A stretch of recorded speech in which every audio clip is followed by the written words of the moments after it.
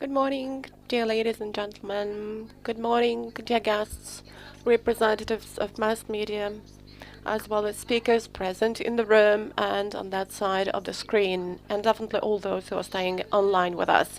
Welcome to the Human Capital 2030 Forum, which has become a traditional one since it is already for the second time that we are running it. It is organized by the National Qualifications Agency and supported by the Cabinet of Ministers, the Ministry of Economy, the Ministry of Education and Science of Ukraine, the Ministry of Social Policy of Ukraine, joint representative body of the employees at the national level, and joint representative body of representative Ukrainian unions of trade unions at the national level. We truly believe that this two-day forum will become a real asset for all of us and will open up the horizons for solving a lot of issues related to harmonization of the system of qualifications, because information stands for the driving engines of societal development. Let me give the floor for the welcoming speech to the chairman of the National Qualifications Agency and the inspirer of the forum, Mr. Balanyuk, Yuri Balanyuk. Good morning, dear ladies and gentlemen, dear colleagues and partners. I'm happy to welcome all of you here at the Human Capital 2030 Forum, which has become a traditional forum of the National Qualifications Agency. The same as last year, this forum has the slogan Human Capital, and for 2 days we're going to speak on topical and relevant issues like human capital qualifications of the labor market in Ukraine. Let me give the floor for the welcoming speech to our honorary guest, Chairman of the Verkhovna Rada of Ukraine, Ruslan Stefanchuk. You're welcome.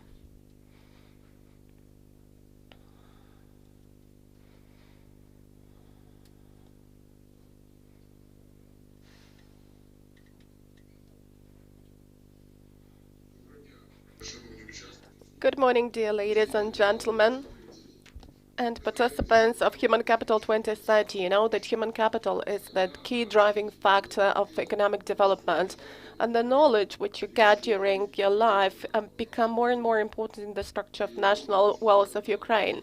And human capital development should become a priority for the state for the sake of ensuring sustainability of the Ukrainian economy at the world level.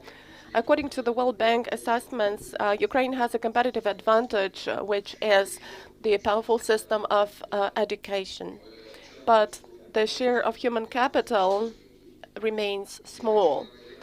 And in spite of the high quality labor, human capital is only the 30% share of the wealth, while in the average indicator is 62%. That's why increase in the human capital share in the national wealth is highly important for us. And you know that the Verkhovna Rada of Ukraine jointly with the government are working at the improvement of the current and development of new legislative acts in the field of employment and education.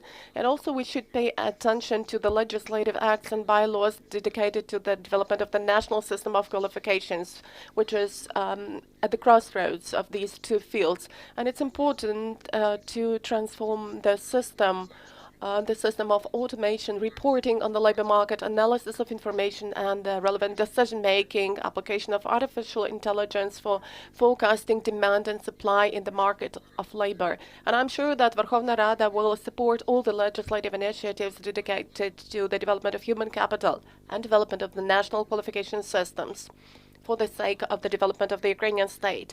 And therefore, I would like to wish all the participants of the forum to have a nice discussion and resultative outcomes.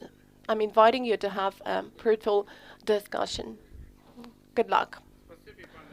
Thank you, Ruslan, for your progressive views. We really appreciate your progress aimed at the effective development of the activity of the National Qualifications Agency. And now, it's my special pleasure to invite for the welcoming speech the host of the location of the premises where we are staying. This is the chairman of the Federation of Professional Trade Unions of Ukraine, Mr. Grigory Osovy.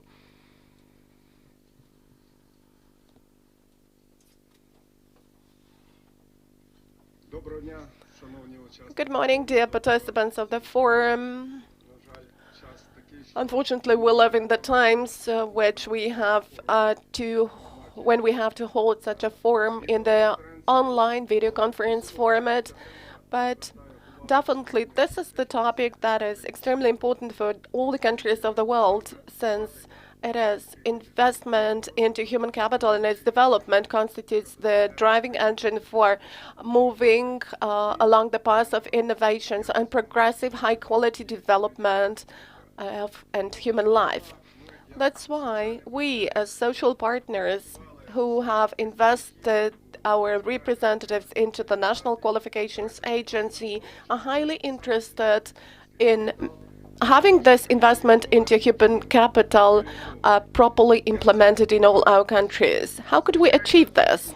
Of course, through the participation and involvement of the state in those processes and participation of businesses.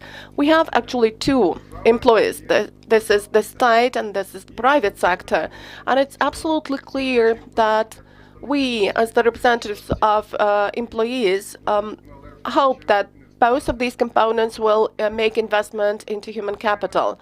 What do we need for this? Of course, in order to develop human capital, we need high-quality education, we need professional care, professional training, retraining, and lifelong learning. Now we have the 109th International Labour Conference meeting, and we are going to discuss the development of human capital in the context of the respective professional education and lifelong learning skills. The representatives of trade unions take care of the rights and interests of more than 5 million employees and more than 1.5 million students.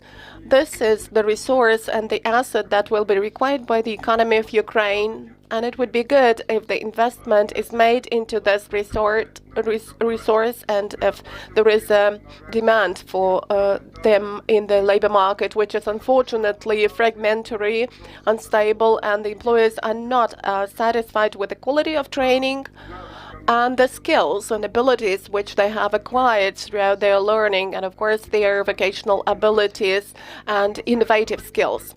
That's why that constitutes a great challenge for our Ukrainian system of education, for all educational institutions of our country, and we hope that reconstructing of this work and its orientation at quality, competences and skills will constitute the prevailing factor for the training of specialists. Otherwise, this will be money spent in vain.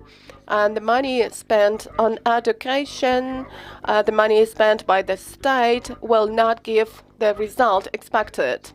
Well, the result is absolutely obvious as confirmed by scientific research and practice. And the result is that well-capitalized labor yields more than 60% of the overall productivity of our economy. It's not all about material resources and deposits. It is human factor that yields more than 60% of productivity and the growth in the national economy. So let's appreciate this human factor. Let's capitalize on it. Let's invest money and opportunities into provision of the sufficient capacity to work productively, to be in demand in the labor market, and of course to improve the skills and abilities throughout life. So I wish all the participants of the conference fruitful cooperation, fruitful discussions. The agenda of the two-day forum is really great and really attracts attention of both the organizers of trade union movement and rank and file employees. So thank you, dear organizers, and I wish you good luck and good fruitful cooperation.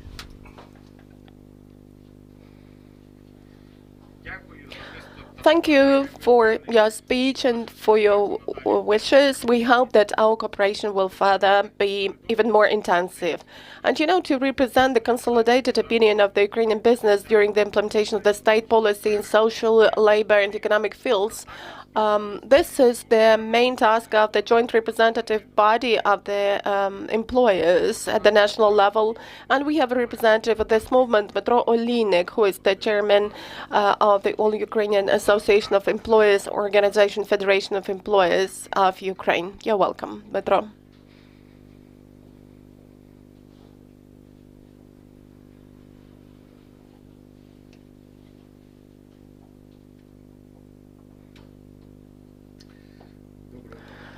Good morning, dear forum participants. Today we're going to really discuss a highly important topic because it's not a single country in the world that has ever become successful with no development of human capital. Moreover, it can be said that all successful countries are not just developing human capital and multiplying it, but keep preserving it. That's why the fact that today we start discussing these issues at the state level as the participants of social and economic policy development, and that we include colleagues from the Verkhovna Rada, from the government, from the trade unions, and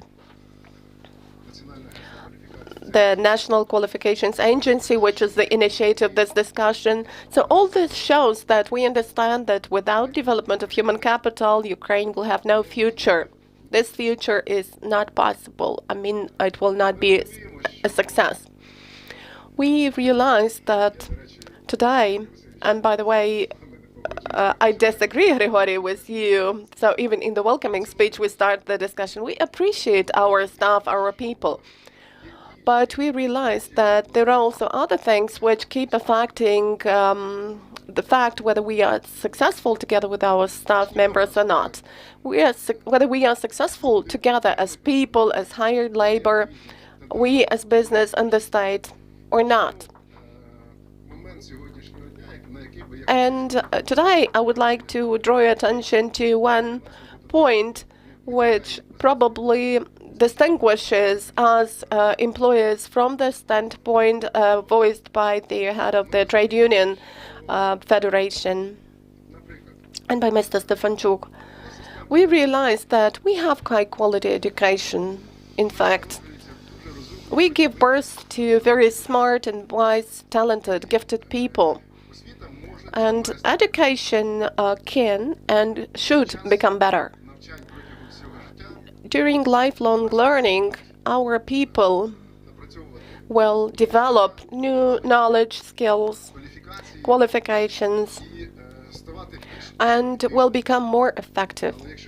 But if the state doesn't have any tools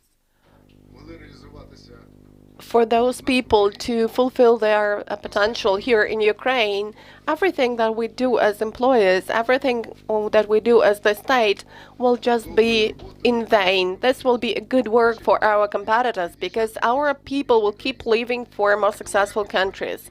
That's why today I would like to focus on how we could make highly qualified people stay in Ukraine. And the first step has been made by the National Qualifications Agency. We have qualification centers which can already be opened up in different directions, in the directions of different sectors, occupations. And that is the step towards getting employers and hired labor closer, and a step to understanding the correspondence between these two factors, between these two categories. This is a good piece of news. It so happened that over the recent years I've been reading Henry Ford, and I found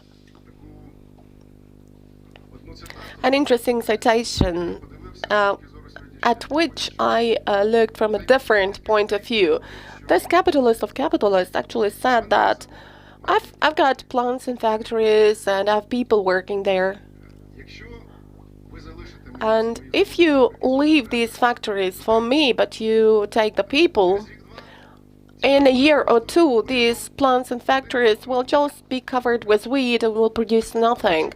But if you take away plants and factories, but you leave the people, I will take my qualified people and I will build new plants and factories that will be even more competitive and that will produce more competitive products.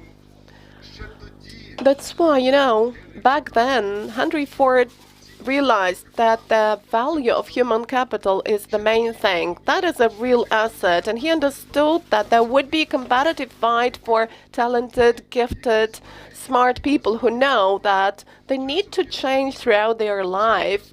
They need to learn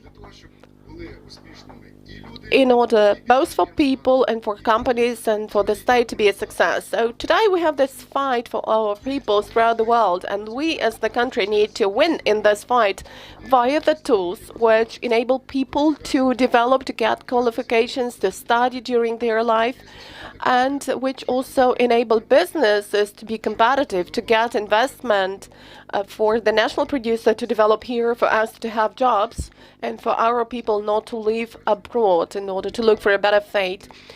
If the state policy is a success in this respect, I'm sure that we are going to be successful, and the work performed by the National Qualifications Agency will show good results.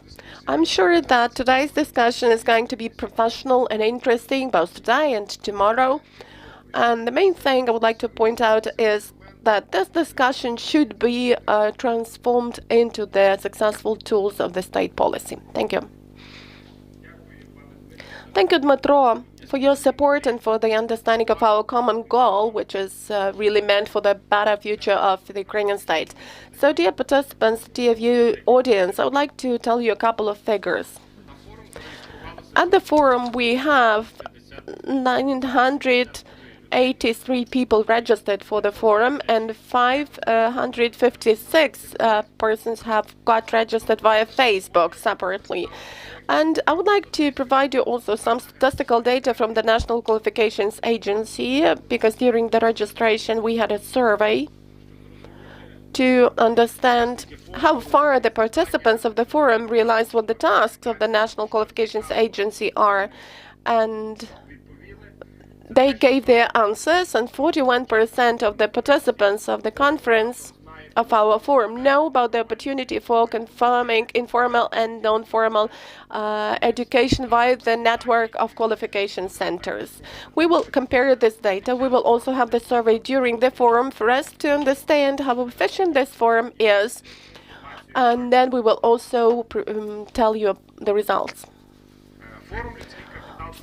Human Capital 2030 Forum, in the opinion of the respondents of the national qualification systems, should perform, so according to this, this system should ensure three tasks: ensuring cooperation between the labor market and market of services, also creation of opportunities for personal development via acquisition of demanded competences, stimulation of training and professional development throughout life.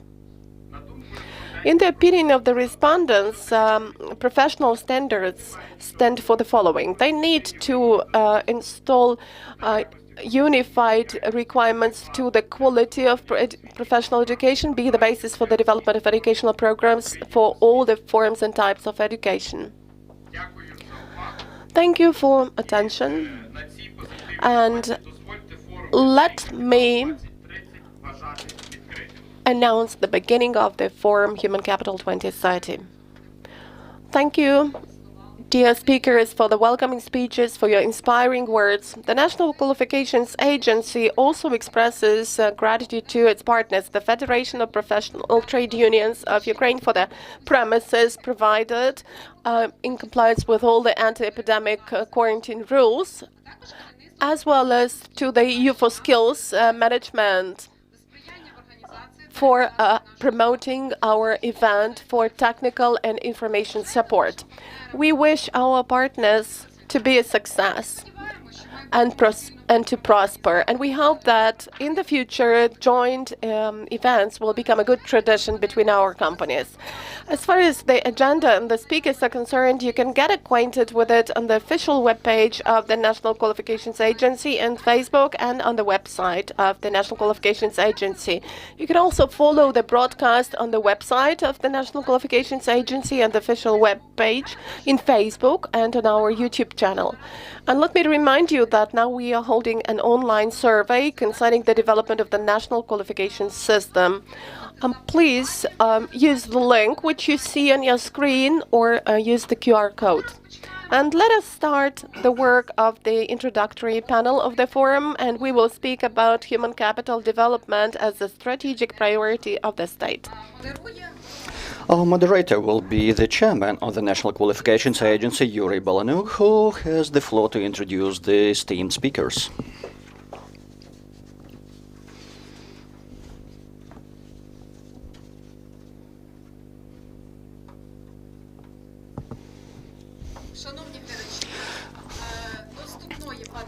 The attendees will be proceeding to the opening session at 10 o'clock sharp, so stand.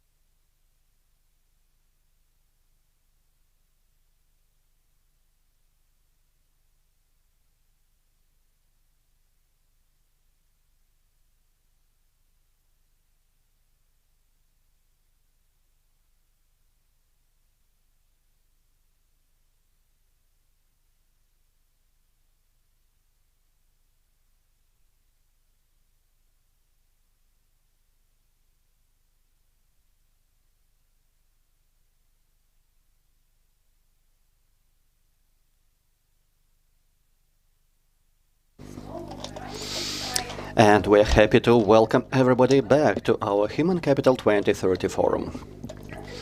The participants, the members of the panel discussions, are introduced at the official web page in our Facebook account, as well as at the official website of the National Qualifications Agency. And you can also follow the live broadcast at the NQA website, our official Facebook page, and our channel. Let me remind you that we continue having the online poll implemented by the NQA, so please follow the link or use the QR code that you can see in the screen. Meanwhile, we proceed to our opening session of the forum to discuss the human capital development as a strategic priority of the state, moderated by Mr. Yuri Balanyuk, Chairman of the National Qualifications Agency. Warmest greetings to everybody once again, and special greetings to the new members of the forum who have just joined us. And I have particular pleasure of inviting to the floor the speaker, whose involvement and collaboration with the NQA is greatly appreciated. And let me also express our gratitude for the standing support to Mr. Shkuratov Alexey Ivanovich as a representative of the Ministry of Education and Science of Ukraine.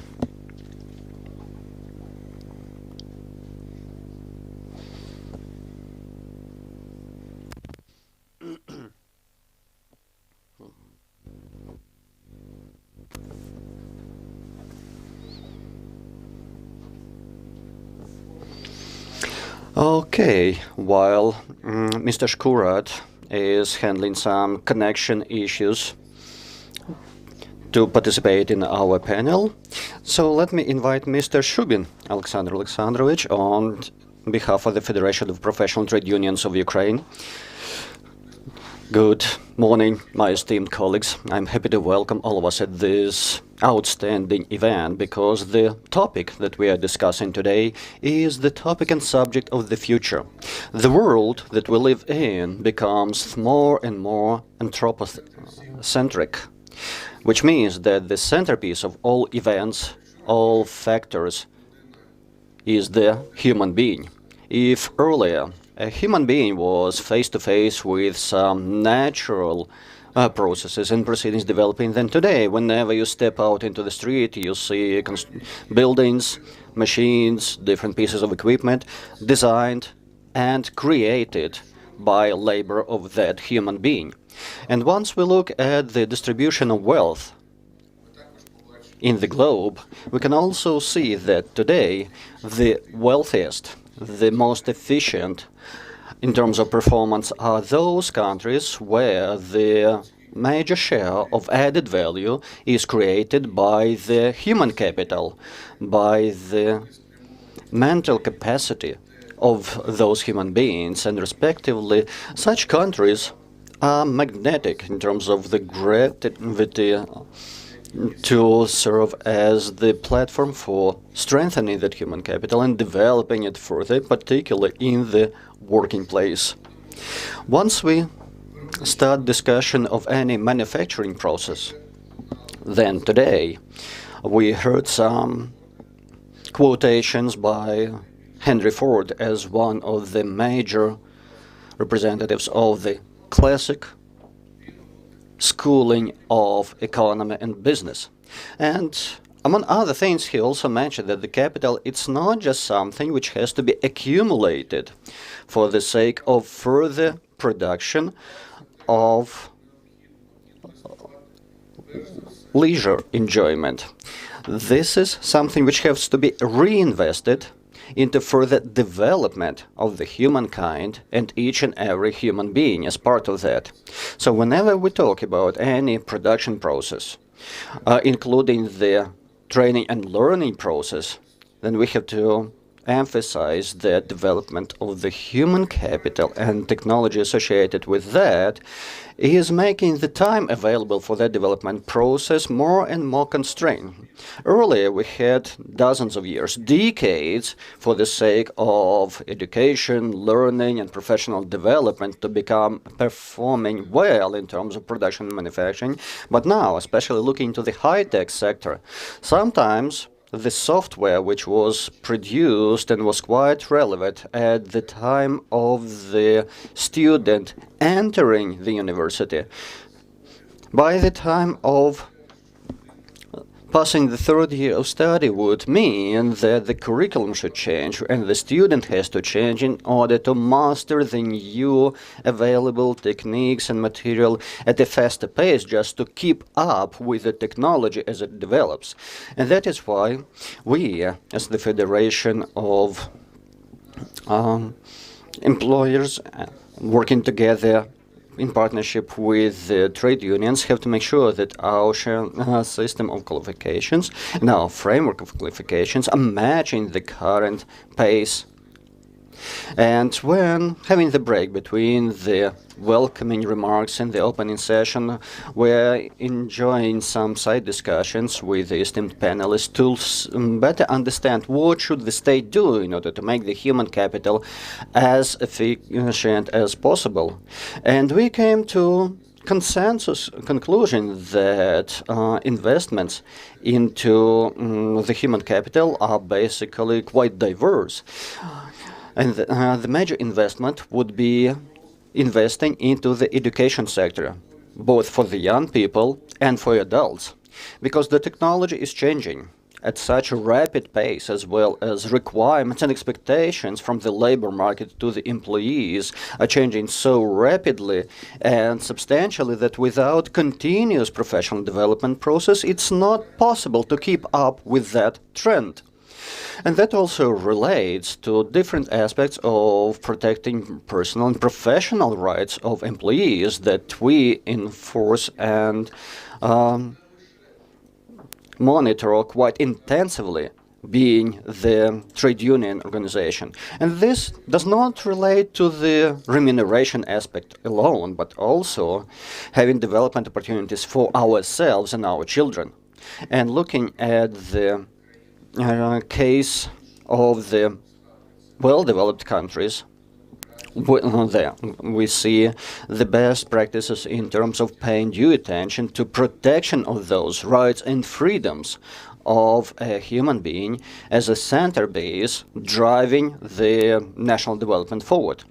And thus, if Ukraine would like to become a center of gravity, not only for the foreigners, but also for Ukrainian citizens to stop seeking better employment elsewhere and start coming back to the native land, then we have to make sure that we pay due attention to such fundamentals as the social standards in terms of remuneration and providing other types of support to young people and adults, because that also is one of the types of investments into the human capital to make sure that people start willing to come back, and they start willing for their children to stay in this country and benefit and enjoy from the state support.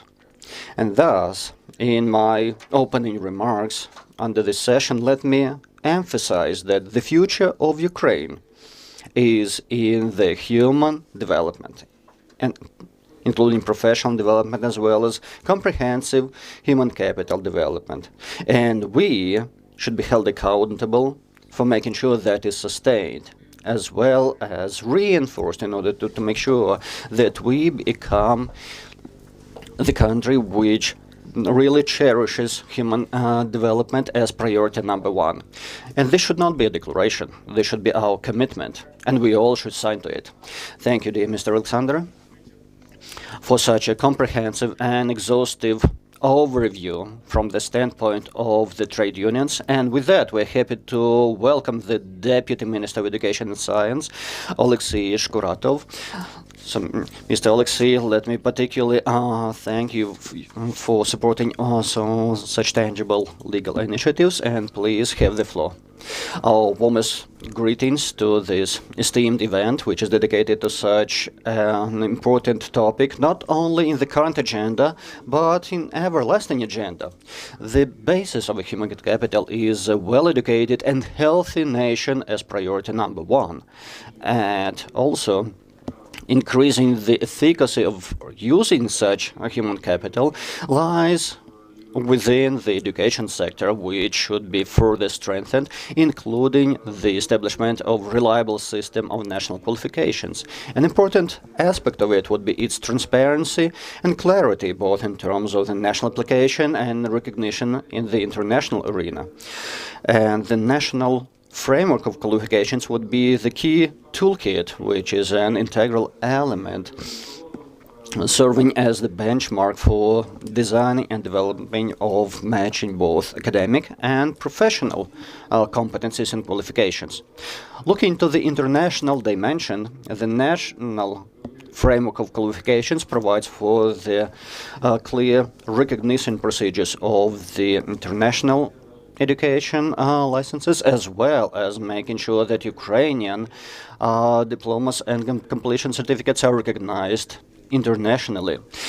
You mentioned the importance of having respective amendments in the legal bills introduced recently with support from the Ministry of Education, as well as particular resolutions of the Cabinet of Ministers that were initiated this year, meaning 2021, which, as of today, have not provided for successful certification of the national framework of qualifications. So we have to make sure that we are pushing forward towards the full harmonization with the European as well as international framework of qualifications to make sure these are fully compatible. Within the current year, the working group chaired by our first Deputy Minister, Mr. Vitrenko, and Mr. Balanyuk as well, the chairperson of Verkhovna Rada Committee, have prepared a national report on the criteria procedures of the European higher education space recognition, and tomorrow the academic board of the ministry will be having a special discussion panel on the document. We believe that the executive report will be processed and published later in both in mass media as well as in the respective official platforms, and that will be a major supporting factor for promoting its recognition, as well as making sure that the Ukrainian framework of higher education qualifications will meet the mutual recognition in the European countries to start with, and later on in the future. And that will extend both to the students and the faculty members. Also, on behalf of the Ministry for Education and Science, we would like to express our gratitude to our standing partners, in particular Mr. Dustin Bauman and our Latvian colleagues for their standing support to our working group performance via engagement of the experts. And to finish, let me also reiterate that the Ministry of Education and Science of Ukraine, as a central executive authority in the sector of implementing the national framework of qualifications, will invest all necessary efforts in order to reinforce the communication and collaboration within the national and the international partners, and also to provide standing legal development, support harmonization of the standards and curriculum programs, to reinforce the quality of the human capital, and also to sustain development of our nation and economy. And with that, let me wish all of the panelists and participants productive discussions and further collaboration, and also to achieve the tangible results of our common efforts in this sector. Thank you, dear Mr. Alexei. I do appreciate that the National Qualifications Agency has three pillars that are the executive authorities, employers, and trade unions. But additional to that, we are closely collaborating with the parliamentarian sector. And with that, I'm happy to share the floor with the representative of Verkhovna Rada Committee, who are responsible for legalizing the initiatives. And with that, let me hand over the floor to the chair of the subcommittee on vocational education and training, Madam Olha Koval. You are welcome. Good afternoon, dear colleagues.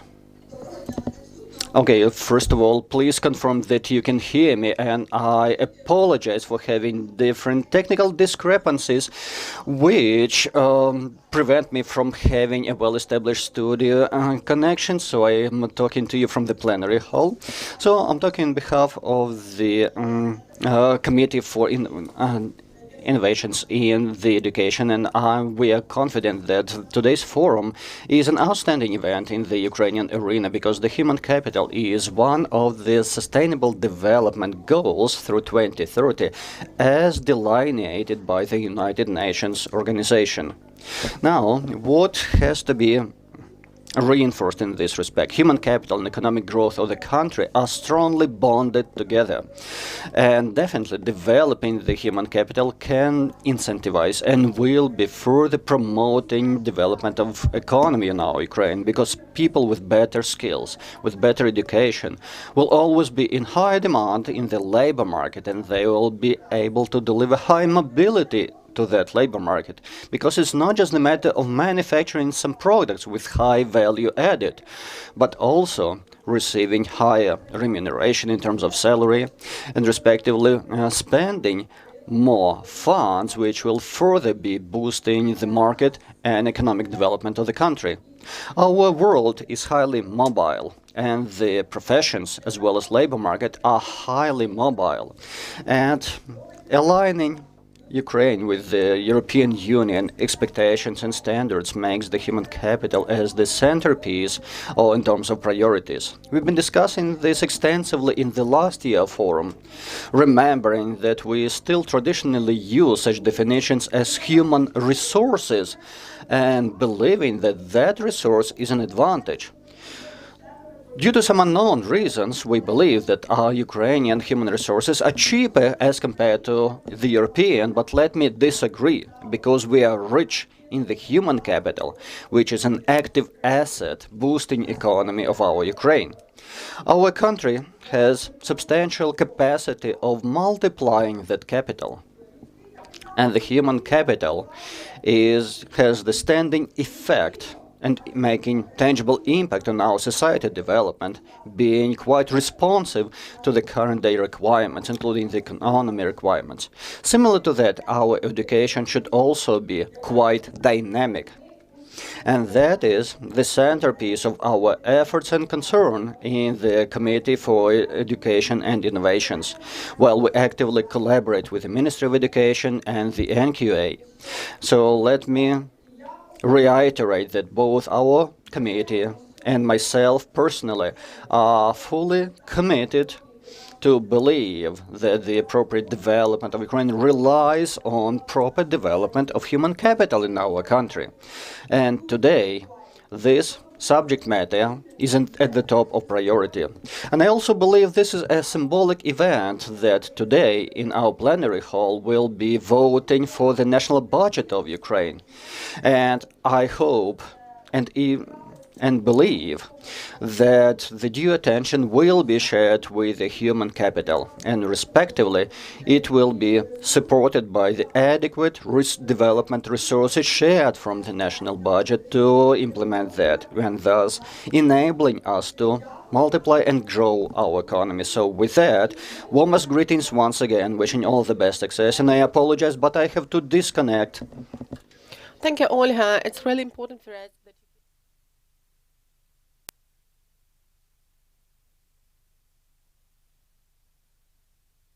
priority partner of the EU, and the EU keeps supporting Ukraine in ensuring a prosperous and democratic future for its citizens. That's why it's a great pleasure for me to give the floor for the welcoming speech to the Vice Prime Minister on European and Euro-Atlantic integration of Ukraine, Olga Stefanishyna. You're welcome.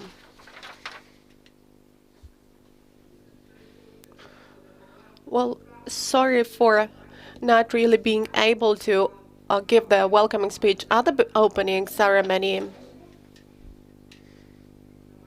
Can you hear me? Yes, yes. But still, I would like to join the discussion, and I would like to express my gratitude to all of you for having this discussion since harmonization of educational and occupational qualifications is of importance not just for the system of educational authorities in Ukraine, but it's of importance for the mobility of labor and development of the labor market, investment attraction to Ukraine, as well as implementation of international standards. And today, the government of Ukraine has already initiated a dialogue with the EU on mobility and on acknowledgement and recognition of the qualifications of Ukrainian labor working abroad, as well as the citizens who intend to be trained abroad or are being trained abroad. These are great changes consisting of small steps. And in fact, today's occasion enables us to really have a bilateral dialogue and to ensure recognition of qualifications, since today the requirements of the Ukrainian legislation have already been harmonized with the European ones, which means that official entities, official bodies, and official institutions responsible for recognition of qualifications may already speak the same language, professional language, both inside Ukraine and with the EU. In the overall European legal field and in the practice of the European Union, there are a number of widely recognized customary approaches and tools which really regulate and develop the field and the system of qualifications. For example, the one I have mentioned, the mechanism of recognition of professional occupational qualifications, as well as the results of informal and non-formal learning. The path we have chosen and the fact in which we have been moving over the recent 6 years is the path towards a more efficient labor market and the system of education, system of training, expansion of educational opportunities, as well as mobility opportunities. And really, after 2014, when Ukraine got the official visa-free regime for moving across the Schengen area and the EU countries, a great number of Ukrainian citizens have moved to the EU countries for employment or training purposes, and this is actually the main category of people enjoying their preferences of visa-free regime, which is about 20 million citizens of Ukraine who annually cross the border. And it is now that we realize that we have great success stories, and now we really create opportunities for these citizens to have uninterrupted access to employment and to education in the EU countries, the same as we provide such opportunities for foreign students in Ukraine. And the government had passed a number of legislative documents and bylaws developed by the National Qualifications Agency in particular. And these documents enable us to develop the system, which is pretty much the same as in the EU. This will enable both employers and professional associations to play a more active part in the shaping up of the rules of the game in the educational process and in the labor market. It's of importance for us that such decisions, though being passed at the national level, enable us to provide for compliance with the rights of our citizens abroad, in particular to ensure observance of their rights to dignity and recognition of their occupational rights that they have already got in the Ukrainian territory. And for the first time in Ukraine ever, we will start also recognizing professional qualifications obtained in other countries in Ukraine, and there was no recognition of certificates got in the EU or in the USA, and we really witnessed a great number of situations when highly professional people with high qualifications and high quality foreign education actually didn't have the right to get officially employed in the Ukrainian territory. Besides that, in 2021, we have witnessed the launching of the Register of Qualifications, which is also a very important step for the registration of future qualifications centers and for ensuring the transparency of the whole process. I, as the Vice Prime Minister on European and Euro-Atlantic integration, who is actually responsible for our country moving forward and not going back from this European integration vector, it's a pleasure to point it out that we are now creating opportunities for our citizens to get employed and to get their education abroad, in particular in the European countries. These are the small steps that the state can take for our citizens to have the right to decent labor, to the recognition of their professional experience, because even official documents of the EU clearly state high level of professionalism of Ukrainian citizens working abroad. This is confirmed by different reports, and I get confirmation of that in my personal communication with the heads of different countries of the EU. I would like to express my gratitude to our colleagues for the organization of this forum and moreover for the work that already have been done. So I wish you to have a nice, productive discussion, and I hope we'll get further good news. Thank you, Olha, for the support of the National Qualifications Agency. Next, I would like to give the floor to the speaker who, in his activity, keeps taking care of the training of highly qualified specialists for different branches of knowledge. I would like to invite the Deputy Head of the Presidential Office of Ukraine, Mr. Alexei Dniprov. Good morning, dear colleagues. Yuri, thanks a lot for having invited me to this forum, which is really of critical importance, the same as our joint work and the work of the National Qualifications Agency. Yes. Development of national economy, which is the key factor for the prosperity of any state, is not possible without human capital development, and we can see the increasing pace of technological progress and development, which causes the changes in the technological regimes in general. Most frequently, such changes are catalyzed by different crises, in particular COVID-19, and this process directly result in increasing unemployment and the need for retraining and advanced training of the staff. And here of importance is the quality of the national qualification system and its ability to quickly react to the needs of the market, capacity of educational institutions and other providers to ensure good training of the specialists in different directions, as well as creation of opportunities for recognition of qualifications obtained in other countries, including recognition of informal and non-formal education results. An important characteristic of the quality of the national system of qualification is its integrity and balanced nature at all levels, and of key importance here is the national qualifications framework, which acts as the basis for identification, recognition, planning and development of qualifications. As you know, a new version of the National Qualifications Framework has been recently adopted. That's why its comprehensive and complete implementation in the field of labor and education is a critically important task in the development of the national qualification systems. And one more important factor in ensuring the integrity and balanced nature of the national qualification system is harmonization of national legislation. And the law on education of 2017 introduced a lot of innovations like partial qualifications, qualification center, recognition of informal and non-formal education for awarding professional qualifications, and it also set clear requirements concerning taking into consideration professional standards and other suggestions given by employers in the educational programs of all levels.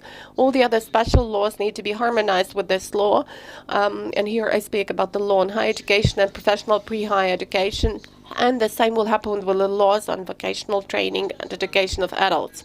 The Presidential Office pays a great attention to coordinating the effort of different departments and agencies in the development of the national qualification systems. And on the President's initiative last year, work was launched to develop the strategy of higher education development in Ukraine for 2021-2031. which reflects the problems of creating the mechanism of cooperation between the higher education system and the market of labor, as well as implementation of smart approaches and Industry 4.0 in educational programs, as well as development of lifelong learning.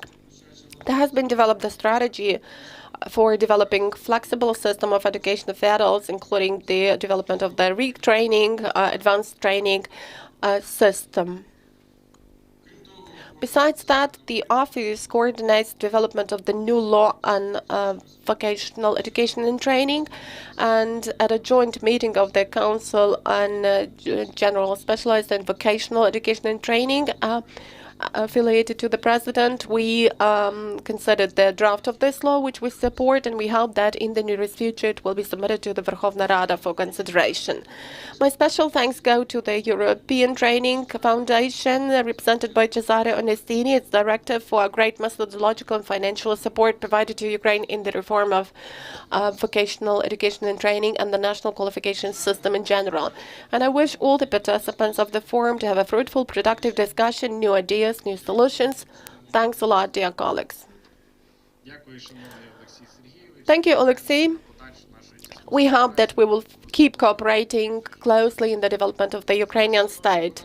And now, dear colleagues, we should take a view at the international experience, and I'm inviting our international partner, director of the Youth for Skills program, Better Skills for Modern Ukraine, that supports the reform of that in Ukraine, Mikhail Paulo. You're welcome. Thank you for giving me the opportunity to speak today. Dear Mr. Baryanov, dear speakers and participants of the forum, I can only repeat what the previous speakers were saying. Human capital is the most crucial asset a company has. It allows the whole economy to grow. To develop a national workforce, it is highly important to provide everyone the possibility of professional training and lifelong learning.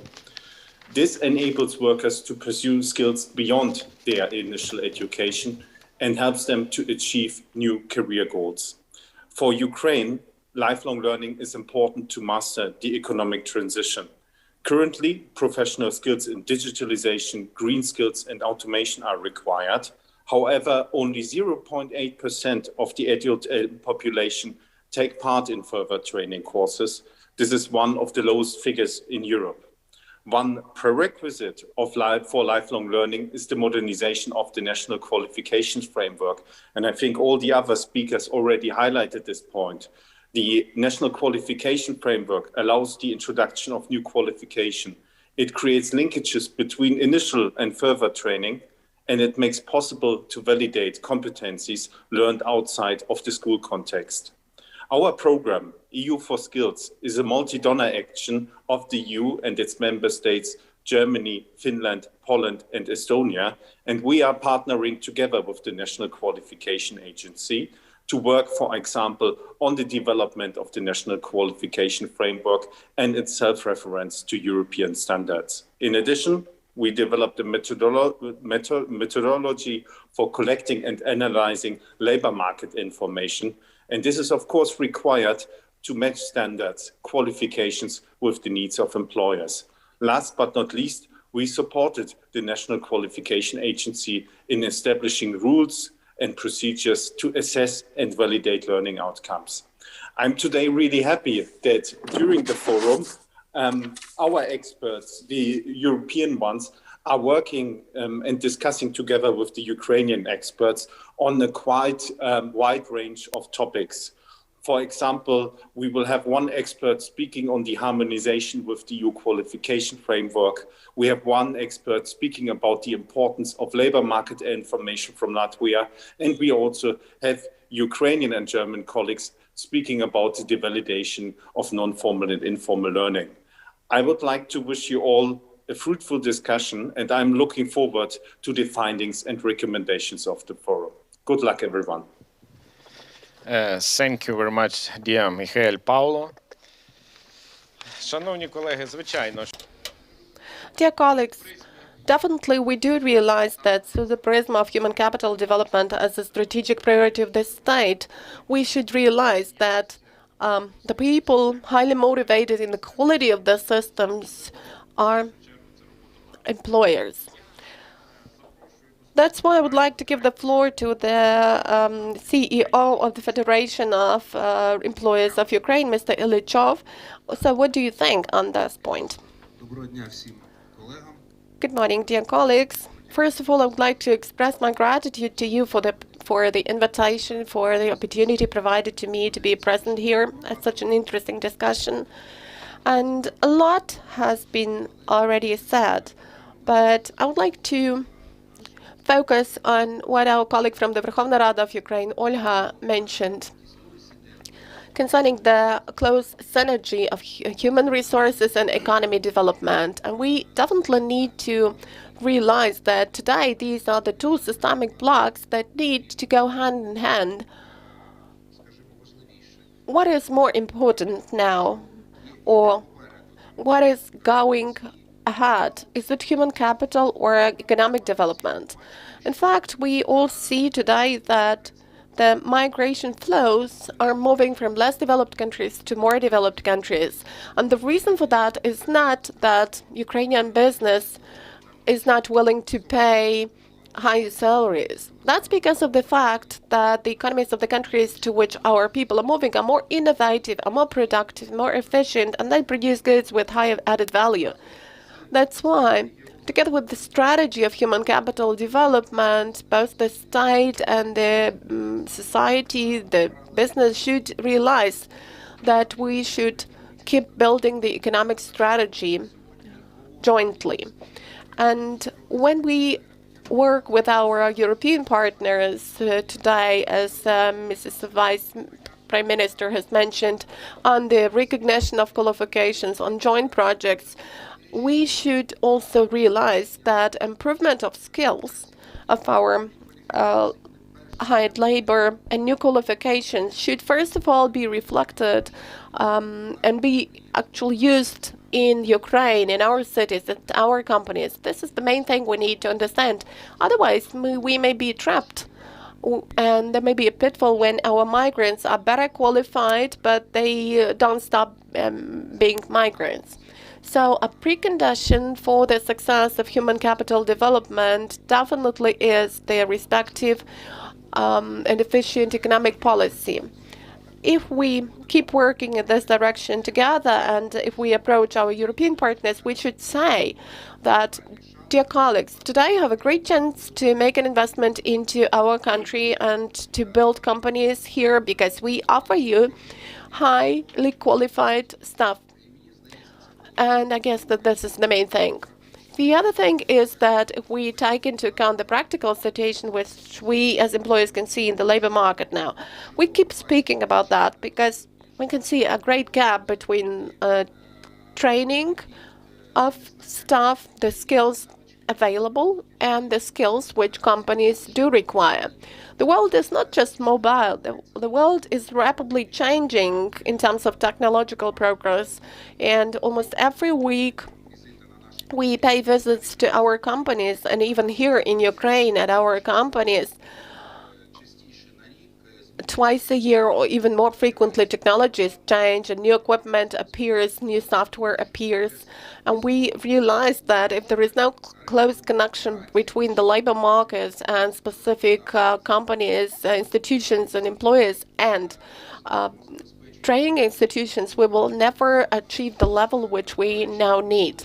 By the way, last week we paid a visit to Denmark, and we visited VAT institutions, and we asked students, where do you study? And each of them gave the answer that I study in Mark Danfoss. So they mentioned not the VAT institution but the companies with which they already had contracts, and that was really interesting.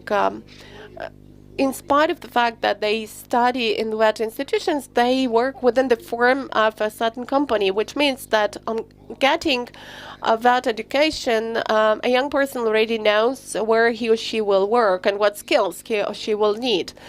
It's a very interesting experience. That's why if we speak about the Ukrainian labor market, we should do the home assignment in a very quick and efficient way in order to overcome this gap between training and teaching and what the labor market requires.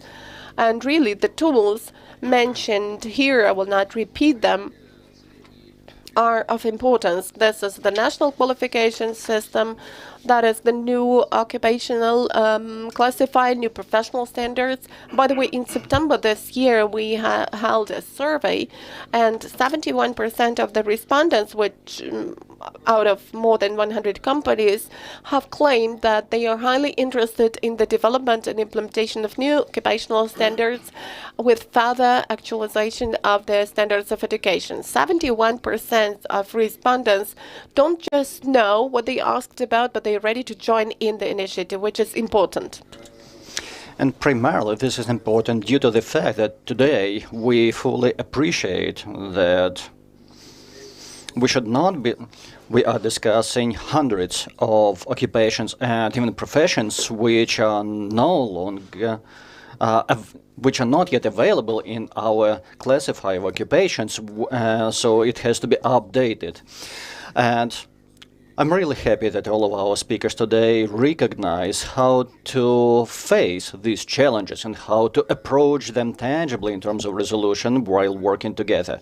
So my sincere wish to everybody will be that we should intensify our collaboration when moving along this pathway, because time, in fact, is short, and unless we have timely response to all of these new challenges, then the price for being late will be the quality of the human capital within the Ukrainian population, not only today, but tomorrow as well. Thank you, dear Mr. Ruslan.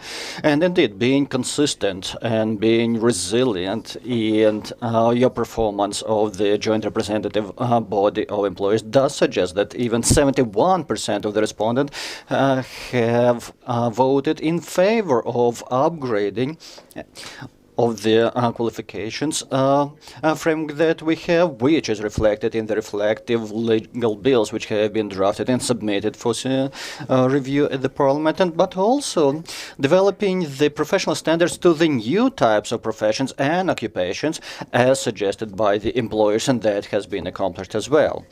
Dear ladies and gentlemen, the next representative is one of the major partners to Ukraine in general and the education sector in particular, and I'm talking about the director of the European Training Foundation, Cesare Onestini. You're welcome, sir. Very much. It's a pleasure for me to be here with you today, distinguished guests and ministers, representatives of employers and trade unions, and indeed it's a pleasure to be here hosted by the National Qualifications Agency, with whom we have a strong cooperation over the years. The world, as we have heard, is changing fast. Economic challenges are developing faster and faster, and COVID, the pandemic, has accelerated many developments. The assessment that many speakers before me have very eloquently explained, putting human capital development at the center of the response, is one that is growing in acceptance. But the question is, how do we do it? Who's going to be the countries that really manage to put this response into practice? And the challenge is about framing the questions and then developing policies which capitalize on the strength of each country, on the strength of the populations and of the economic sectors. And what we see today here is a very good example of bringing together the different participants, different voices, different actors to make sure that we all work together in order to update and upskill and reskill the capacities of the populations. This is a challenge that we face in the European Union as well. As you know, in the European Union, the skills agenda that was adopted by the Commission a couple of years ago puts very clear targets on human capital development and focuses on ambitious targets for upskilling and reskilling, but also for upgrading and modernizing qualification frameworks. The Ukraine is working on similar pathways and I think we are learning from each other. And this is where the role of the European Training Foundation comes into play. We at the European Training Foundation see very much our role as supporting the reform processes in Ukraine to make sure that they are comprehensive and they are cooperative. We also want to ensure that we connect your reform agendas with the priorities of the European Union, because as we have heard from the distinguished speakers before me, it is recognized that there is a strong connection between the economies of the Ukraine and of the EU, and the potential for further growth is still there. We, in the work that we have done in the last few years in Ukraine, have continued to support this upgrading of the qualification frameworks. We are now working on the new developments related to micro-credentials, related to portability of skills. As we have heard, professions are changing fast and qualification frameworks need to adapt and respond. But we have also tried to look more in depth at examples from different industries, for example, from the woodwork industry in Ukraine, where we see that there is a lot of innovation coming up, but where we see that there is also employment potential. And trying to understand the sectoral developments, we want to connect to how the evolution of the demand will also require an upgrading of different skills. As we have seen also in the area of platform workers working on these new opportunities offered by delivering services online, we see that there is a potential of growth, which in a country like Ukraine is being exploited by many and requires some framing of support in terms of recognizing the needs also for this new category of workers to have the possibilities to grow, upskill and reskill when it's needed, but also in order to move from informality, which is the case in many sectors linked to platform work, to the more formal economy. And this is one of those examples where the challenges in the Ukraine, or where maybe the Ukraine in some ways shows the way as well to all of us of how we need to start thinking about this and what are the challenges that we need to develop. We also see the cooperation with the Ukraine developing, as we have heard from previous speakers, across the education sectors. We have launched a project called Selfie with many schools in Ukraine to support their own assessments of the digital preparedness. And we see that there is an eagerness, there is a strong interest, and Ukraine was one of the most responsive partners in this project, because schools, vet schools and academic schools, they both recognize that they want to move along these digitalization trajectories, and they want to use all the tools at their disposal. And Selfie is a tool that is being used across the European Union, and that we as European Training Foundation are happy to also share with Ukrainian institutions. And after the current pilot project, we see this as one option for wider dissemination with the support of the relevant ministries, which have been important partners in this work. So a last word to say that ultimately, in this transformation of human capital development, the word is not so much competition, but I think it's about cooperation. It's about cooperation because ultimately we are competing not in terms of outdoing one another, but we are competing in terms of learning from the best. Learning from the best means then taking these lessons and focusing on what each country has as their own advantages and using this, connecting to the best ideas. This is what qualification frameworks allow us to do. They allow us to connect the opportunities of skills with the opportunities of employment, within the countries, but also across borders. And we hope that the continued cooperation that we have between the European Training Foundation and the Qualification Agency, but also with all the partners that are represented here today, will continue to support developments in this direction. Thank you very much. Thank you very much. Шановні колеги, Національне агентство And thank you very much. And with that, the National Qualification Agency is happy to admit its successful collaboration with different stakeholders and partnership organizations as part of implementing our memorandum of understanding, one of which would be the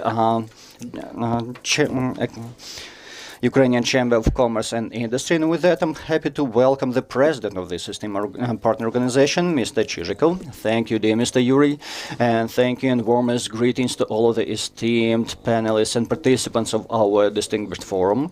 It comes under the title Human Capital Forum as a Strategic Priority of the State, and I believe all of us would agree that this is one of the utmost priorities of greater scale.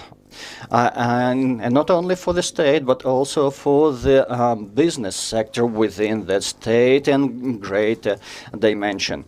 And we're having already a tradition of having such forum, and another tradition which is cherished with Industrial Park Development Forum that we are holding both with international attendance. And at each of the agendas, whenever we are discussing the preparedness or launch of any idea associated with industrial park development, that would be the human capital aspect. Just recently, I returned from the 12th Forum of the Chambers of Commerce and Industry, where the human capital as a discussion subject was raised in the global challenging context. And some of the numbers quoted suggest that in the recent 20 years we have more than 80% of new occupations. So how should we respond to that part of reality? Definitely we in our partner organizations are working on our preparedness in terms of response, but we have to be intensifying our efforts to make sure this is done on a timely basis. Our education, our training, and our development, capacity development systems, which would be producing the new generation of the bachelors or holders of higher education certificates, would be comprising 9% only. Now it has elevated up to 30%. More so, the model share of people with a higher education is not enabling us on the one hand, and is not securing on the other hand the capacity to increase the gross domestic product because of imbalance situation that we observe in Ukraine as well as in other countries because of the gap between the technology and ability to use it.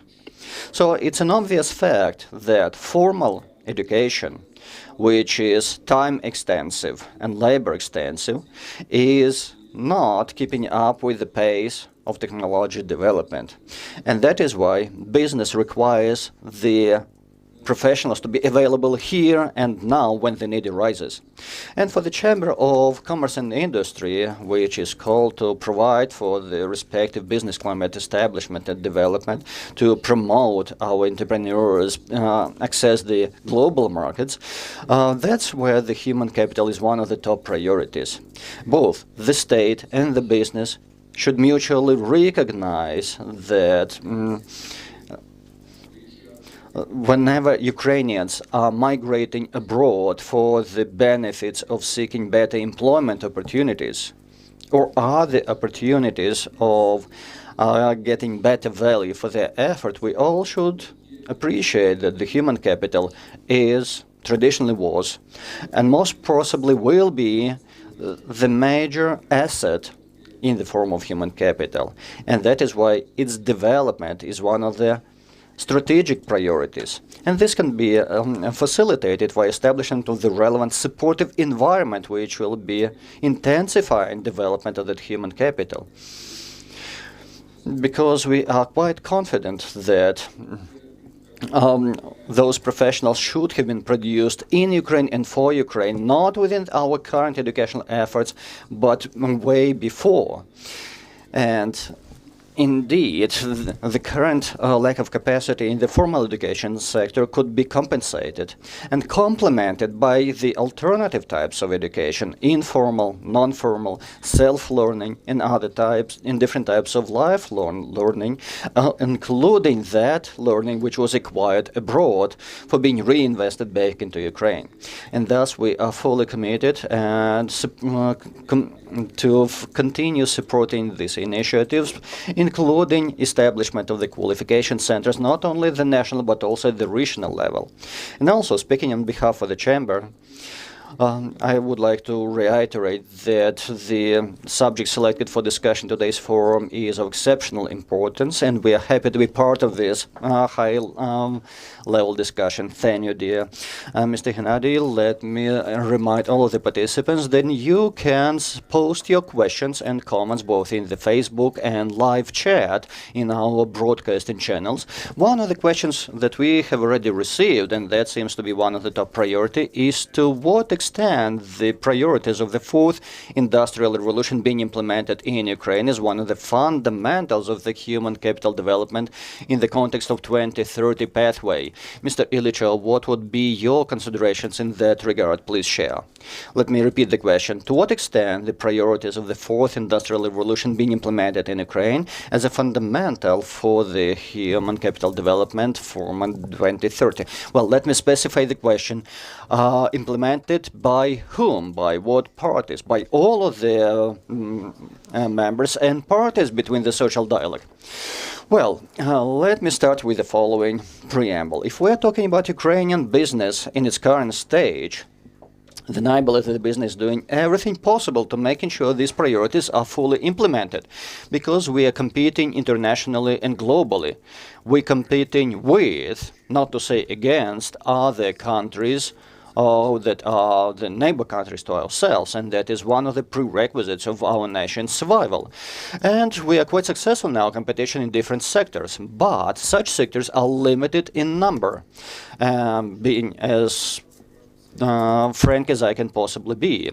And primarily that is associated with the sectors of raw material generation and exchange. And unfortunately, today, we don't see sufficient action made by the state in the domain of the innovative technologies and industries, which should become the foundation for our economy development.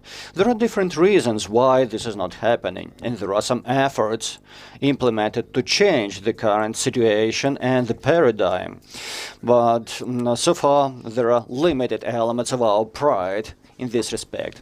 One of them would be the Bill 3739, I mean the localization bill, suggesting that instead of buying railroad engines from Alstom, but instead localize the manufacturing site of install in Ukraine. That would be a better solution. And it's not the matter of persuasion, it's the matter of offering Stadler, for example, better terms of having a local manufacturing site and then selling electric speed trains to Ukrzaliznytsia.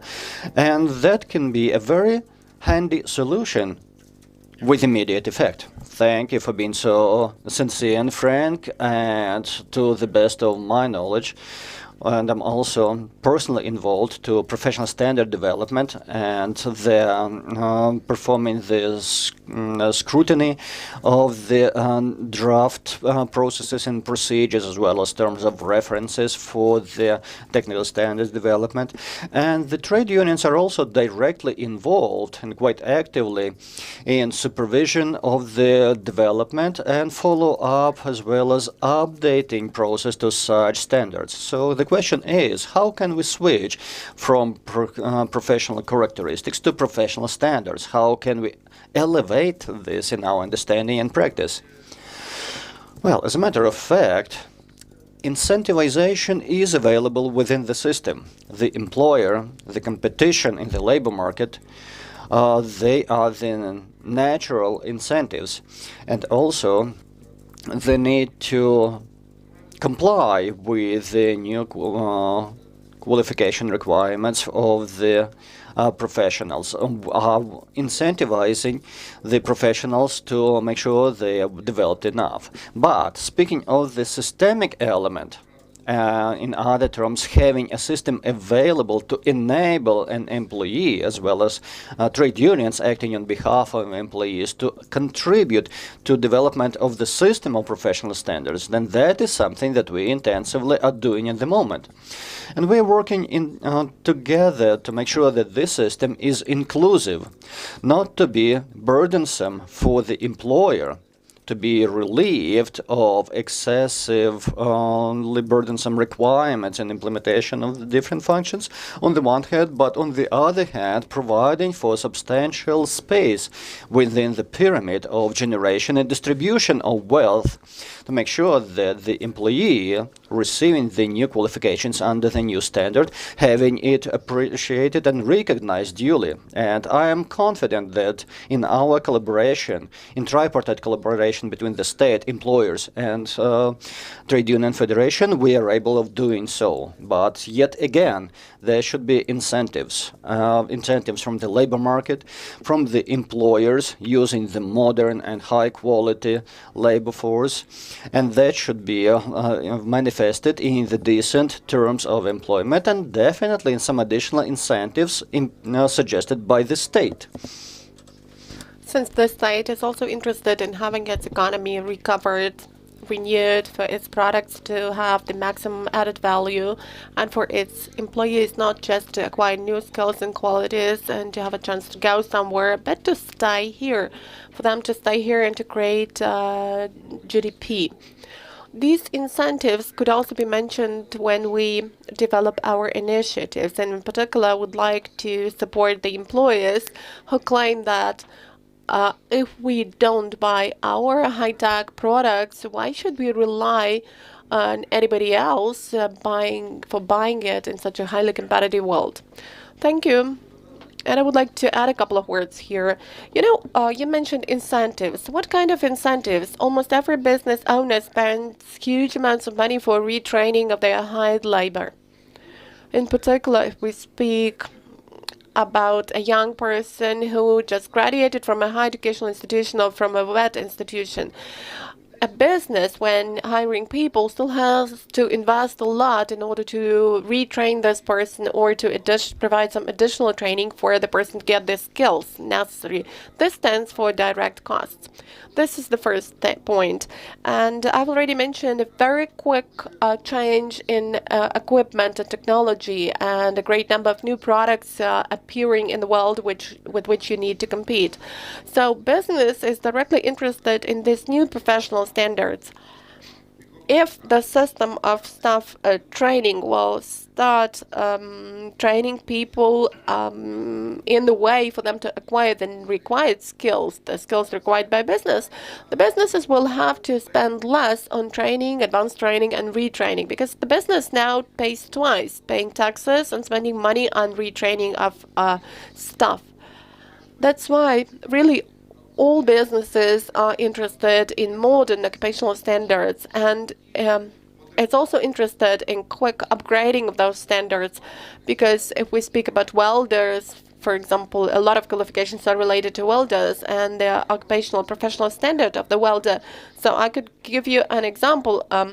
How at our engineering systems have automated systems of welding, they have to change the technologies of application of these systems 3 or 4 times a year. So we understand that the professional standards will also change a couple of times throughout the year to meet the demand. Thank you. Everybody knows that the joint representative body of employees is the driver of liberalization of the procedure of development and approval of professional standards. So how far do you think you need to really make this process flow freely for it to be comfortable for business? Let me start with a different thing. I guess that in this system, we should leave the points of competences who really use this product. That is the key thing. which means that if we have a system for the development and approval and application of this professional standard, in this chain, there must be left the people who are really competent to be in charge of it. If there are the people in place who have never ever seen any production sites, and if these are just people from the ministry who assess and approve the standards, so the question is, how could they do this if they haven't ever gone outside of their rooms at the ministry? I would add a couple of words. That's true. Your statement is true, but the standard should not be a means of competition. You still need to supervise the process jointly with the state.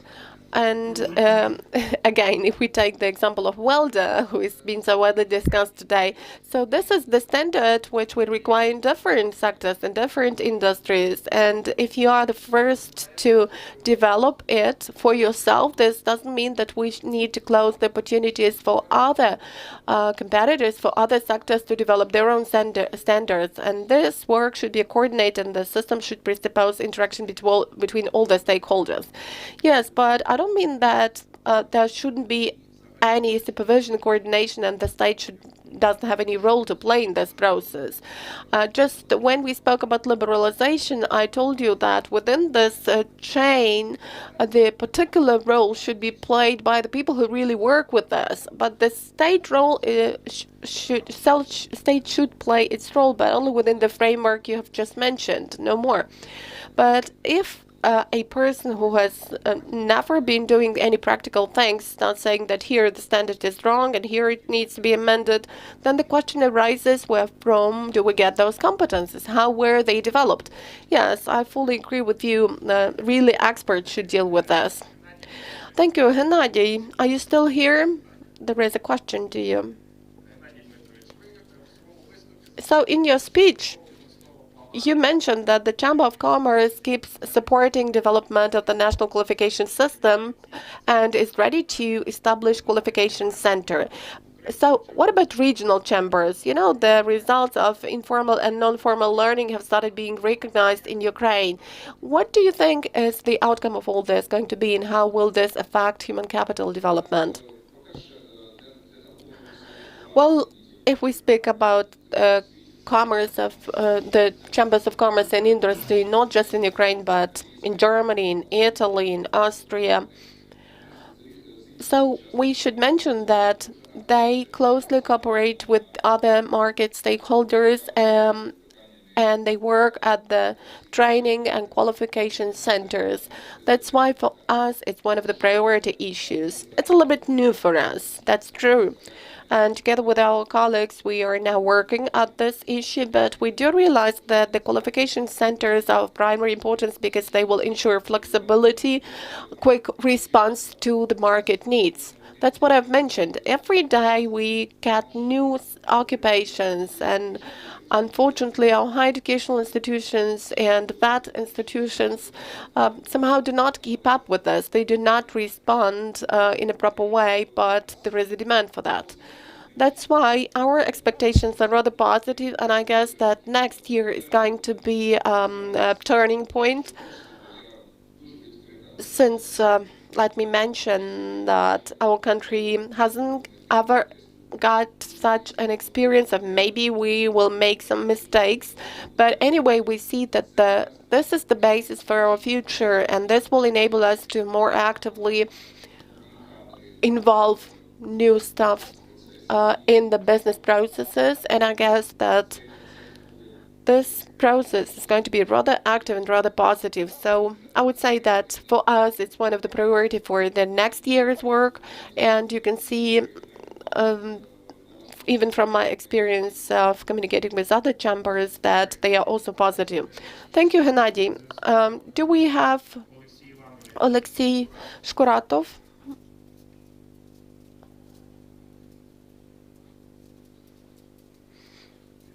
Probably he's not, because there is a question concerning what occupations are highly technological in Ukraine, and whether their percentage really justifies the vector of human capital development, or is it just learning for the sake of learning?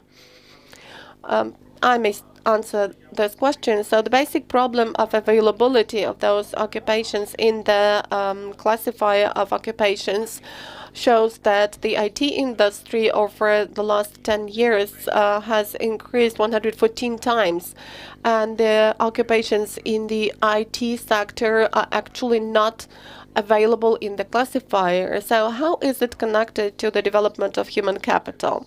The point is that reporting is submitted by accountants or via their single social contribution.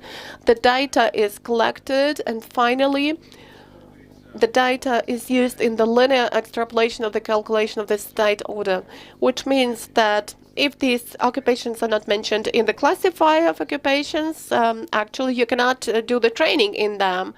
While educational institutions partially find a resort in changing educational programs within 15%, but actually the solution to that, in the opinion of our agency, lies in the liberalization of the process of occupational standard development and work with employers to involve them in this development, because it's only them who may know what the requirements for staff could be.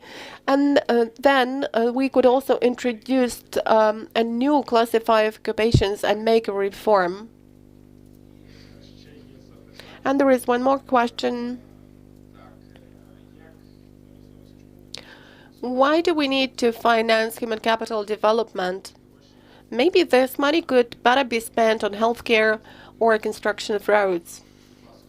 Ruslan and Alexander will probably join you. Well, to say that investment into healthcare is not investment into human capital development would be wrong. And I guess that to a certain extent, investment into infrastructure could also partially be regarded as an investment into human capital, since if a child lives on one side of the road in the Carpathians and there is no road for the child to get to school, so construction of roads is also an investment into the future of the child who lives on that side of the road, of the mountain. But Winston Churchill once mentioned that a country that does not invest into today's education of its children and its people tomorrow will have to provide food to foreign soldiers. This shows that an educated country, a country taking care of its own technological development and progress, is successful in everything.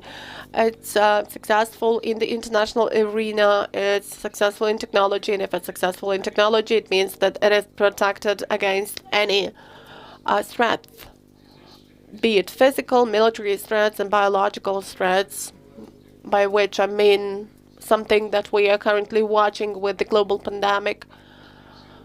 Investment into human capital stands for investment into being the center of the world, the center of gravity, and a sample to follow in terms of development. I guess that this is one of the key topics of state development. Okay, so we do understand what the standpoint of trade unions is. What about employers? Well, I do agree with Alexander. And, we do realize that now we have a lot of surveys among our migrants in order to find out why people are leaving, because they are leaving not just for salary's sake. They are leaving, as many respondents say, because education, healthcare are better there, and conditions of living, the living standard is better there. And Mrs. Libano, has been telling for many years that the migration vector is changing, and we already have permanent migration. People tend to stay, families tend to stay abroad. That's why roads and healthcare are of importance as well. But we should not compare or oppose development of human capital investment into it and, let's say, the healthcare system. Investment into human capital should further be made via investment into high-tech production and construction of a new economy, which already having a different level of profitability will provide for the necessary social standards and guarantees for rather dance. That's what should be the case. But if today we actually start investing even a lot of money into human capital, but in parallel we don't start building a new economy, we will come to the stage when we will just increase our labor migration flow. And where from are we going to take the money for investment then? That's why we speak today. We say today that if the state has 300-500 million of hryvnias to invest into public procurement, so let's at least try to invest into our own production, all the more that we speak about high precision technology engineering, which are a priori high added value and innovative sectors. If we speak about the liberalization of occupations mentioned today, I would like to say that an example could probably be given here. We normally speak about IT sector, but let me give a very simple example. In Chernihiv, we have a small company, Terra, producing some sensors and controllers. And by the way, the vaccines transported in Ukraine is controlled with those sensors, with the help of those sensors. And we have a chance to control the situation with the temperature regimes. And these sensors and controllers were performed by Terra company. And most of the people working there are IT guys, but they work not on the outsourcing basis, but they work at this engineering product, a specific sensor, specific controller, and a specific observation, surveillance, and data transmission system. So what kind of occupation is it? Who are these people then? They are on the border, on the verge. Yeah. Whom do they train? They take either a programmer or an engineer or an IT guy, and they start training this person. They try to teach those new knowledge and give new qualifications to these people. And these qualifications are not available in any single classifier, and they are not trained in any single department. And you know, there are a lot of such companies. Which means that, in fact, the standardized product stops being in existence in the world. If we need to build some oxygen stations in every hospital, our engineering companies are working at the development of the new engineering product that will allow this to happen. But this is already engineering. So we need to understand that we don't even imagine how many professions and occupations we may have. Do I get you right that all these processes need to be developed in parallel? I mean, development and dynamics of changes and occupations or requirements set to experts, to specialists, and construction of production sites. They need to coexist and should be developed in parallel. That cannot happen any other way.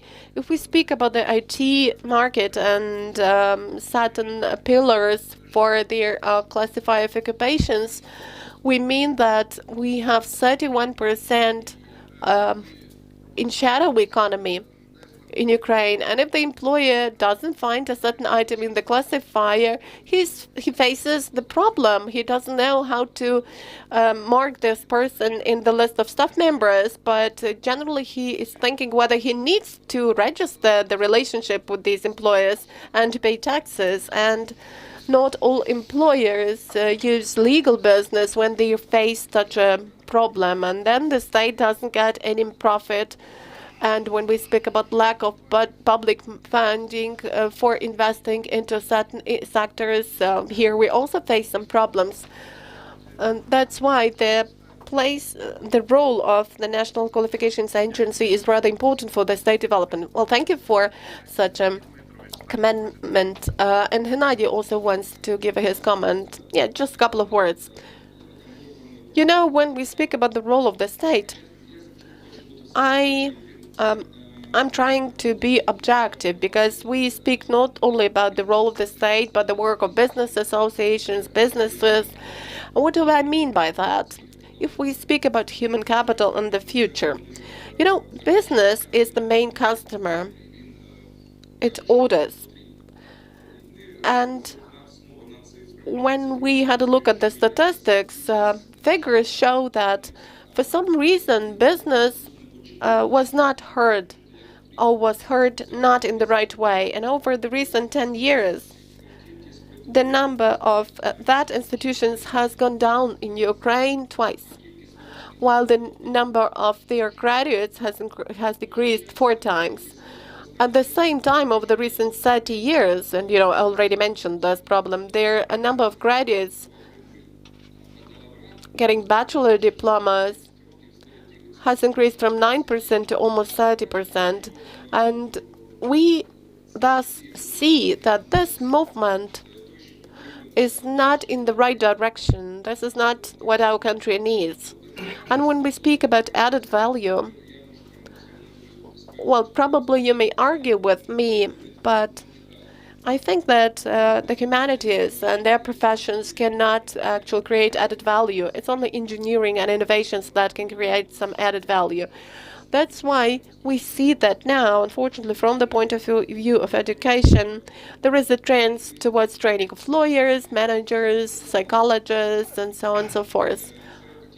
And this is a trend which will keep existing for some 20, 30 years. And I think that if we speak about the future, we need to join our effort, and business should say that, yes, the future cannot be predicted, but it is highly probable, highly likely that it is more about engineering, innovative technologies. That's why biologists, healthcare professionals, engineers are more in demand than we actually produce of them.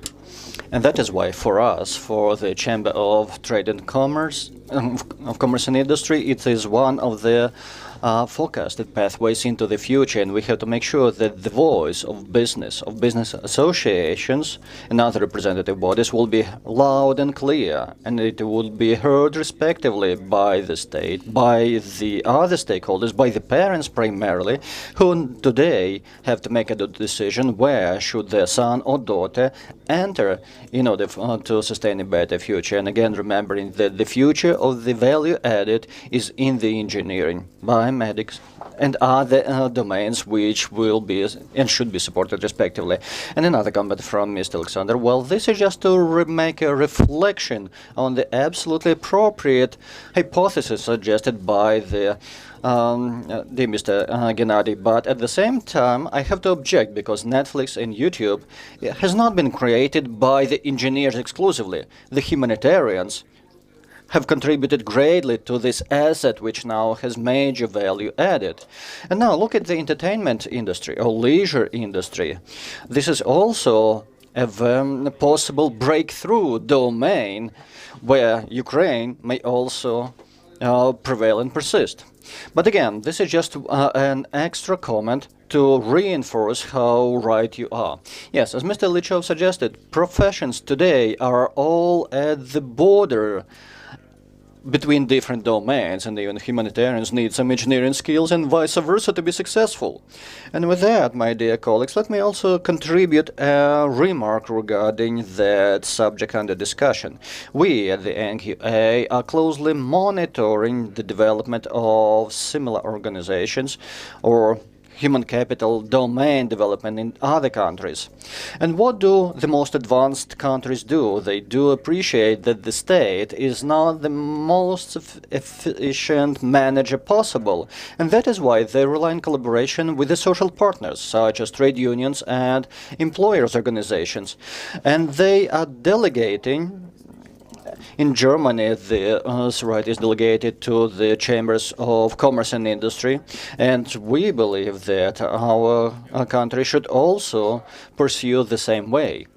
And with that, our panel timing is coming to the end, and we appreciate that in view of the high number of the people registered as of now, we have more than 1,500 members in our forum. We have an avalanche of questions coming in.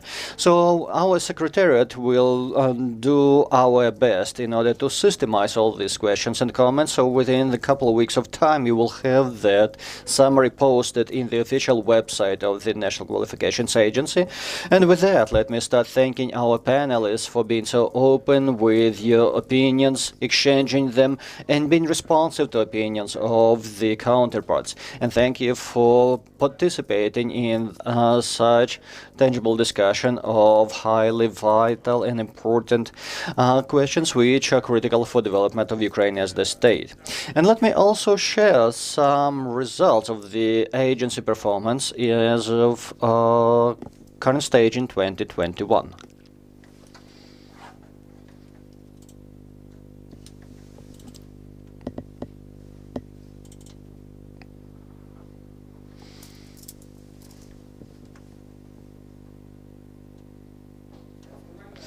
So the National Qualifications Agency, let me remind you that the effective model that has been initiated jointly with the participants of the esteemed panel, meaning the representative bodies of the trade unions as well as employers' organizations and executive authorities, in the format of multi-party representative collaboration. So we have 3 representatives and we also have 2 representatives from the Ministry of Education, Ministry of Economy 2 representatives, Social Policy also 2 representatives, and the joint representative body of trade unions also having 3 members.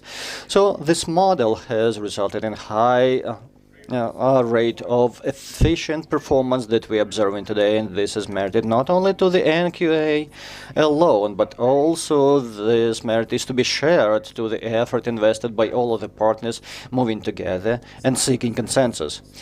The start of self-education recognition is a very important step forward, because particularly looking into dynamics that was discussed today in the perspective of the trade unions as well as employers, because we cannot wait for 2 to 3 years to wait for the new qualifications to be established, but we need it here and now. But why is it important? This is important equally for trade unions and employers as well. There are multiple factors explaining that. The first of them suggests that official employment in full compliance with the functions delivered. Secondly, this is the right of employer to grant access to an employee to perform any duties only conditional to having the necessary knowledge and skills, and this means driving it out of the shadow sector. Next, qualifications without barriers. The resolution by the Cabinet of Ministers about endorsement of the procedure for assignment and confirmation of professional qualifications, which is a framework document developed by the NQA and submitted by the Ministry of Education for endorsement by the government, clearly stipulating the procedure for assignment of the qualifications. Philosophy behind this document has been generated jointly in order to enable this document to serve as a platform for the qualification centers that will be provided for accreditation and assignment of the qualifications. Also, we understand that when looking into the future, we'll have to assess the professional occupational standards, and that's where NQA's position is quite consistent, because even earlier we spoke with the suggestion that this should monitoring and evaluation component should be integral parts of the platform. Whenever the trade unions or another partner organization is initiating occupational standard development, then at the stage of design and development, they should include into the ROMs of reference the measurements and tools for the relevance of that qualifications. Why is it important? First of all, the assignment of qualification should be done using the same rules of play, somewhere in the village of Gluchiv or the city of Lutsk or Zaporizhia. And it's equally important to make sure that this is a joint effort which is done in full harmonization with our European partners. The single rules of play. Qualification centers can be legal entities which are structurally subordinated or independent from other or hosting establishments such as employers' organizations or trade unions organizations, remembering that big corporations can use the available legal entities or branches or some structural divisions as the hosting facility for such qualification centers. This will be convenient, relevant, and reliable. And that is why the terms of references for the accreditation centers have been stipulated in the standing provisions and stipulated by the NQA is published at the official website. So let me once again broadcast this piece of news for your information and awareness. The launch of qualification centers. This is the flow chart which represents what would be the sequence, the stages, and respective phases of launching the qualification center. So the applicant will be appealing to the National Qualification Agency, following which the NQA initiates the accreditation process, with the applicant being duly notified about the start of such procedure, making the payment necessary to cover involvement of independent experts. Further on, these independent experts will be contracted, and such experts can be selected from the broad pool of candidates. Total pool has 805, with more than 100 of applicants with portfolio being submitted for review. And once you follow our website and official publications or by the NQA, the website and the registry of qualifications, to identify the experts who have been approved so far and can be involved into accreditation process. Then the expert commission will be convened of 2 independent experts who will present an unbiased opinion in a time-expedient manner. Then, following which the NQA is having the discussion panel to make a decision whether or not such centers should be accredited. And myself, as the chairman of the NQA, strongly believe and declare that the NQA is not a controlling authority. This is not our priority of performance. Our utmost priority is to deliver the service. We are a service-oriented organization. We are out there to help, to clarify, if necessary, to come, observe, supervise, and deliver necessary support. So there are no ways and no means which will make us unsuccessful. And now, speaking of qualifications, visa-free mode, because every country in the globe is chasing and hunting human capital. This hypothesis has been reiterated a number of times in our presentations today. And Mr. Chizhikov emphasized that everybody is hunting, and priority number 1 is human capital. Where to get it, what to do with it, how to generate it. And there are different tools created for the sake of attracting the foreign human capital to come inwards. That is why the NQA has developed the procedure for recognition of professional qualifications acquired abroad, and today the Ministry of Education has officially submitted for review, and thus Ukraine as a state has the similar tool. Why is it important from the investment standpoint? The fact is that investors are coming to Ukraine with their own rules and regulations and business management model. But even when bringing their manpower, they should understand that these professions can be quickly recognized by the qualification centers to make sure that they are officially employed in line with the occupations that they carry. Also, speaking of modern occupations, the Cabinet of Ministers has endorsed, following submission from the NQA, the new procedure for development and implementation of occupational standards. Speaking of fundamental changes implemented, that would be about the philosophy of supervision and controls. Today, we are developing the MVP for occupational standards, which will be launched in the nearest future in order to determine at what stage of development this standard is. We, as the national authority, agree that we should be scrutinizing for compliance within the matter of 5 days. And we strongly insist that the approving authority should not be doing this for a period longer than 30 days overall. And we believe this is quite a relevant approach, as reinforced by the employers and trade unions, that the standard should be developed first and then entered into the classifier of occupations if necessary. That is why, at the current stage, we sustained quite a sufficient breakthrough momentum in this respect in order to set up better environment for development of occupational standards and, as Mr. Shubin mentioned today, making sure that everybody gets involved, not as competitors, but as collaborative stakeholders and parties of social dialogue to the process of establishing such standards. And localizations of qualifications. At the end of 2020, the NQA launched the beta version for the Registry of Occupations, which is an aggregated platform of informational by nature. But what are the helpful functions available? First of all, here we have the registries of all experts who can perform accreditation of qualification centers, and these, the first candidates and the respective resolutions have been posted already. In 2021, we expanded that functionality of the registry, and we have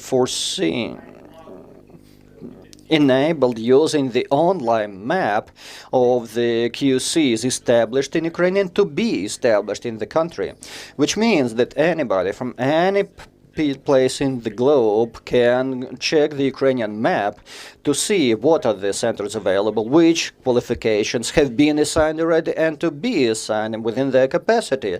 And that's important because thus we are providing transparency. And the employers, in order to better see and understand whether or not this electronic document, and I believe that will also be reflected in the DIA application, so there will be no need to make an official inquiry or request to the NQA in order to validate the qualification assigned.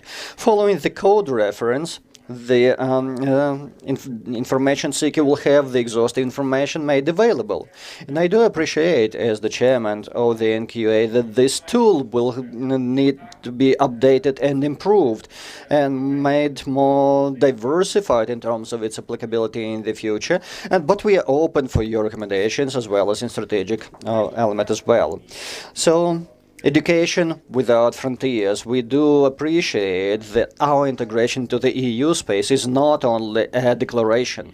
We are fully committed and dedicated to making sure this is made practice, and that is why we're so happy to express our appreciation to international partners on behalf of the NQA and our international collaborative framework, particularly members of the working group under the Ministry of Education who are performing for analysis and harmonization of the national qualification framework with the European one. And we are doing this for the benefit of being in the same page and speaking the same language in terms of understanding that this is actually the compliance protocol of Ukraine to European expectations and standards. And we should remember that Ukraine is highly progressive in our trend towards the European harmonization, although we are not the first one to pursue in that path. And with that, let me express our appreciation to all of the forum attendees, and thank you for writing your letters. Thank you for requesting clarifications. Please continue to do so, and we will do the best we can within the capacity and function of the NQA in order to develop our collaboration. And with that, let me thank you for your kindest attention.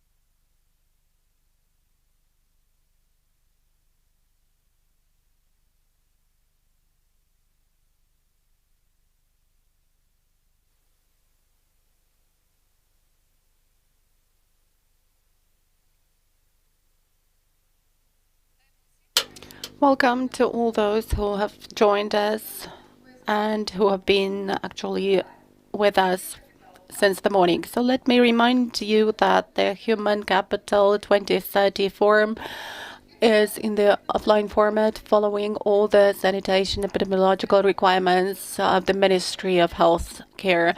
You can watch us on our website, on our YouTube channel, on our official FB page. Also, you can make comments and ask questions on our YouTube channel and the page of the National Qualifications Agency. If we manage, we will have your questions asked, but otherwise we will provide all the written comments to you. Also, we are having the online survey at the link on the QR code, which you can see on your screens. So let us start the first panel discussion, European Qualifications Area. And let me introduce our highly distinguished guests invited to the panel. The team leader, Transparency and Recognition of Skills and Qualifications of the European Commission, Koen Nomdan. Deputy Minister of Youth and Sports of Ukraine for European Integration, Andriy Chesnokov. Academic Advisor, Estonian Qualifications Agency, Olav Arna. A representative of the Malta Further and Higher Education Authority, Madonna Maroon. Senior expert of the European Training Foundation, Anatoly Harmash. Linar Stoiduli, senior expert from Latvia, senior expert of the Department of Education of Adults of the Ministry of Education and Science of Latvia, Ilse Bulihina. International expert of EU for Skills Program, managing director of the European Quality Assurance Agency, expert in higher education and technical and vocational education, Bastian Baumann. Advisor for the VAT reform implementation of the EU for Skills, Alexei Oleksiuk. And the moderators will be the members of the National Qualifications Agency, Tatiana Semyhina and Yuri Rashkevich. Welcome to all the panelists.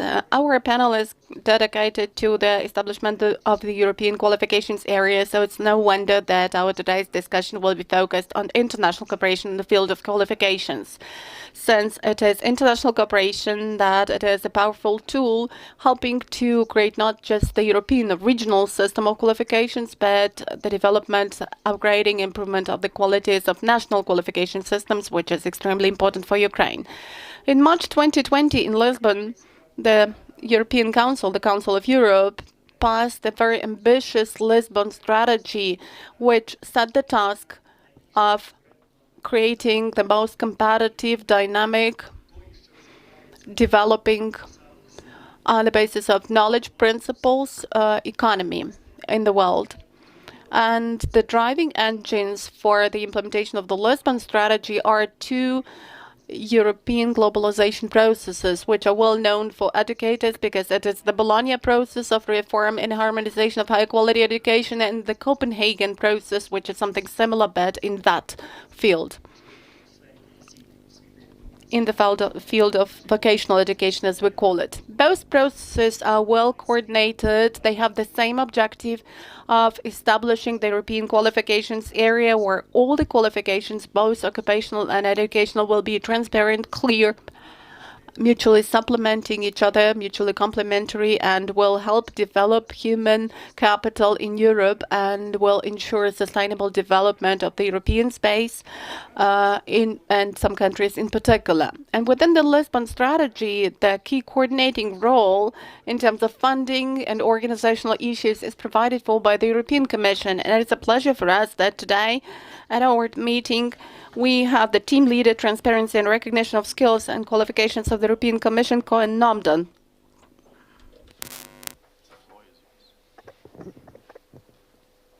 Good morning, good afternoon, dear Deputy Minister, dear Yuri, dear colleagues, dear ladies and gentlemen.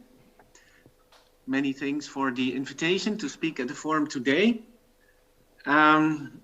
I would like to share not only developments regarding the European qualifications framework, but also a bit more the policy context in which this is taking place. And we all know, of course, that the EU and Europe and the world, actually, we are all facing important challenges. The climate challenge, demographic challenges, the COVID-19 pandemic challenge, and also the challenge of digital transformation. And in order to tackle these different challenges, the Commission has taken some important policy initiatives for the European space, we can say.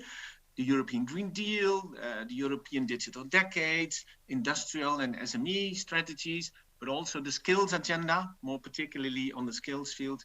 And I also would like to mention the European Pillar of Social Rights and its action plan.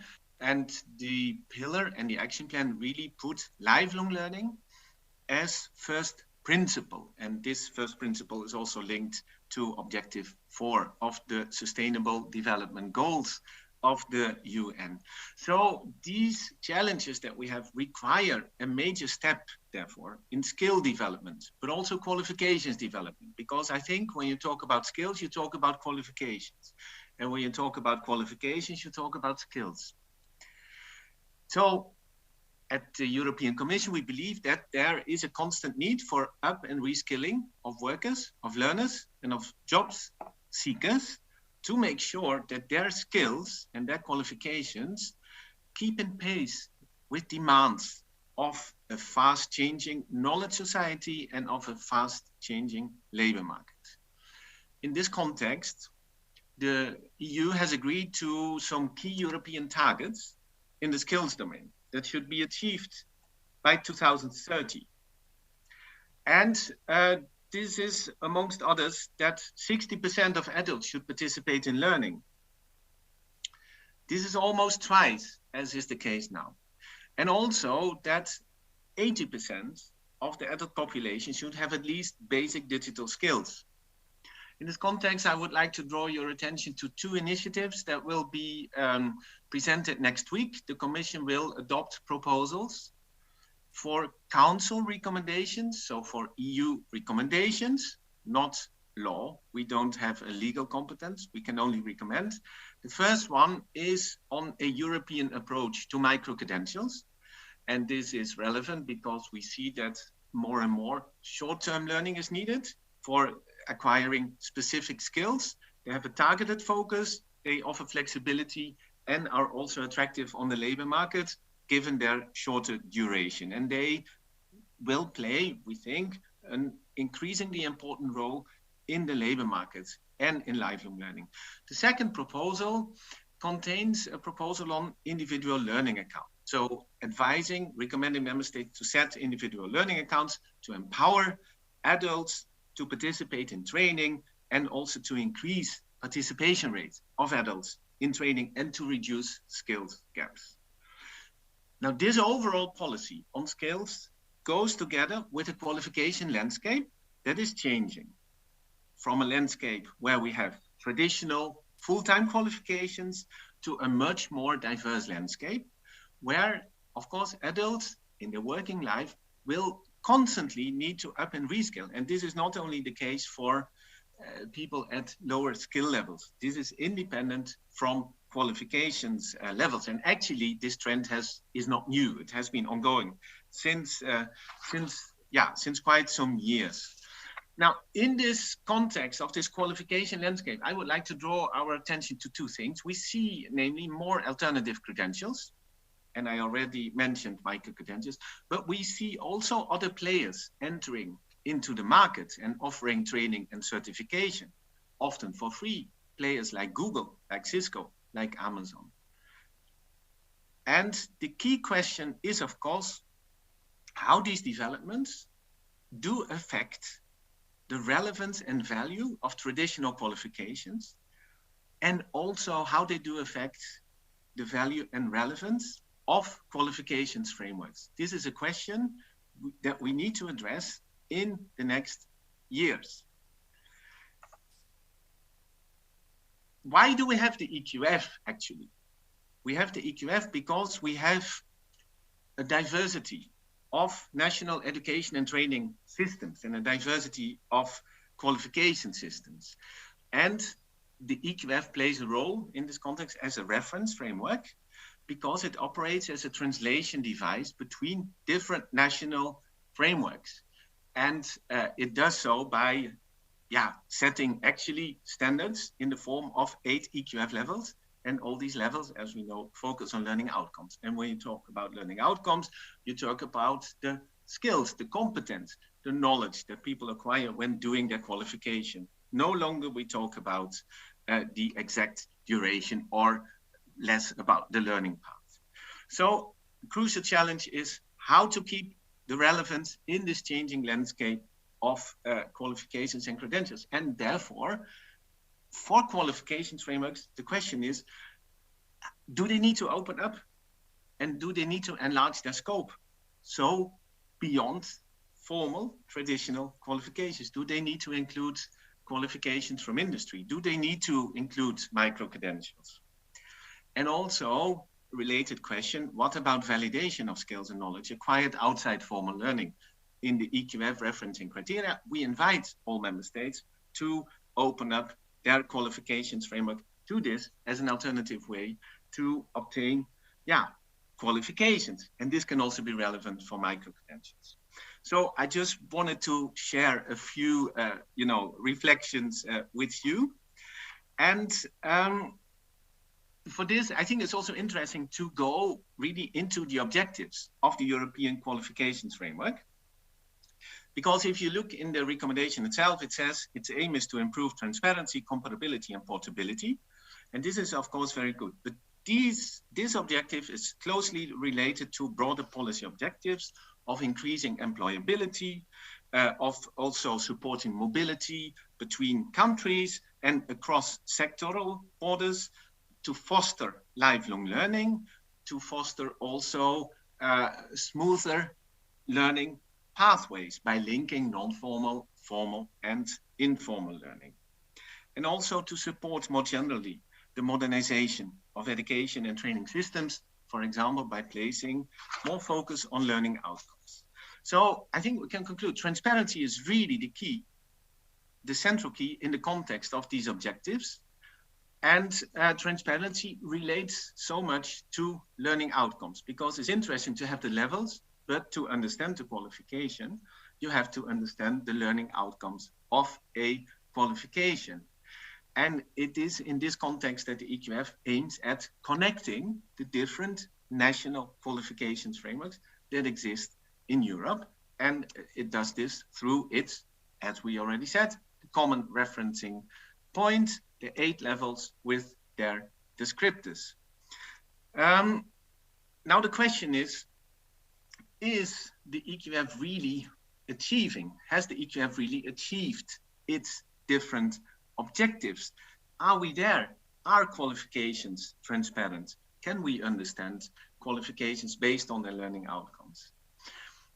I would say in a positive way, we can say that yes, the EQF has really achieved quite a lot, because all the 38 countries in the EQF zone, have now national frameworks in place, and 36 out of 38 have also referenced to the EQF, and another 7 have updated their referencing, because this is now the main process of work in which we are, because referencing, of course, needs to be updated. Developments go so fast. Also, 33 countries have already put EQF levels on certificates, diplomas, or supplements. So this is really a good sign of transparency.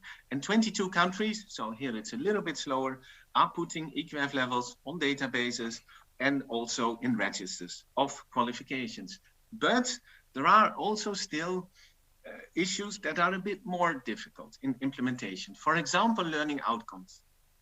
So the learning outcomes approach is there. All national frameworks are using learning outcomes. However, we see in practice that the comparability of learning outcomes is still a challenge. The ways in which learning outcomes are written, are different between countries, but also within countries. And we are currently addressing this through a project group in which we look at how can we come to common guidelines for short descriptions of qualifications. And why is this important? Because we are moving to, we also see a digital transformation, because information on qualifications will be available digitally. And digitally means that also, if it's available through portals, etc., platforms, you should be able to grasp a qualification without having the need to read 30 pages. That's why it's important to come to these short descriptions. Now, we have, of course, new challenges. Also, that would also be part of my answer. Micro-credentials, how do we address these in the context of qualification frameworks? And how will we address the issue of digital credentialing? Will qualifications frameworks be open to use also the modern technologies that are there? Now, these were some of my reflections that I wanted to share with you. This is my reflection. In the course of next year, we are carrying out an evaluation of the EQF, a formal evaluation done by an external party, of course, and they will look into the effectiveness, the relevance, coherence with EU policy of the EQF. Finally, I just would like to refer to one other priority that we, of course, have, and that is cooperation between the EQF and the qualifications framework, the National Qualifications Framework of Ukraine. We are doing very good and very important work together, preparing a very transparent, I think, report, very transparent comparison report, with also on the European side, the European Training Foundation, the European Commission, but also national representatives from Poland, from Latvia, and from Croatia. And we aim to finish that work in the middle of next year. And that report should provide transparency, namely more transparency on Ukrainian qualifications that are used in Europe, for example, by Ukrainian workers in the EU. But also this is relevant for Ukrainian workers who deliver services to the EU. But equally, it is important for EU citizens with EU qualifications in Ukraine. So the benefits, we believe, are mutual, and we hope that in reality, this will lead to a better valuing of Ukrainian qualifications in the European space. And I think that is the common mission of that report. Focus there is on transparency, not on mutual recognition. That is something we cannot settle at the European level. And I'm very much looking forward to that work. We had already very good meetings, and I'm sure that we will come to a good product. This is what I wanted to share with you this morning. Thank you very much, and I hope for a very interesting conference during the next day, today and tomorrow. Thanks.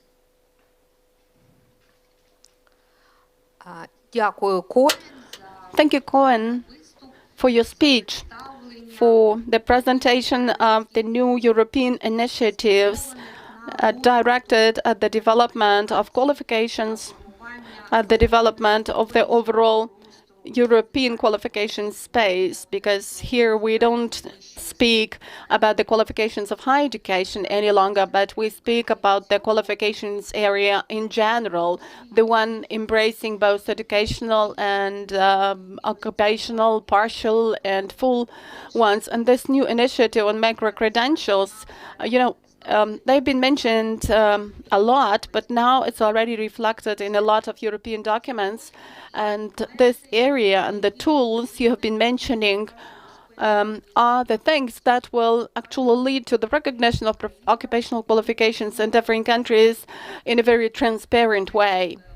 So the principle of transparency has been mentioned a couple of times by you as the key principle, a key notion, key to the development of this area, for it to be clear both for the employers and for those getting qualifications, those awarding qualifications in different aspects, at different levels. Because the system of qualifications is a multi-level one, and it is a rather fragmentary one, while we are trying to somehow generalize it and to make it transparent and clear.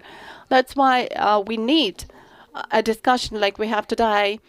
And of course, of importance are general European institutions which elaborate common approaches, but of importance also are national institutions which are designed to implement the qualifications policies, the European qualifications and the national qualifications policy. And that's why we have also invited to our forum the representatives of the national qualifications agencies from different countries.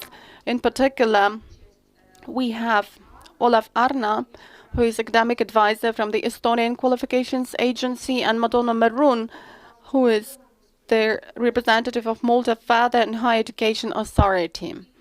And we have invited them and asked them to share their experience of organizing the work in the field of occupational qualifications. And I will first give the floor to Olaf Arna, who will introduce the experience of Estonia to us.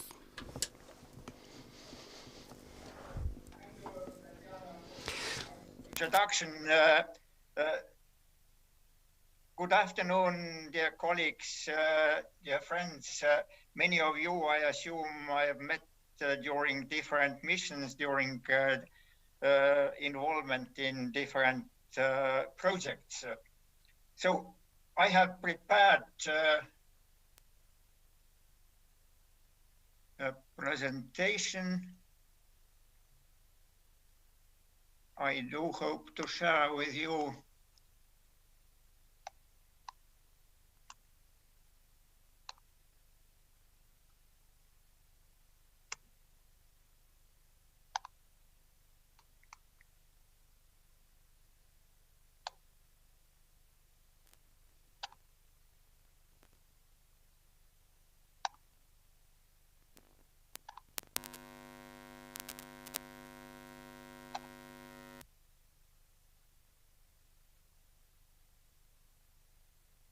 sorry,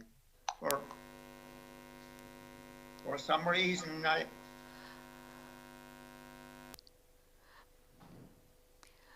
Maybe we can switch on our version of your presentation.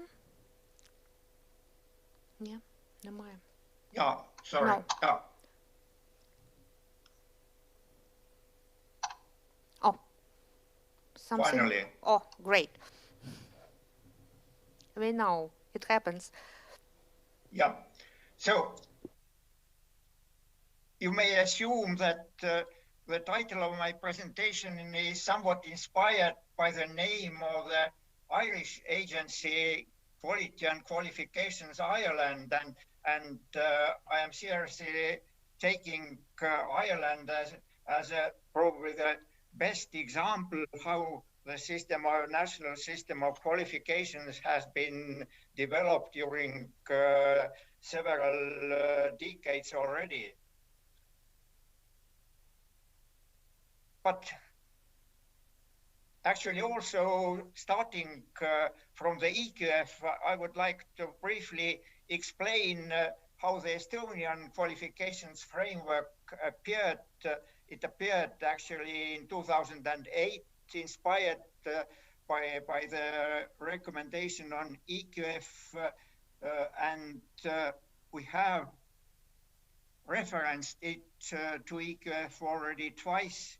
First in 2011 and second in 2015, and looking forward to do the same in 2023 right now. What is important concerning the Estonian NQF is that as a backbone, we consciously choose the EQF 8 levels and level descriptors. And we have attached 4 sub-frameworks of qualifications to this backbone of 8 levels. These 4 sub-frameworks being the framework for general education, for VET, both initial and continuous VET, and for higher education qualifications on the right-hand side on this slide. And from the left-hand side, the occupational qualifications, which are actually the main task under our Estonian Qualifications Authority I am representing right here. So, concerning the quality and qualification system in my country, one can say that basically 4 institutions are governing and managing the system, starting with the Ministry of Education and Research, which is basically dealing with strategic management and governance of the system, particularly drafting the strategies and legal framework. Second, the Estonian Qualifications Authority, or the Estonian name Kutsekoda,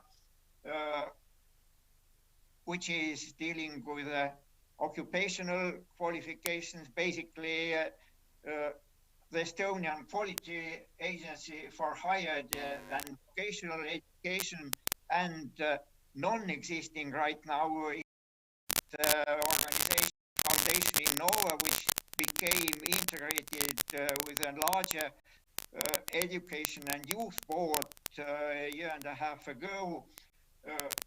So these are the players, and then very briefly about their main functions. Let me start with the qualification, the Quality Agency, which is dealing nowadays with higher education, vocational education, and gradually also lifelong learning aspects, meaning qualifications obtained in non-formal way are stepping in concerning their quality assurance, and this prerequisite to gradually include them also into the national qualifications framework. The former Foundation Innova, and nowadays under this Education and Youth Board, is dealing on one hand with the development of national curricula for general education and for upper secondary VET, and on the other hand they are administering national examinations conducted since 1996. So some more words concerning my institution, Estonian Qualifications Authority. The authority, being a private legal entity, or more specifically a foundation, has been established 20 years ago. So recently we celebrated our 20th anniversary, and it has been established based on the Occupational Qualifications Act, and our mission is to coordinate the development of the occupational qualification system in Estonia. If you remember the left-hand side of the first slide, all these sectoral qualifications or work-based qualifications are our mission. So, and what is very important, the founders of Kutsekoda have been 2 major organizations of employers, 2 major trade unions, and the Ministry of Social Affairs. Since 2005, our major partner is the Ministry of Education and Research. So I'm not going into details concerning the occupational qualification system, where Kutsekoda is actually serving as a support structure. What is important that the system is divided between 14 sectoral councils, which are dealing with the development and renewal of occupational qualification standards inside their sector, and on the other hand, managing awarding occupational qualifications. The system actually is fairly decentralized by its very nature. On this slide, just some quantitative indicators concerning the system. So we have something like 560 valid occupational qualifications standards, valid meaning that active right now, because each and every 5 years they are reviewed. We have during these 20 years issued over 170,000 occupational qualifications certificates, and valid ones among them is 111,000. Having in mind that the population is 1.3 million inhabitants, this is quite a large share. It doesn't include the qualifications or certificates awarded by the formal education institutions. These are qualifications awarded under the umbrella of Kutsekoda. And the number of partial qualifications certificates awarded is also gradually increasing, which is referring to the increasing importance of these what in general nowadays called micro qualifications or micro credentials. And to a certain extent, occupational qualifications are also explicitly involved in higher education and VET diplomas, which wasn't the case for a long time being. On the other hand, nearly all occupational qualification standards are used as an input for developing relevant study programs. And finally, some words about our international cooperation.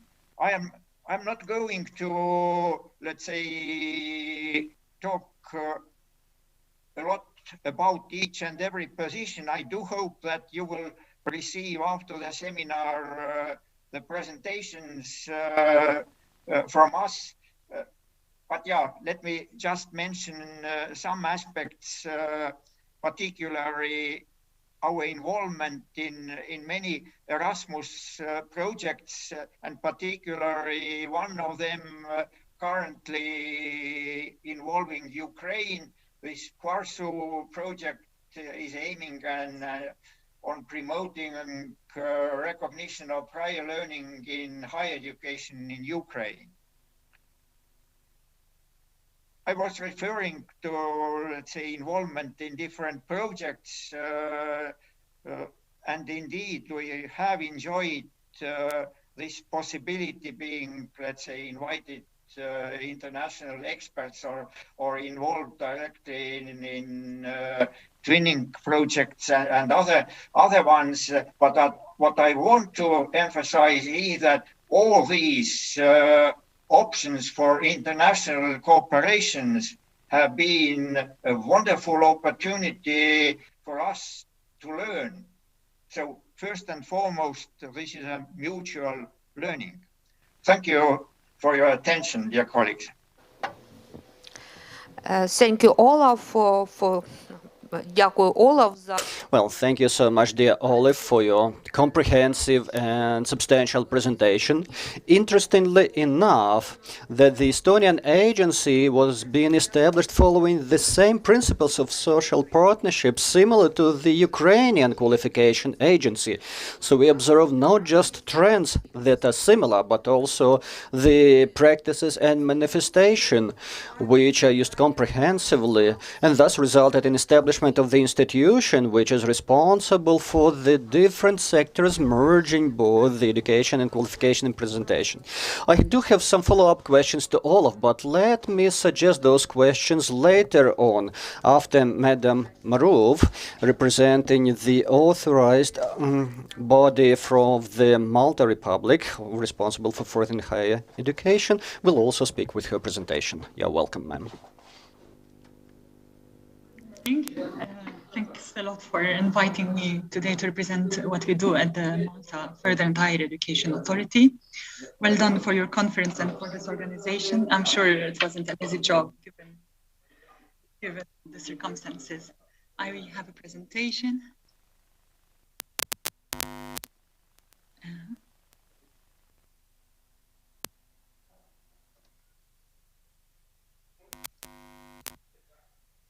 Okay. So I'm from the Malta Further and Higher Education Authority, MFHEA, Madonna Maroon. I'm the MQF coordinator and the research and policy manager at the authority. So what do we do at the authority? We do the accreditation of further and higher education institutions. We also accredit the programs at further and higher education levels. We're the quality assurance agency in Malta to regulate and to quality assure further and higher educations and their programs. We're also the ENIC-NARIC Center for Malta, which to give the information center for recognition of qualifications. We're also responsible for the validation of informal and non-formal learning. We do research and policy, so we have an advisory role to the Ministry of Education. And we're the EQF NCP, we're the EQF National Coordination Point and the MQF coordinators for Malta. A bit of history through our entity. We started in 2005 at Malta Qualifications Council. Back then, our main role was to develop the MQF, the Malta Qualifications Framework, and as well to link the education programs to this MQF. Then in 2006, we had a new role, which is the National Commission for Higher Education. And then there we had, in addition to what we already did, we had more of a of the advisory role that you have to the ministry, but it was only for higher education. Then in 2012, we included as well further education under our remit. So we became the National Commission of Further and Higher Education. Then earlier this year, there was a new Education Act, and we moved from a commission to an authority. So we have now more independence and from the ministry, more responsibilities as an entity. So if we go into the Malta Qualifications Framework, it was established in 2005. There was a legal notice in 2005, which established the level descriptors. And then in these next 2 years, there were a lot of consultations with the employers, the industry, the different stakeholders and different users, until we launched it officially in 2007. And since then, new subsidiary legislations were published. And we were also reaffirmed in the new Education Act, which established us as an authority. So going back to what Koen mentioned earlier, that in the framework, we should have both formal, the three, formal, informal, non-formal learning. In our framework, we have it in the law, that we have the two aspects. We have the aspect of, as an authority, to validate any learning in an informal and non-formal manner and classify it and tag it to the MQF, but also the formal education. So in our law and in our subsidiary legislation, it is mentioned 2 times in both of them that our MQF encompasses both the formal and the informal and non-formal learning. And another aspect of our qualifications framework is that we wanted to strengthen the vocational education in Malta. So from the beginning, it was under the same framework. We had the vocational education and the general and higher education. So our objective was to promote the parity of esteem between all of these education pathways. And of course, it's based on the level descriptors and on the learning outcomes concepts. So this is our MQF. It has originally, it had 8 levels, similar to the EQF. And as you can see, it has 2 branches, the vocational and the general and the higher then. And then in the recent years, we added 2 new levels, A and B, which are the introductory levels leading to the first MQF level. So here, as you can see, it is reference to the EQF and the EHEA. And so easily for us, we have the same levels and it's directly comparable to the EQF. So we have each one is 1, 2, 2. And as I said, it's both the vocational and the general and the higher. What happened next on our MQF since its inception? We have 4 versions of the referencing report. We had one in 2009, and then the last one is in 2016. As I mentioned, we have 2 introductory levels. These are not in the law yet, but they are in the referencing report. In 2016, there was a study which we did to understand how our stakeholders and the end users are understanding and how aware they are of the MQF and its referencing to the EQF. We set up 2 years ago a working group to support the continuous development of the MQF, a national working group that was.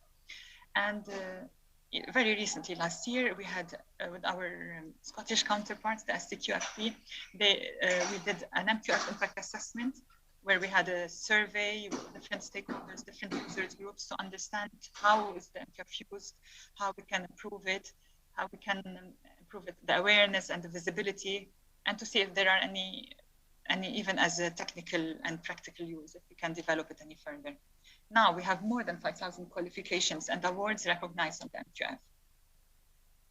In August 2020, we had a new logo for the MQF. The purpose of that is to have more visibility and to have it, because what we get from the impact assessment, we understood that people mixed up between the MQF and our entity. And we wanted the MQF to be to be understood as a framework on its own. It's not directly related to us. So we had a logo. And then now we're reinforcing that the logos should be used on all the diplomas, on the qualifications, even on the adverts of new courses, they have to use this logo. An important differentiation which we have, it's also in our referencing report, is between the qualifications and awards. And it is in our referencing report, where the qualifications are the full courses, the full study programs, and the awards are the short programs, where the micro-credentials would fall under awards. And we accredit all the courses starting from 1 ECTS, which is 25 hours of learning for Malta. So starting 1 ECTS, it is possible to have an accredited course, and it would be an award at all MQF levels.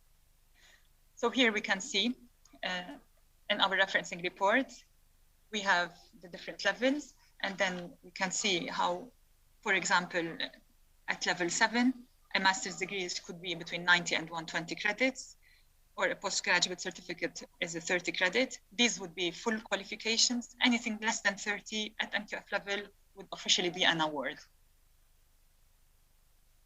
Our credit system is 1 credit for 25 hours of learning, which include the contact hours, assessment hours, self-study hours, and the supervised practice hours. And as I said, starting from 1 credit, we can already accredit the course.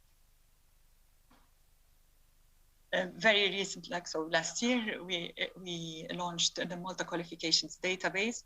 It was funded by the Commission. It was an important project for us. I can go very briefly there.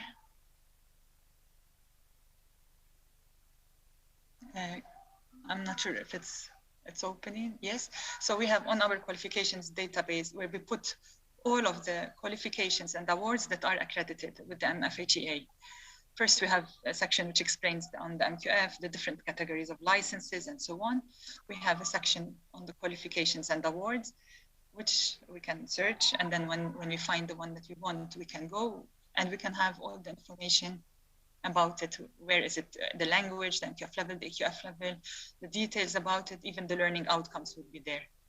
And we have a tab also about the licensed institutions, which have the license with us, also all of them with the license status. And an important point here we have is we included also the non-formal and informal learning, which has the national occupational standards, also pegged at leveled at the MQF. So we have all these sectors, inside them there are the national occupational standards. And finally, there's a tab on more information about the MQF. So to go back here, and this is my presentation. Thanks a lot. Дуже дякую. Thanks a lot, Madonna, for your comprehensive presentation. And probably the panelists have some questions to the speakers representing 2 national agencies. I promised that there will be a question, so let me voice the question. Actually, this is not 1, but 2 questions. And the first question is about the sectoral councils. Olaf and Madonna have mentioned that their agencies actually have those sectoral councils. Olaf has mentioned 14. I don't remember what the figure is in Malta, but I remember once discussing it. And therefore, here is the question: how are those sectoral councils developed, and who determines the sectors which have to be included? Because we understand what these sectoral councils do, but what about the development, the establishment of these councils? That is the first question to both speakers. And my second question is as follows. You know, you have mentioned that, for example, your agency, Madonna, is the center of ENICNARE. So the one dealing with recognition of qualifications within the field of higher education. But you know that there is a whole network of these ENICNARE centers in Europe. Maybe it would be good to create the network of agencies on recognition of occupational qualifications, not just educational qualifications. So my second question is about the development of the all-European institutional network dealing with occupational qualifications. What would be your point of view on that?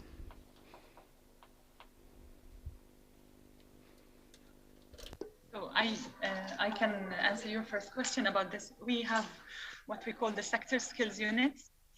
These are also established by law. We have a subsidiary legislation which identifies who are the members of these sector skills units. We have representatives from the employers, from the employers associations, from the industry, from the educational institutions, from the ministries.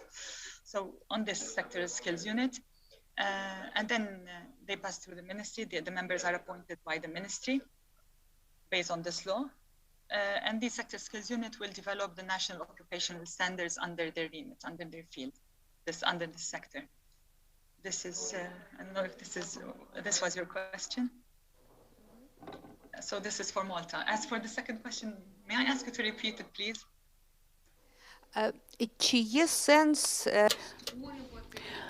Would it be good to create the network of the centers for recognition of occupational qualifications following the ENICNARE network type? Or at least an association, so not for educational qualifications, but for occupational qualifications.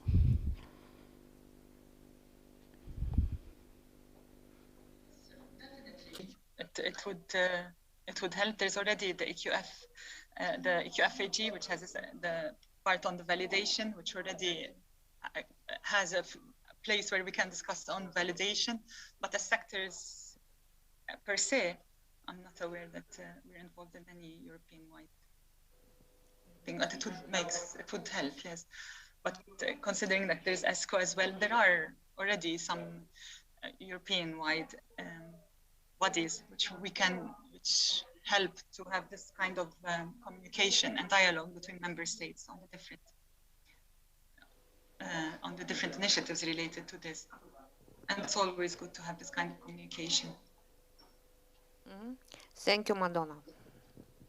Concerning Estonia, the answer to the first question is fairly similar to the Maltese one, meaning that sectoral councils are established based on the Occupational Qualifications Act, and where it stipulates that the government establishes the nomenclature of sectoral councils, which are these, let's say, 14 or 16, whatever the number, being then the Ministry of Education and Research or Minister of Education and Research establishes the institutional composition of these sectoral councils and following the, let's say, balanced representation of, let's say, employers, employees, education, training providers, and of course, governmental agencies as well.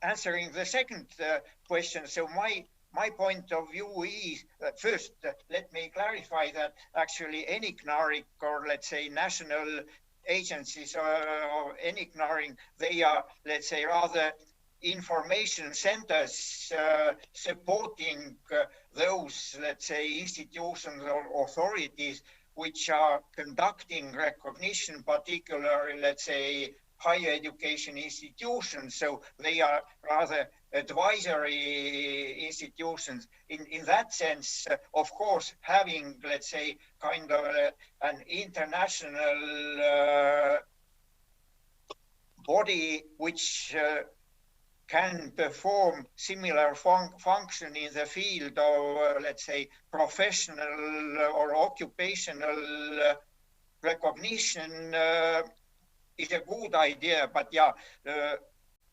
it will never do the same job again. The actual recognition of qualifications, there are separate authorities or institutions in each and every country to do this job. So supportive role definitely, but yeah, not universal doing all the jobs across the world or across Europe. Thank you. Дякуємо ще раз нашим. Thanks a lot to our speakers from Malta and Estonia once again. And you know, you have seen that the centers, which are the counterparts of our qualifications agency, have as the key point support of the qualifications development with a focus on occupational or professional qualifications, which start with the second or third level and up to the fifth level if we speak about the 8th level one. Ukraine is not an exception here because we're also trying to develop our qualification system, and development of the system of occupational qualifications is of utmost importance for us. You know that the law on that education is now under discussion, under consideration, and we really appreciate the international support coming from the European Community and the European Training Foundation and the EU for Skills. That's why let me invite the advisor of the EU for Skills, Alexei Oleksiuk, and he would probably speak about the aspects which have already yielded certain results. Thank you, Yuri. So let me welcome all those watching us and all those who have joined in the discussion. We really hope to get good results. And on behalf of the EU for Skills program, Better Skills for Modern Ukraine, I would like to stress that we have been supporting and we will keep supporting the development of the national qualifications system and implementation of the national qualifications framework. Of course, the EU for Skills program focuses on 3 key objectives.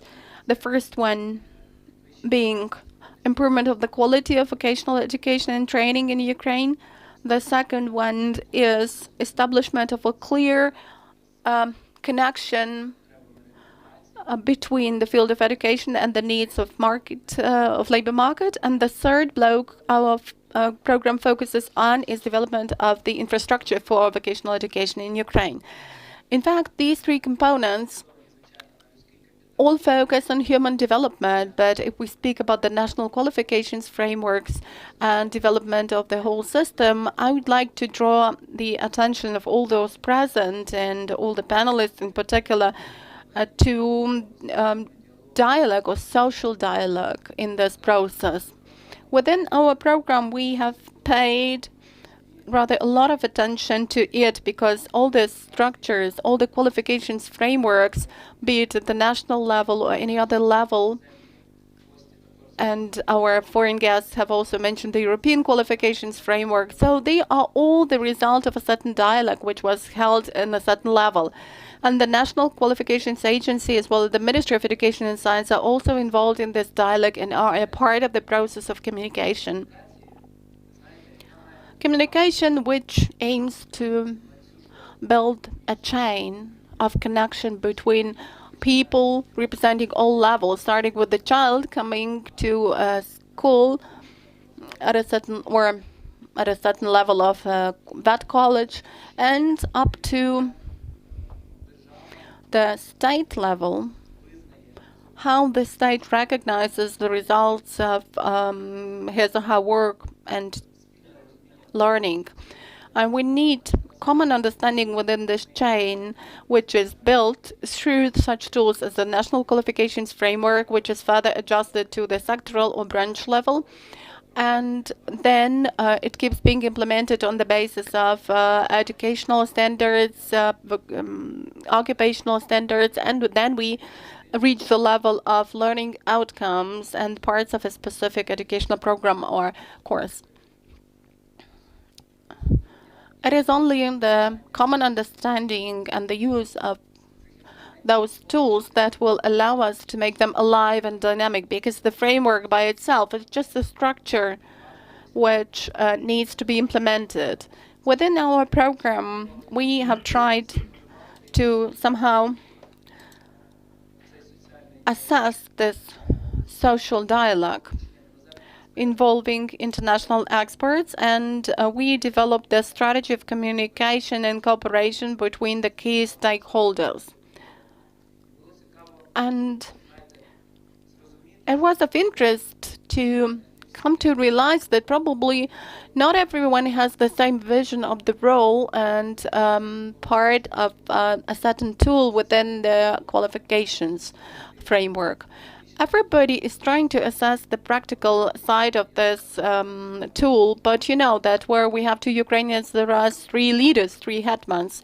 It's always the case, and it's always difficult to reach a consensus. And the more specific items we discuss, the more complicated this dialogue becomes. If we move on, it should be mentioned that traditionally in Ukraine we've been speaking about involvement of all the stakeholders at the national level, as a lot of speakers have already mentioned, in particular the representatives of trade unions, of the joint representative body of trade unions and the authorities. But if we move on up to the curriculum, after educational programs, we need to have a dialogue with consumers of those services, students and employees, young people. In fact, the qualifications frameworks create understanding not just for the state as to which specific document will be given to a certain student, but also they provide the understanding for the student as to what occupational or academic direction and or trajectory they could choose. And within this communication strategy, we also had a number of meetings, facilitated sessions in 3 target groups, each of which had the stakeholders with the same interests, with common interests. And on the basis of these meetings, we pointed out the key problems and challenges which we all need to discuss and solve together. Since it is the results of this social dialogue that will further be implemented into a certain qualifications framework or occupational standard. And if a dialogue is based on transparent discussion, and it is clear for all the stakeholders, for all those passing or developing this document, and for all those who will use it in the future, and for all those who participate in the use of this document, there will be no problem with implementation.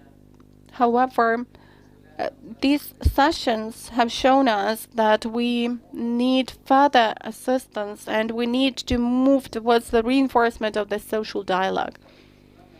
The National Qualifications Framework was adopted almost 10 years ago, but its implementation takes place not at such a fast pace as we would be willing it to move on in order to get international recognition. And on that way, we probably have some gaps which are related to misunderstandings, lack of understanding. These are intersectoral gaps. These are the gaps at the level of regions. It so happens that we just tend to interpret the same words in different ways. That's why establishment of an ongoing dialogue constitutes the basis for the implementation of all those tools and qualifications frameworks of this or that type. Actually, transparency we have been speaking a lot about is brought into life by each of us, and each of us participating in today's discussion will contribute to the development of the general common understanding of and use of those social agreements and national qualifications framework. I would also like to mention that Yes, indeed, we are all elements and parties to the social dialogue. And all of us are pursuing some particular goals, but seeking consensus and coordinating the process of accomplishing the common goals is primary in our vision and action. And that is why we are strongly supporting holding this sectoral dialogue not only at the national level, but also at other subnational levels. And in that particular regard, I would like to express our appreciation to the national agencies for tourism development, as well as other bodies and authorities, including the National Qualification Agency, who are strongly committed and contributing to this process, which results in establishment of the implementation procedure for the national qualification framework, as well as implementation of the educational and occupational standards into action. And as part of our internal dialogue within the country, it's also important to clearly formulate the clear message which can be broadcasted to the global community for better understanding what kind of qualifications we have in place, what kind of education levels and qualification levels we have in the country. And that's why, as part of the Youth for Skills initiative, we supported the idea from the NQA as well as Ministry for Education in order to harmonize the national qualification framework with the European framework. And this gives a very clear message for the global community about the fundamentals, the levels and philosophy of our national consensus, about the system we have in place and what we have to contribute to the international arena. Thank you, dear Mr. Alexei, and thank you particularly for mentioning some of the topical items which I would like to elaborate on. And first and foremost, that would be using the industrial and sectoral qualification framework. With that, let me address to our Latvian colleagues. Leonards, first of all, and to the best of my knowledge, you have quite an extensive experience in establishing namely the sectoral qualification framework. So please share your experience of establishing them and how these were contributing to establishment of the nationwide qualification framework.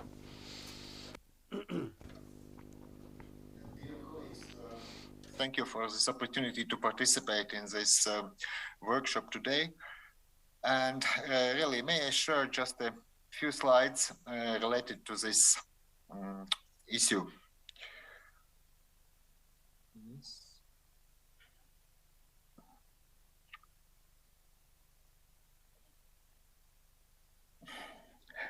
I'm not going to read a long text dealing with things which all of us probably know pretty well. But according to our experience and according to our conclusions, development of sectoral qualifications framework is an effective instrument helping in this process of interaction between education and employment. It increases transparency of professional qualifications not only for employers, but is also helpful for learners as well. And it is linked as well with with an important process we are going to address a little bit later, what is related with recognition of non-formal education and everyday learning.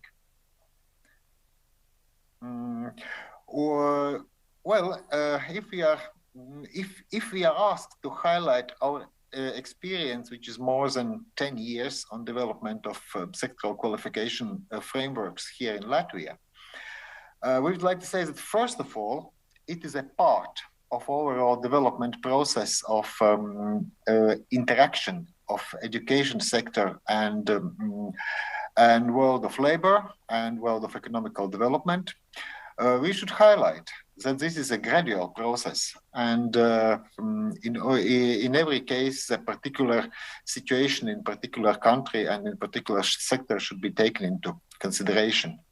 As it was already highlighted a while ago, one of the keywords and key aspects in this process is effective communication between and awareness raising between officials and employers and representatives of employees. So social dialogue is crucial. And during this process, conceptual and strategical approaches should be developed, but also there should be some flexibility taken into consideration, especially in the contemporary situation when the requirements of labor market and economical development is rapidly changing. So it is interesting to mention that we have the similar number of sectoral qualification structures and sectoral qualification councils as in Estonia. As colleagues mentioned, there are 14, we have 15 now. And it's important to say that it is a ongoing and, how to say, permanent process with an active involvement of all stakeholders. It's a permanent process for Ministry of Education and its institutions, other governmental bodies, and for permanent involvement of social partners, education institutions, and non-governmental structures. And what is really important, according to our observations, is this development of a common language between the worlds of education and employment. I will stop at this moment, and perhaps my colleague Ilse, who has a very long-term experience in development with sectoral qualification frameworks, may share just some of her thoughts. Thank you. Thank you very much, Linnard. Dear colleagues, really, the sectoral frameworks are very much linked to many key words we heard today in several presentations, starting from the presentation from European Commission about the learning outcomes approach, regarding communication pointed out by Mr. Oleksiy Aleksiuk and other people. And also our Estonian colleague mentioned the sector expert councils, because really the sectoral frameworks are a meeting point for the employers part and the education part, because we all know that in many countries there is a lot of qualifications which are becoming redundant. They are taking too long time to acquire, and also this new idea of micro-credentials. So all the sides involved need to understand what qualifications are needed in today's knowledge society. And therefore, I would like to stress that sector qualification framework is not just a document or a final system.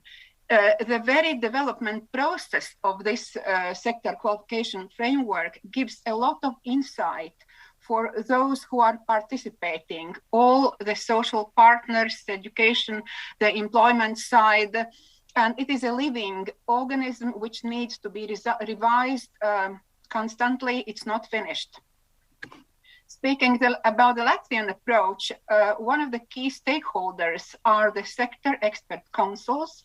We have 12 of them, similarly like in Estonia, and it is their direct task to follow that the sector framework is being revised all the time. And in Latvia, it is linked also to the national qualifications framework, which is similar like European qualifications framework. We have 8 levels.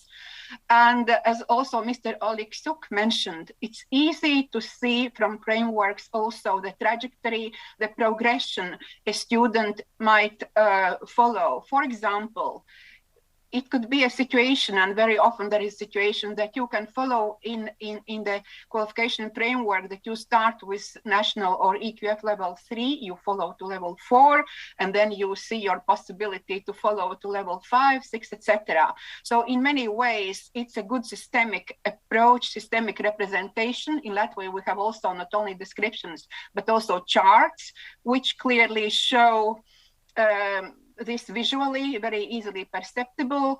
But secondly, it's also very important regarding this common understanding, because everybody can understand what qualifications exist in the country, and they are all linked to NQF, EQF. You can see also the levels, and by such a system and also graphical and textual representation, it's the same language we can speak between education and employment. And maybe most importantly, for the employer's side, the employers can make an order for a particular qualification number of students, because in Latvia, every year, the ministry allocates study places in vocational education sector according to confirmed number and type of programs the sector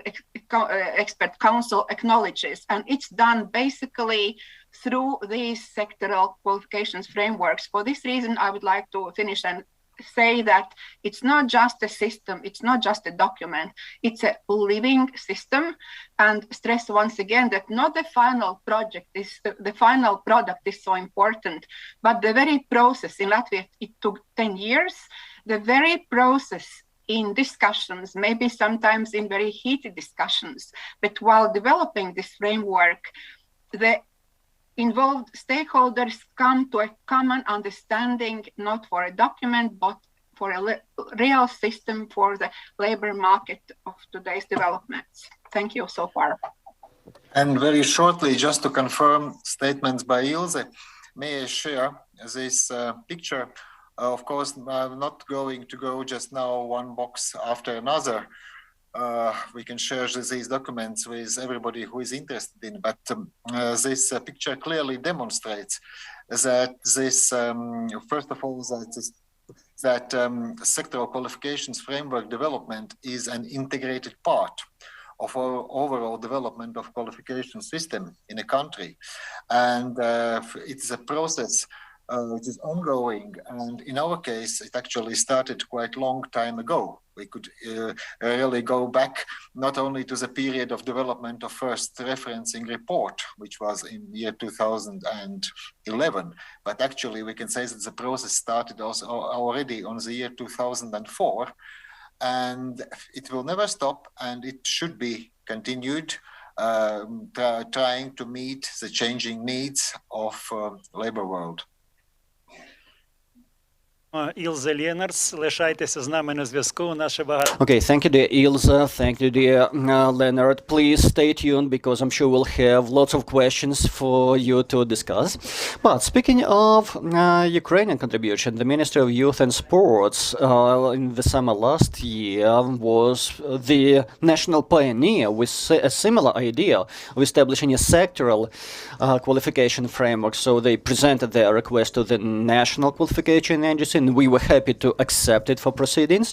And today we're happy to welcome Mr. Chesnokov. So please, dear Deputy Minister, please inform us at what stage is the Ministry of Youth and Sports in terms of establishing the sectoral qualification framework.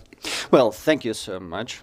National Agency of Qualification is holding this very important event. And that brought together all the stakeholders here in Ukraine. And also I would like to pay tribute to the international partners, online and offline, for their participation and thought-provoking presentations. Зараз я перейду на українську. And with that, let me kindly switch into Ukrainian. But, as you rightly suggested, back in 2020, the Ministry of Youth and Sports, as part of implementing the strategy approved by the government, and it was also included into the association agreement between Ukraine and EU, started development of the sectoral qualification framework in the field of the physical culture in sports. As the esteemed participants are probably aware, speaking of sectoral or industrial framework, they should be based on the respective international platforms, while the different levels of the sectoral framework should be matching the national one, which will be used as the basis for harmonization of education and occupational qualifications. Additionally to that, our ministry had to take into consideration the extensive list of documentation which particularly was mentioned by Mr. Onden in the opening part of the current session. Definitely, we studied quite extensively both the directives by the European Union as well as experience of France, Estonia, Portugal and Poland. And as part of the broad discussion, we concluded that the closest to Ukrainian scenario case example would be available with the Polish counterparts, although the Ministry of Youth and Sport, as we currently have in Ukraine, which complies with the framework suggested by Mr. Arno, was equally important. And thus, having the drafts available and some best practices to be replicated in the Ukrainian context, we started our cooperation with the NQA.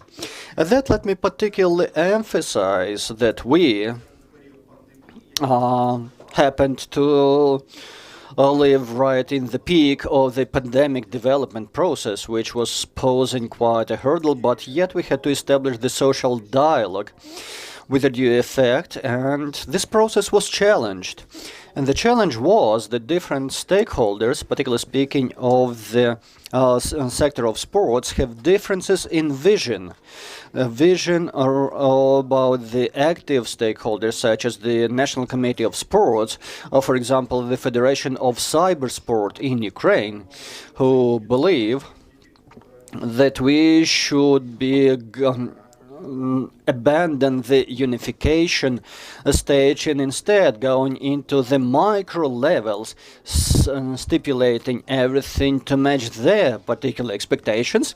But at the same time, there are some other stakeholders who were quite reluctant to contribute, who had differences in their beliefs and sometimes still live following the principles of the former Soviet Union structures and philosophy.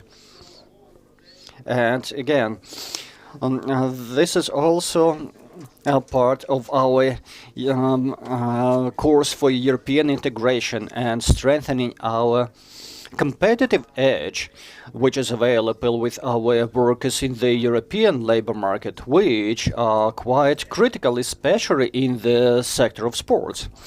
But again, this was challenging, but despite and within those challenges, we were successful of raising the respective administrative techniques as well as some of the best practices and solutions that were presented to the National Qualification Agency. And also, to mention some of the challenges we faced, it was the fact that Ukrainian legislation did not contain the formal definitions for a sectoral or industrial framework.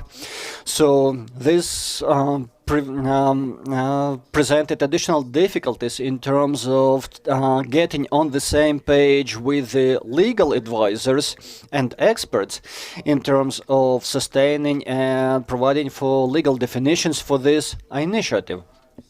But thanks to our effective collaboration and consensus-seeking efforts, as well as having the Polish sector qualification approved in the sector of sport, which enabled us to rely on the available experience, and also thanks to the support from the NQA, we had a series of productive consultations and meetings which made us confident in ascertaining that the sectoral framework is a viable mechanism. And this viable mechanism is quite dynamic, and it's developing quite dynamically. And this is not the matter of establishing a system and expecting that it will happily live thereafter. And again, the fact that back in 2020 we have the cybersport pre-officially recognized in Ukraine, but this doesn't mean that we can abide by the old style limitations of conventional definitions which are used for other types of sport, which were used at the baseline. In any case, at the moment, we have additional objectives to pursue, as well as more strategic goals, which include management of the qualification system, which is ongoing with some progress achieved already. And we continue our persistent efforts on updating the available qualifications, their format, their definitions, and retrieval instructions, as well as job descriptions, and in order to recognize the available qualifications. And there can be multiple examples drawn from the labor market in the field of sport. But they are not represented in the national classifier of Ukraine, classifier of occupations of Ukraine. And the main thing for us is to develop modern professional standards on a competence-based, on a competence basis. And here is the last point, which this work has urged us to do. This is a dialogue with researchers, with experts in the field. Now, I mean the experts in the field of sports. And I would like to express my gratitude to the National University of Physical Training and Culture, because they were actively involved in this work. And again, these are the experts working within the pool of the National Qualifications Agency. So I guess that this is a very good case, success story, which needs to be replicated within their social dialogue that should be ongoing in other fields for us to move forward along the path of European integration in this field. Thank you, Andrei. Let's hope that we will get the full victory and perfect results. Let me get back to one more question Alexei mentioned. This is active work of the EU for Skills and the National Qualifications Agency and the Ministry's work. This is the project related to analyzing our system of qualifications, our qualifications framework in terms of their correspondence to the European frameworks.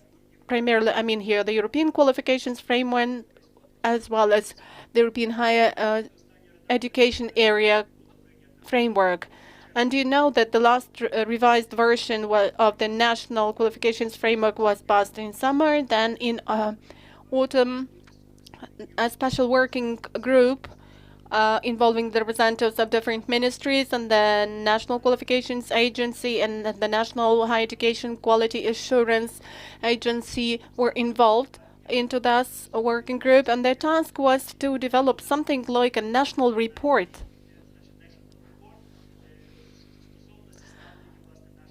concerning referencing our frameworks with the European ones. And the Deputy Minister for Education has already mentioned today that the self-certification report has been prepared in terms of its comparison with the European qualifications framework and the framework of the European higher education area. I hope that next week this report will be approved by the Collegium and will be sent to the support group of the Bologna process. And this will enable us to make a further step towards automatic recognition of our higher education qualifications in all the EU countries. And the same group collected all the materials in order to analyze our qualification systems in terms of its correspondence to the overall European qualifications framework with its 8 levels. We are really grateful to our European experts. For example, Bastian is present here today, and Iselinas is remotely with us. This work is not yet complete, but we will continue it. And in the meantime, the European Commission has initiated a new piloting of the comparison of our national frameworks with the European ones, and Ukraine was among the 2 countries participating in this pilot project.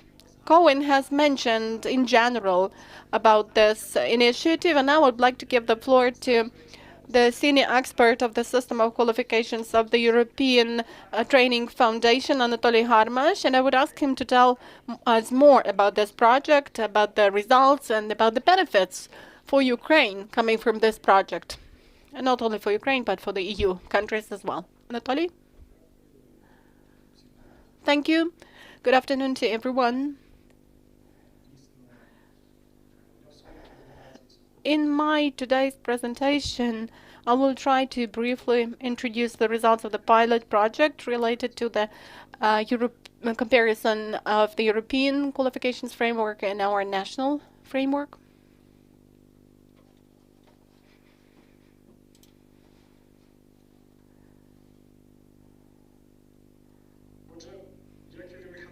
So, as Yuri has already mentioned, Ukraine is preparing a self-certification report concerning their European and national qualifications framework, and this is a really important stage related to the recognition of the higher education of a certain country.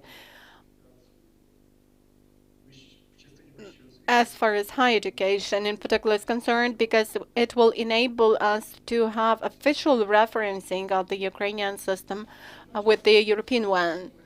At the same time, there exists the same mechanism in the context of training and comparison of all the qualifications through referencing national and European qualifications. And in today's presentation,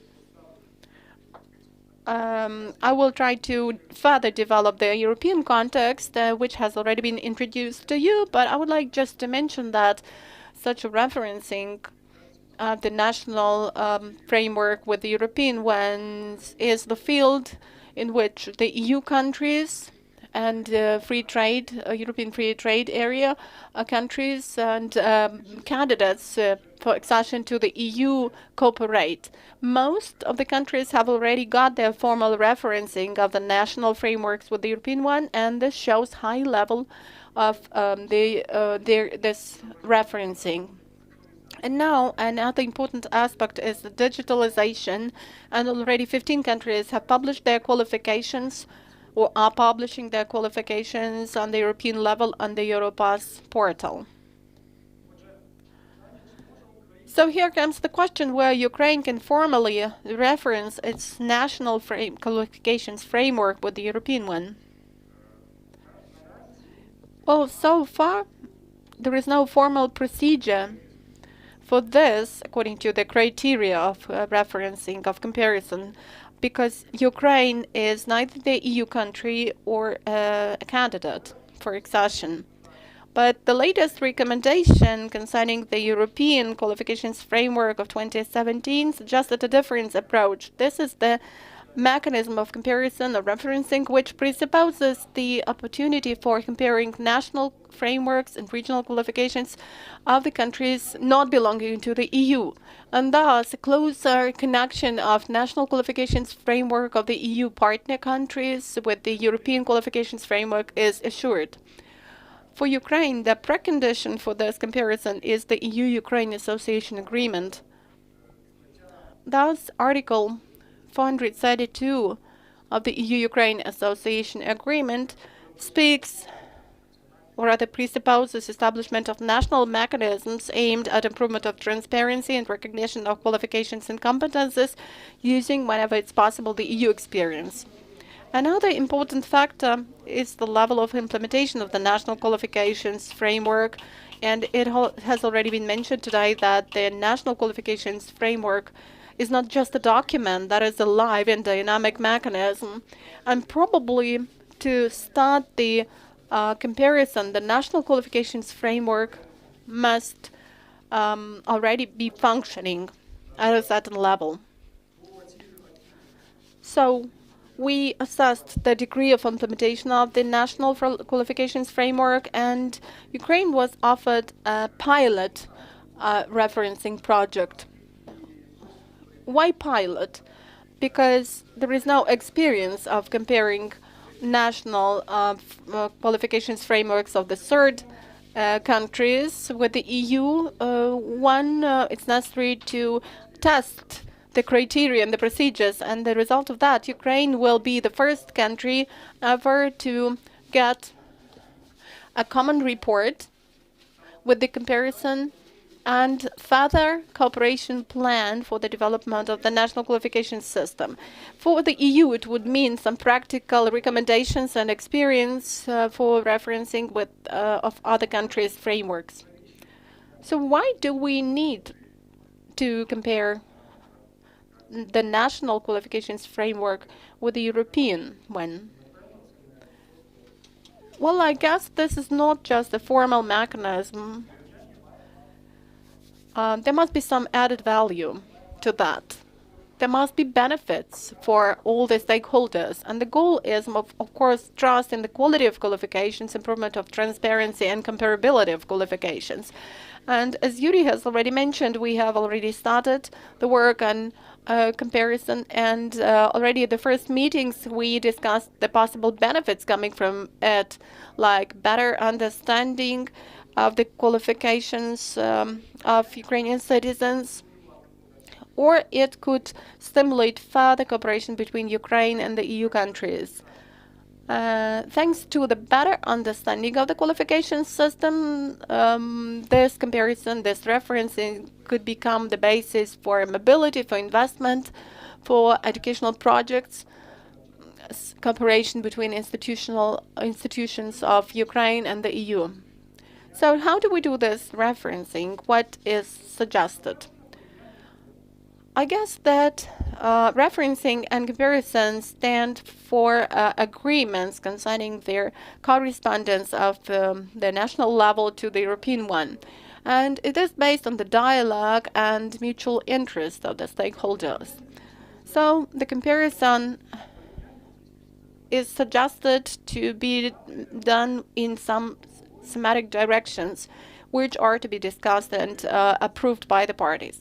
That is the joint procedure to be done by the working groups, and these working groups will involve all the stakeholders, both, well, from Ukraine, this is like the National Qualifications Agency, definitely the Minister of Education and Science, the Minister of Economy, the quality assurance bodies like the Center for the Recognition of Qualifications, and the conclusions in all the topics will be coordinated, and in order to gain evidence, we will also use some additional activities. And finally, a common report is to be prepared.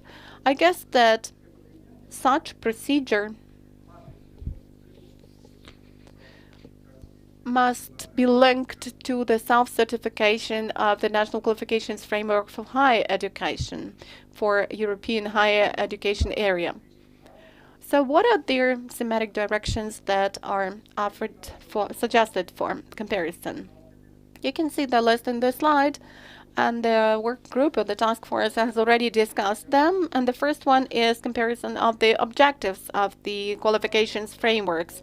Another one is coverage of embracing of qualifications frameworks, which includes certain segment of education, or it is a framework that is for all the levels of education. Does it exist for full or also partial micro-credentials? Is it only for formal education, or could informal and non-formal vocational education be included there? Another direction is the levels and descriptors of levels. We compare the various descriptors, the number of levels. We compare, or rather take into account, the methodology of correlation or inclusion of those descriptors into the national frameworks, the examples from those frameworks. And we compare the use of the learning outcomes as to how the learning outcomes are used in the standards, are used for assessment purposes. Then we come to recognition of the results of informal and non-formal learning. And there may come a question as to whether it's possible to recognize informal or non-formal learning. Then the other direction is quality assurance for those qualifications, how it is ensured. Then the next item is communication, transparency, access to information, recognition of qualifications. For example, how these frameworks are used when we need to recognize foreign qualifications. Then we take into account management and institutional mechanisms, coordination of the process, their correlation between the national qualifications frameworks, transparency, and ensuring the quality of the comparison process. So here is an example. If we take, for example, topic number 4, which is the use of learning outcomes, we gain some evidence that shows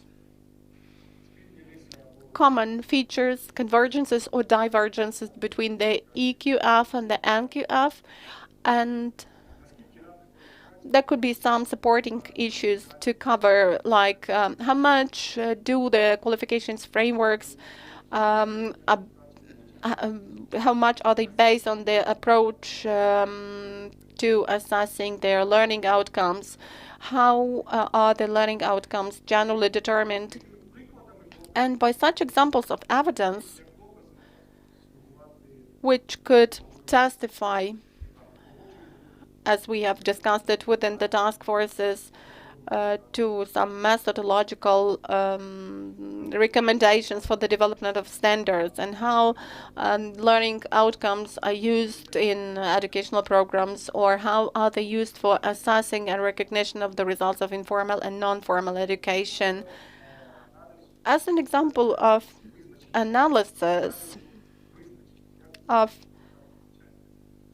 determination of the learning outcomes. So you can see the definition in the national and in the European qualifications framework. And the same as we compare the levels between those two qualifications frameworks, we can speak about some textual analysis and some definitions. But, we haven't yet discussed this issue. And the results of this analysis should be the object for a discussion within the task force. But I guess that the common point between these two definitions used in the EQF and the national qualifications framework is that both definitions are interrelated. They are neutral as far as the context of learning and education is concerned. I mean, formal, informal, non-formal. They embrace skills, knowledge, and abilities. Though I think that there are also some divergences that could be traced between those definitions. So what about the results of referencing? A common report is to be elaborated, and it will contain documented and recorded results of comparison.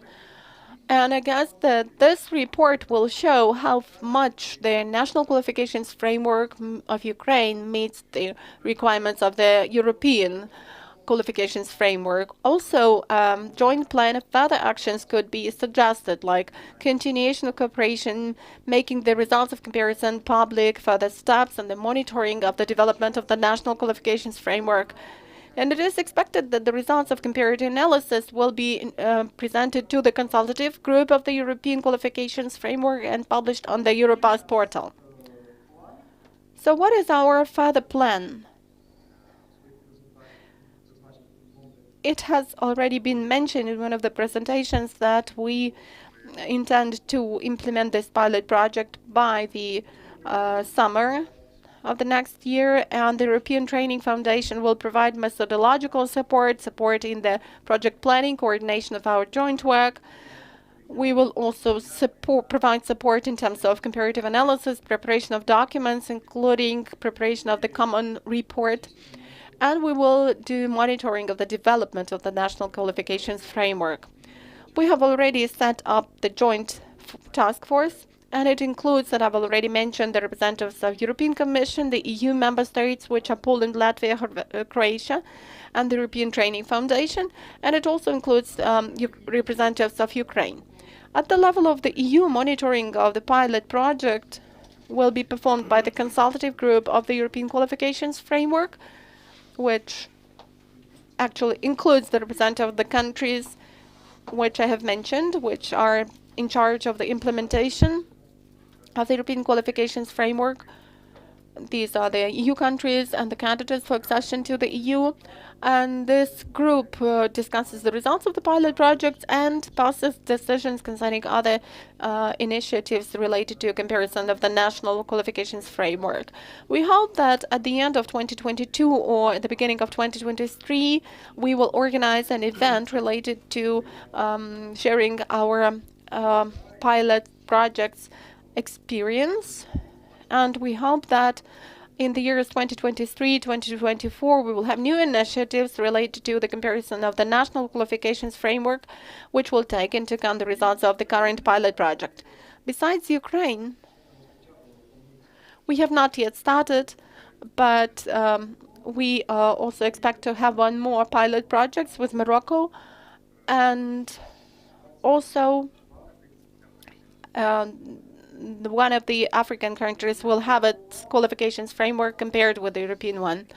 Thank you.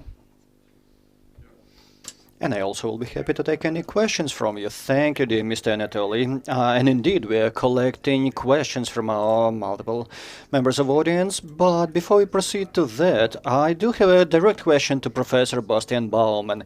In addition to all of the credentials that we shared about your background, you are also one of the designers of the European Qualification Framework, and you are possessing some unique experience. So when comparing it, and maybe even referencing with the Ukrainian Qualification Framework, it's still at the adaptation stage, right? So we are halfway through. We still have the operational stage to be performed before coming to the review and summary stage. But again, from the top of your experience, at what stage are we at the moment? What are the priorities for us to pay attention to? And also, what are the possible hurdles in our way that we'll have to face, remembering that we still have to take quite a way forward?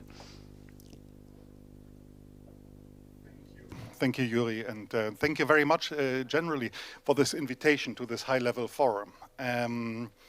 But I would like to respond not in a high-level manner, but in a very practical manner, because I believe this is exactly what needs to be done now. We are still at a stage where we are discussing things at system level, but we need to make sure that it really triggers down. And I believe there are two preconditions initially for this, and then maybe two other ideas on how to proceed that I would like to stress. The first precondition, and some of the colleagues have already referred to this, we need to make sure that everybody understands what the framework is, what it implies, and what they need to do with this. And that means really not only us here as high-level experts, but really everybody who is directly and also indirectly involved in the system.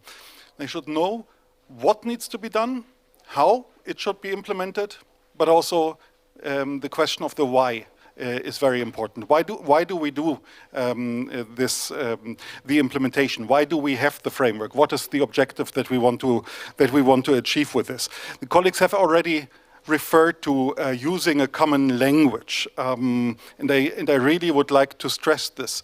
You know, any national qualification framework has, at the highest level of the framework, usually a competence or a skill for an expert to explain something to a non-expert audience. And that is what we need still to do here in order to make sure that really everybody will be able to support the implementation.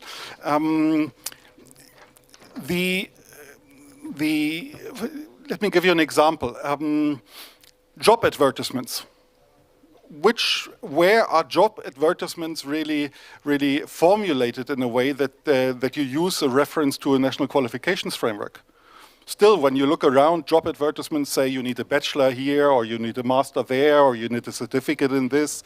If you look at a country like South Africa, first country to have a framework, every single job advert says the qualification level that is supposed to be associated with this. And this means really everybody in the entire population understands what is actually behind this. And that is where it needs to trigger down. The second point, I think we need to ensure that there's a consensus or a common understanding about how you want the system to look like as the next step before we are going to this operational stage. So in terms of system design, how do we want it to look like? And I'm coming back to this in just a second. Thirdly, I think we need a clear. So in order to do this, we need a clear implementation strategy or an implementation plan that is again triggering down to the grassroots level.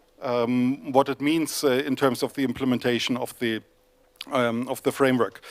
Yeah, the national qualifications framework, well, we talk still about system-level coordination, and I believe this is also what our colleague Kuhn from the European Commission has highlighted when he said that the national qualification frameworks are in place everywhere. But what does it actually mean to be in place?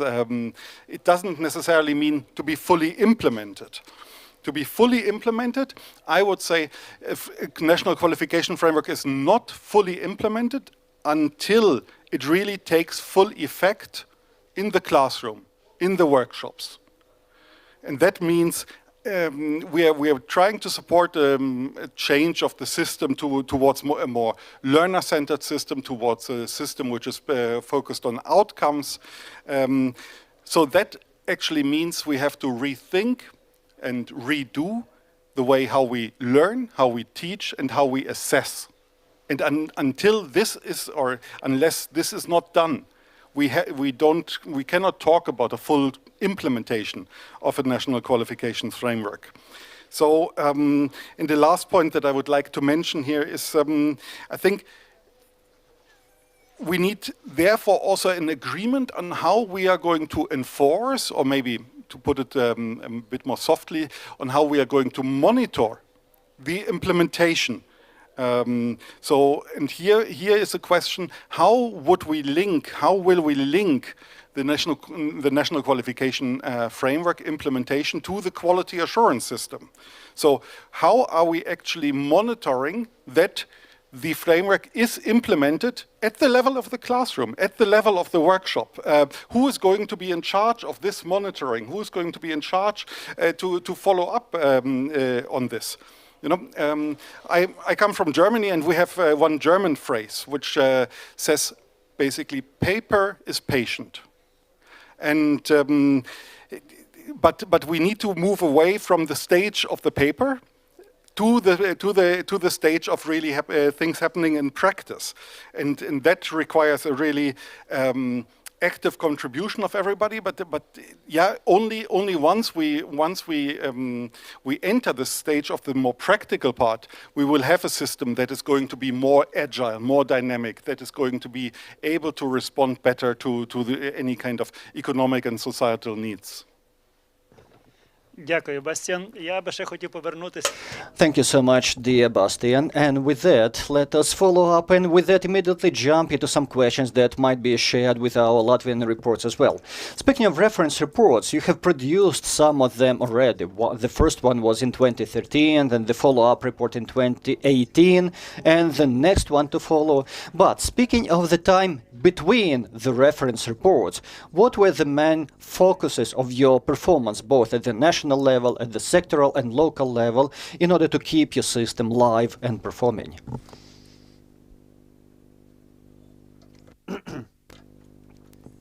Maybe I can start.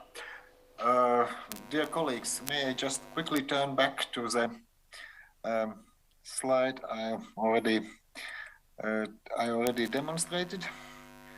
And first of all, I would like to say that our experience shows that development of this referencing report, first of all, it may be considered as some kind of internal audit or internal checking of your own system, because during this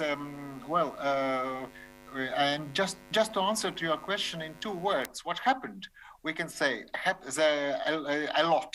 So a lot of processes happened in the national education system during this period.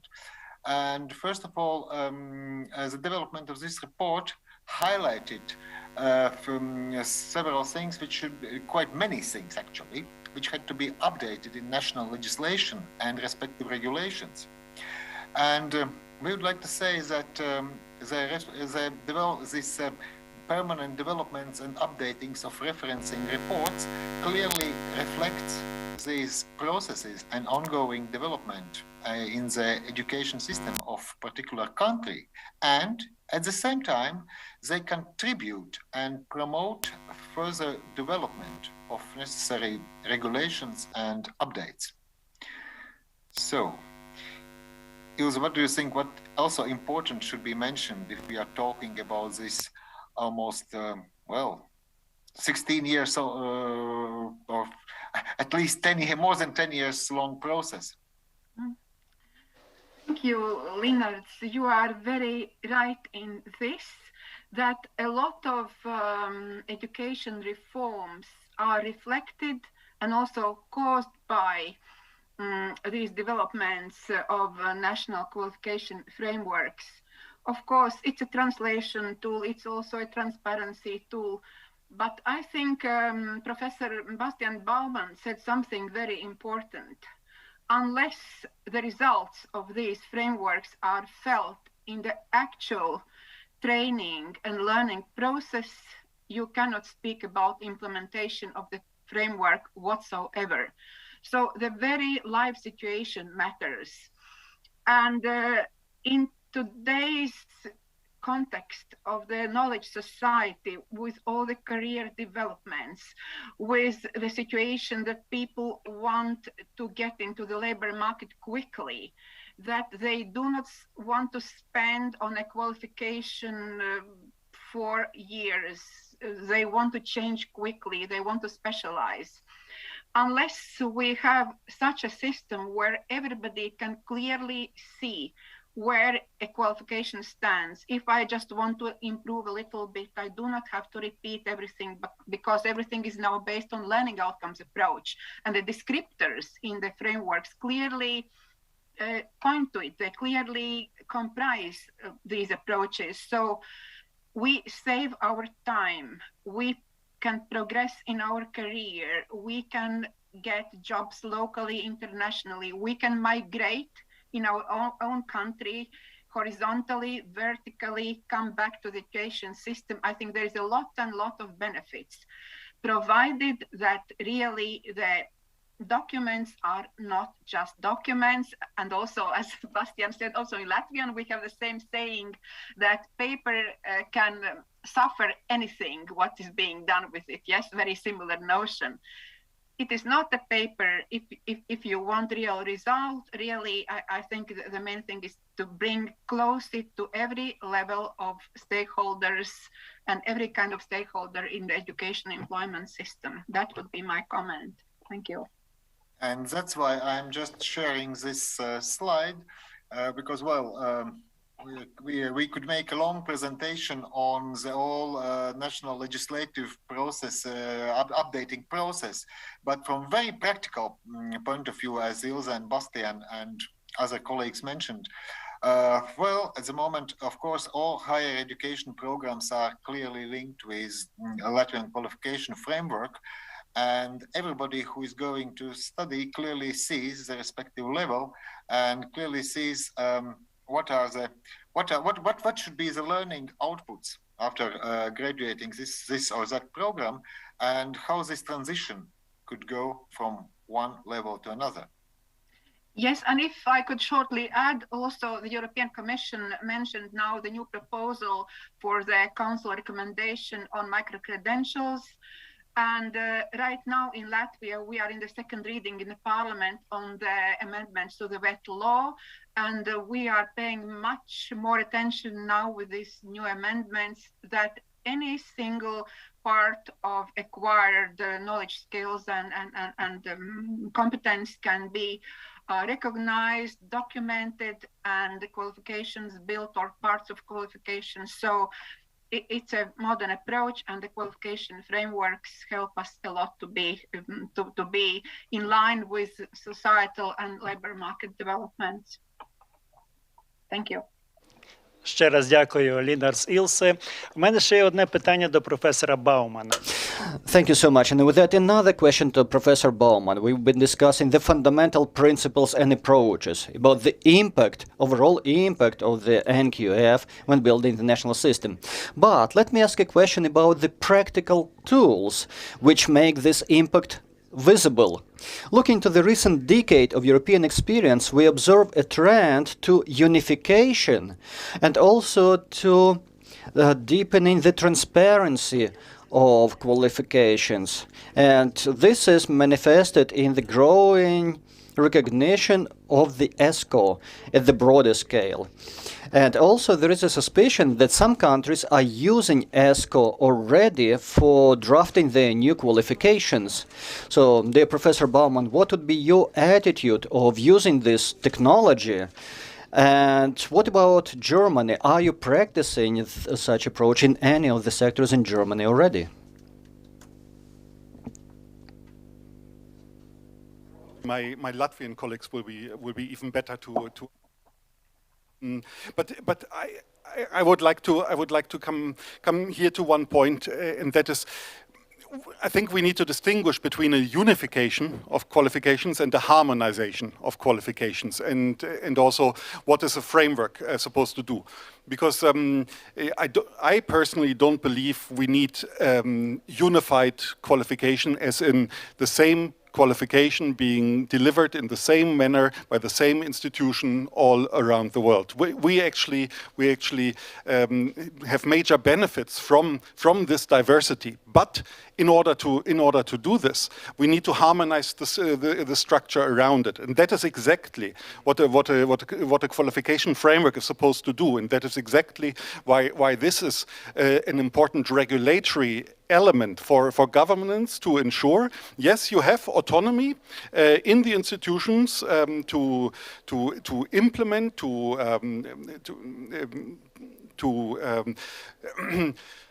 to provide qualifications, but within a structure where we all agree, namely these are important skills, competences, knowledge and understanding that everybody will gain, so that we can have a mobility of learners, we can have a mobility of the workforce, we have a mutual understanding of what is behind. So for me, it is less about the specifics of the classifiers that we are using, but it's more a matter of the mentality behind that we really need to make sure, okay, we have a system that we can fully trust, where we can trust that a qualification actually means something, and this, what it means, is exemplified by the framework. So we trust that a qualification at level 5 it corresponds exactly to this, no matter in what institution you have gathered or you have learned as an individual learner. But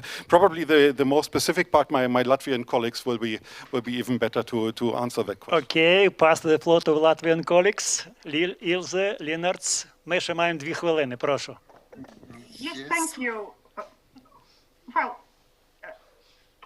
I think both of us could say, okay, I just mentioned very practical thing first of all, and then Leenarts continues, and maybe I comment afterwards.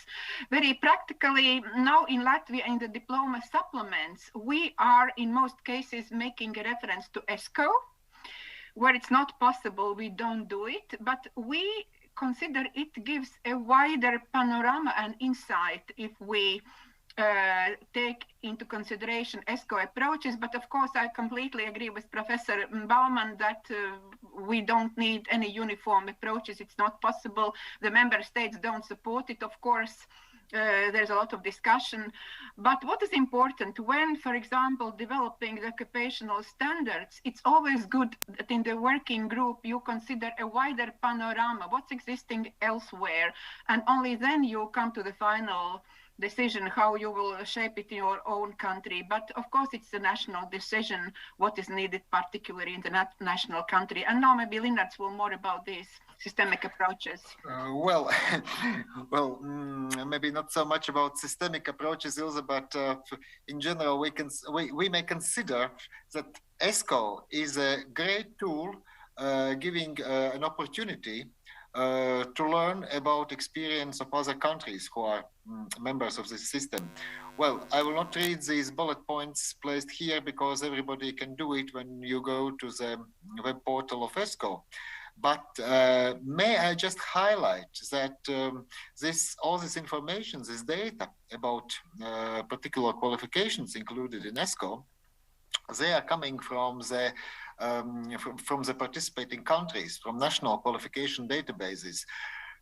And member countries are providing this information on voluntary basis just to share it with others. For example, in our Latvia case, we have this Latvian qualification database. And why we place this picture here, we think it's a good sample that there is one place on the web when everybody could see the clear links between qualifications, skills, sectoral qualification frameworks, learning outcomes, and all these elements. Дякую. And to search. So this could, from such practical point of view, such national qualification databases could be a great tool for everybody who is involved in education process or or dealing with human resources development. Thank you. Дуже дякуємо, Ілза Лінартс. Ну, як бачите, 2 години... Thank you so much, dear Ilse and Linnarts. I am surprised to see that our 2-hour slot has expired so fast, while the number of questions continues to be growing from our multiple members of audience.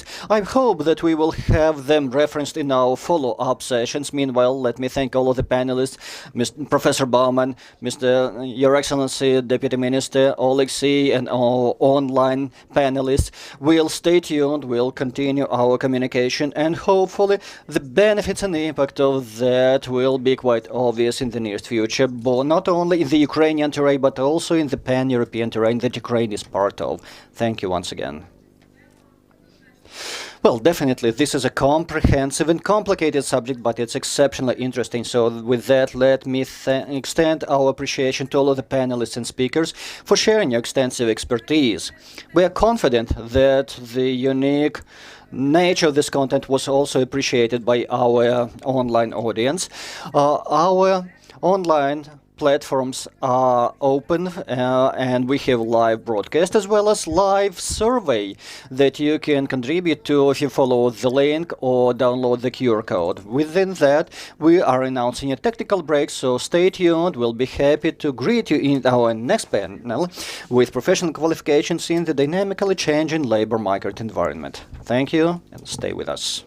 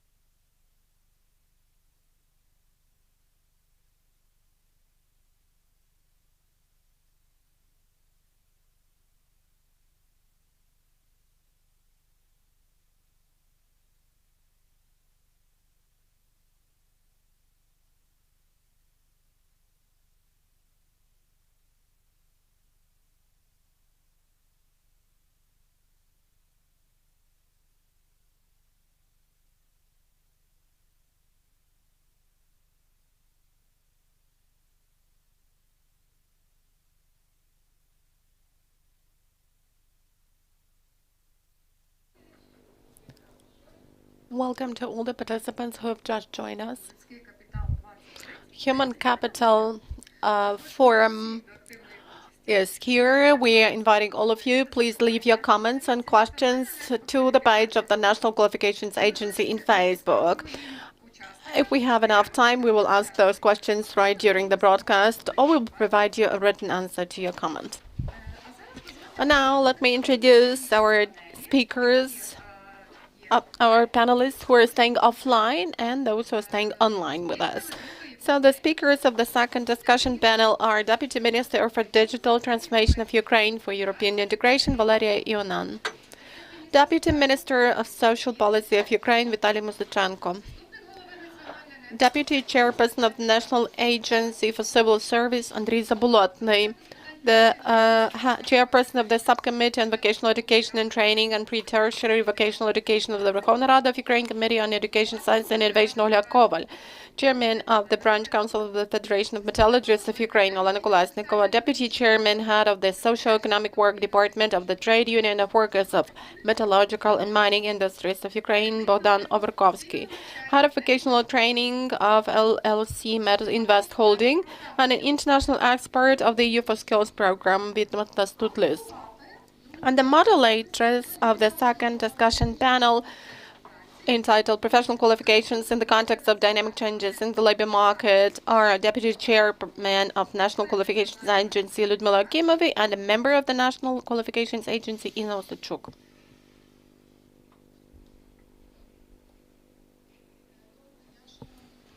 Good afternoon, dear colleagues, dear participants, both online and offline participants.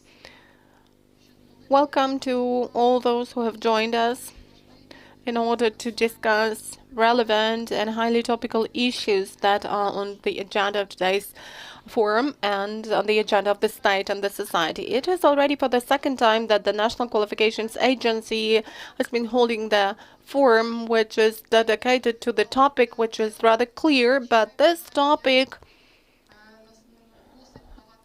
is rather comprehensive and deep, since if we look through a lot of literature sources, what human capital stands for, if we look at the definition, we come to realize that this is in fact the notion that does not fully disclose the comprehensive nature of this category and the value, because the greatest value of human capital is a person, an individual.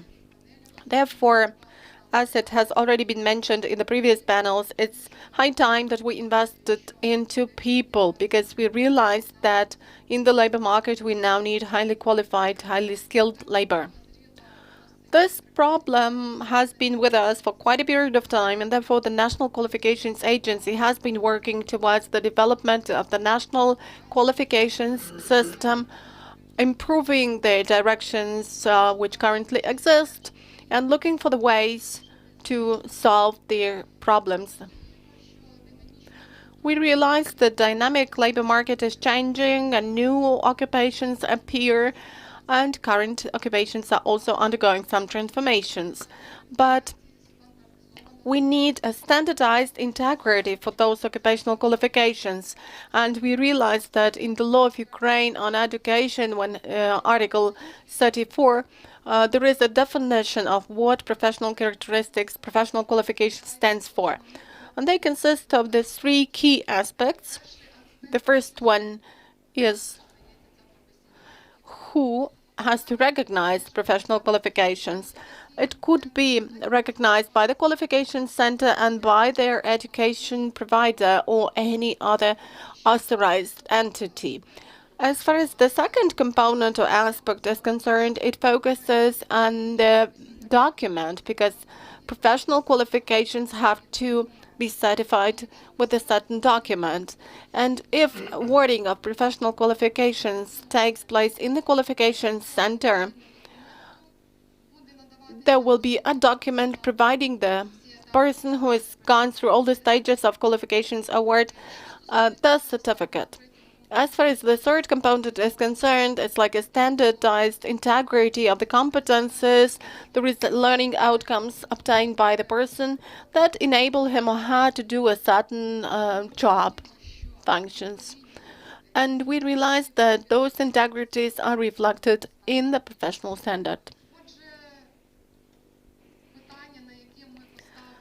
So here is the question which we asked at the beginning. What do professional competences and qualifications stand for? We have given the answer already, but we would also like to understand where we can come across professional qualifications. And as I've already mentioned, professional qualifications are mentioned and actually set by professional standards. And starting with 2017, there has been a procedure for the development and approval of professional qualifications. This is one of the key regulatory documents for the developers of professional standards. In 2018, there was developed the methodology for the development of professional standards, which is already the second bylaw aimed for the developers of professional standards because it sets out the requirements for professional standards development.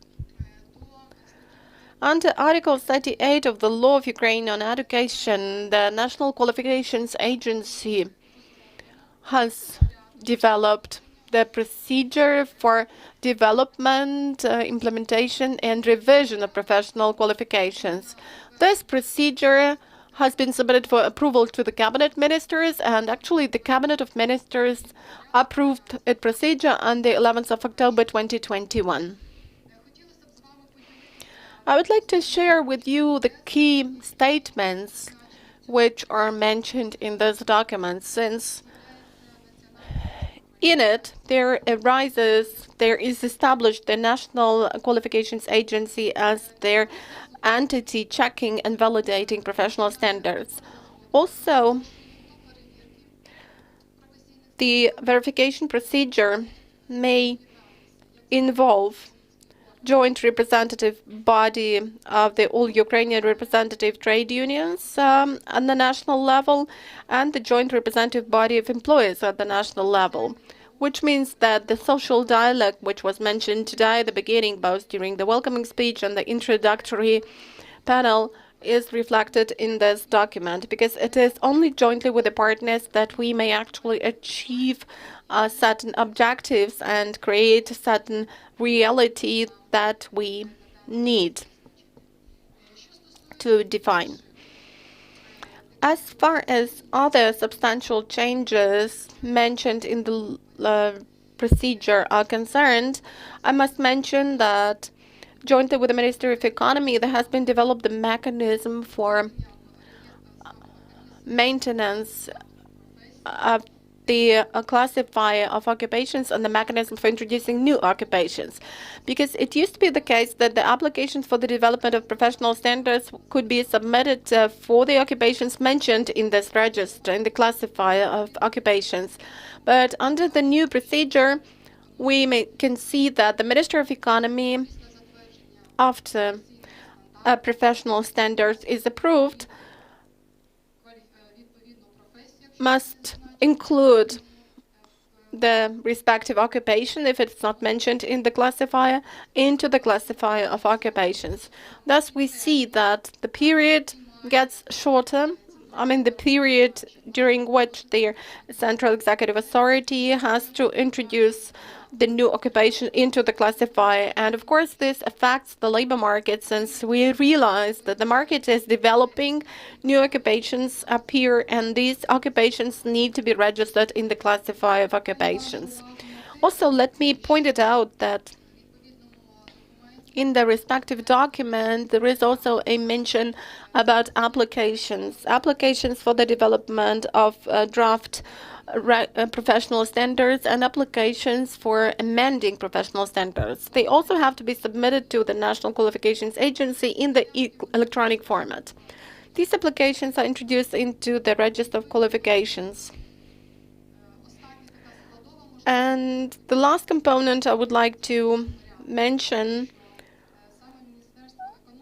is that the Minister of Economy, the same as according to the previous procedure and in the revised version, has to approve professional standards. However, this approval is made by the Minister of Economy and after that it sends the professional standard to the National Qualifications Agency, and NQA already introduces a certain professional standard to the Register of Qualifications. And starting with the moment when it is introduced into the register, this professional standard is considered to have been enacted. These are the key novelties mentioned in the procedure for developing, implementing, and revising professional standards. Since I was speaking about the Register of Qualifications, I would like to show you how this Register of Qualifications is compiled, how information for professional standards is collected.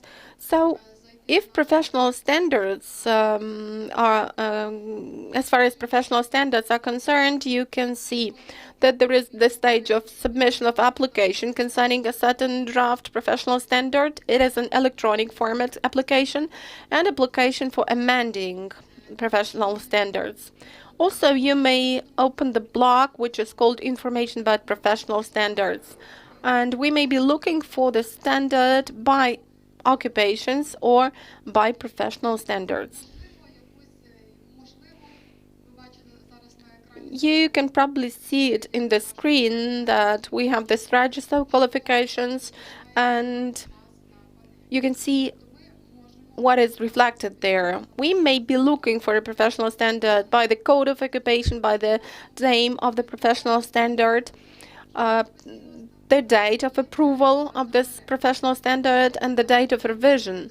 Since the date of revision of a professional standard under the new procedure, under the new regulation, is after 5 years, because you know that professional standards have to be reviewed at least once in 5 years. And you can see the next column, which is related to the relevance of the professional standard, whether it's currently functional or not.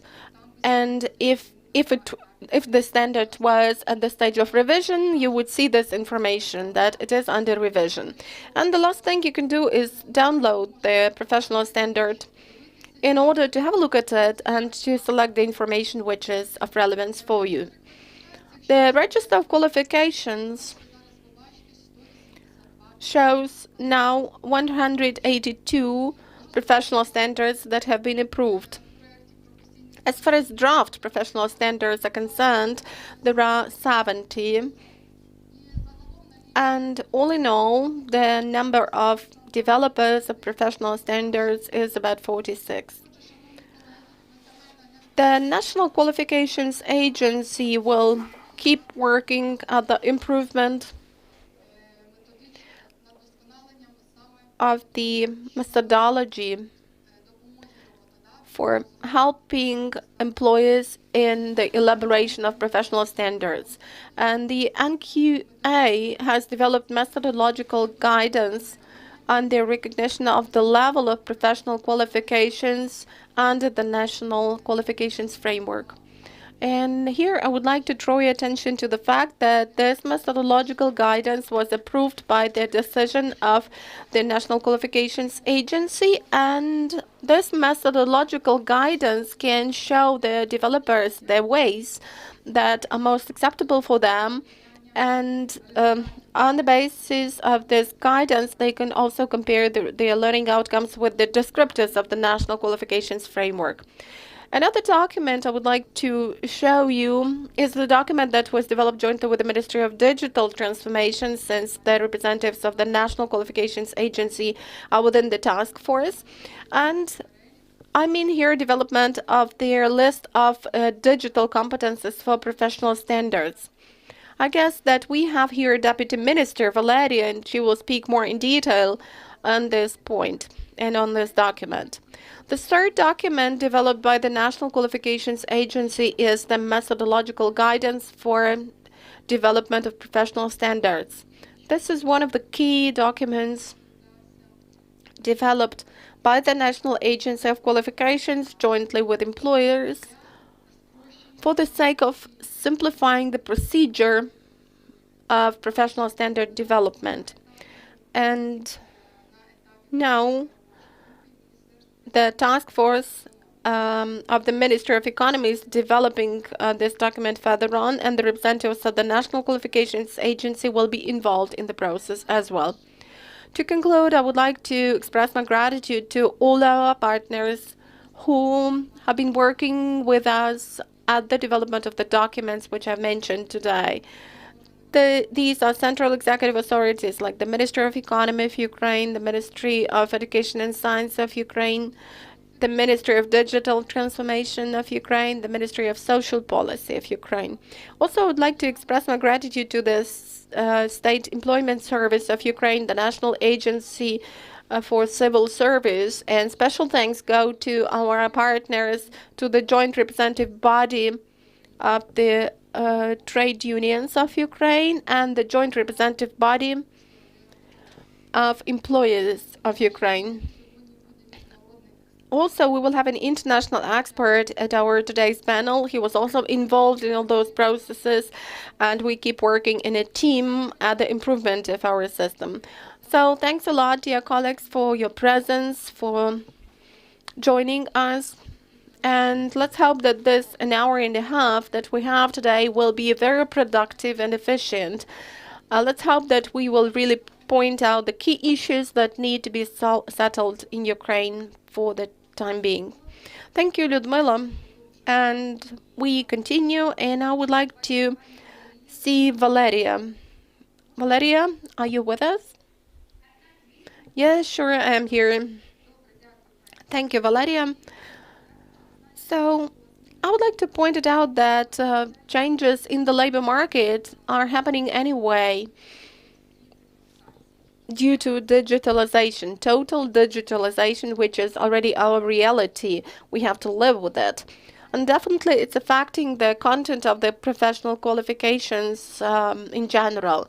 So, from your point of view, do you think that digitalization affects all professional qualifications, starting with the first level of the national qualifications framework and up to the 8th level, or probably there are some selective criteria?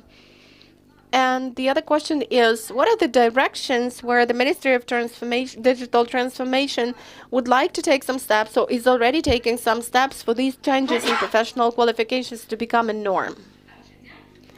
Thank you for the questions. For some reason, I can hear my echo, and if you can correct it somehow, it would be great.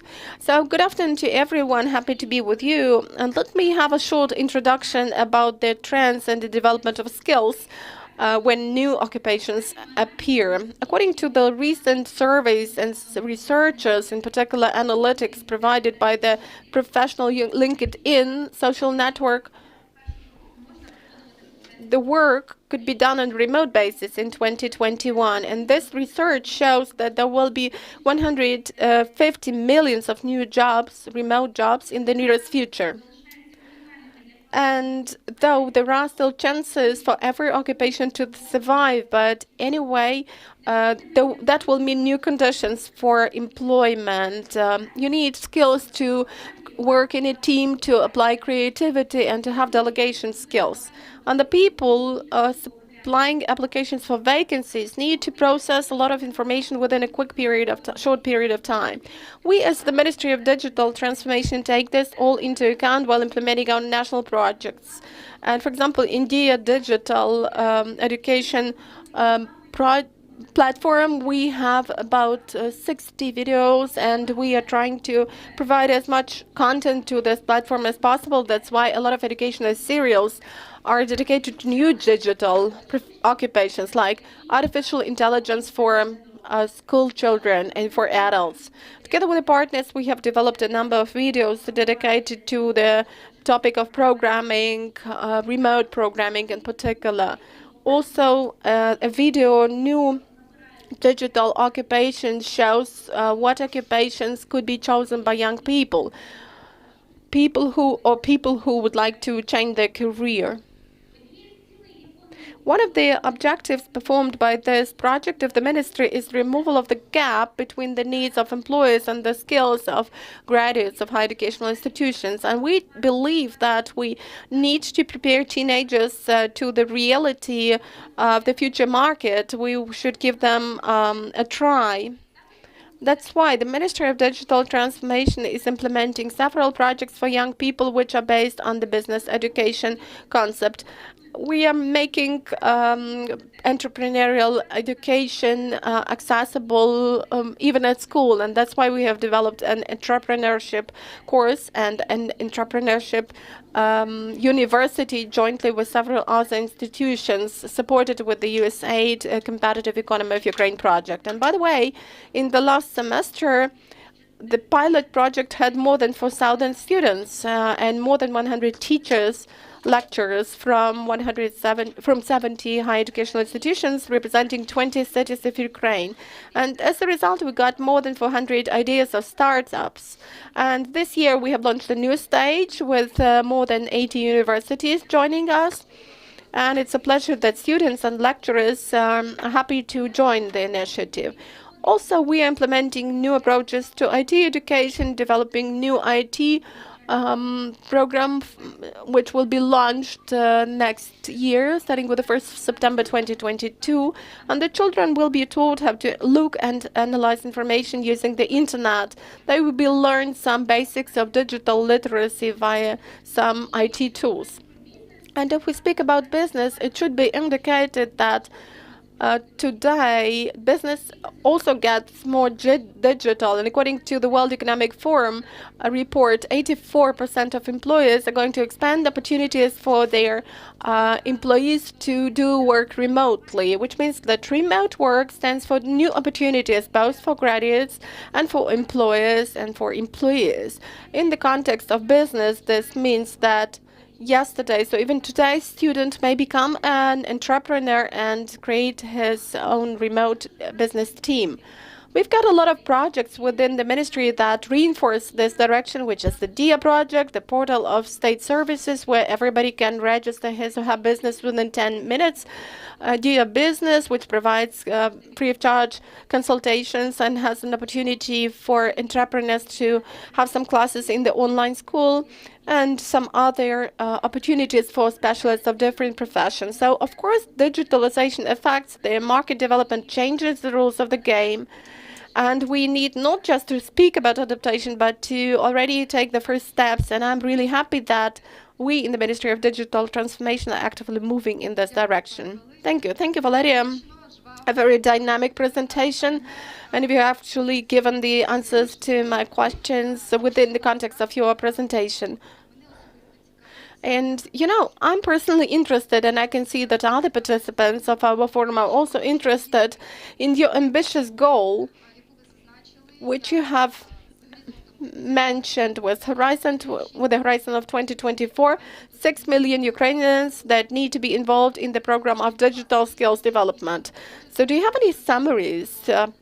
Can you already tell us how many millions we already have? Maybe we have already achieved the goal.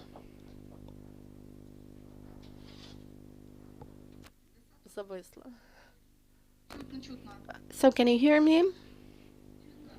Yes. Yeah, because something seemed to be wrong with the sound. Sorry for that. It is really for this sake that the digital education platform was created. And if I try to give answers to your questions, within 2 years, we have more than 1 million of registered Ukrainians on this platform. And more than 3.5 million is the coverage with this program of digital literacy. Also, in 2019, we had the first study of the digital literacy of Ukrainians, which showed that a very low share of Ukrainians have just the basic level of such skills. But in 2021, we had a repeat study, and we saw the progress of 5.2%.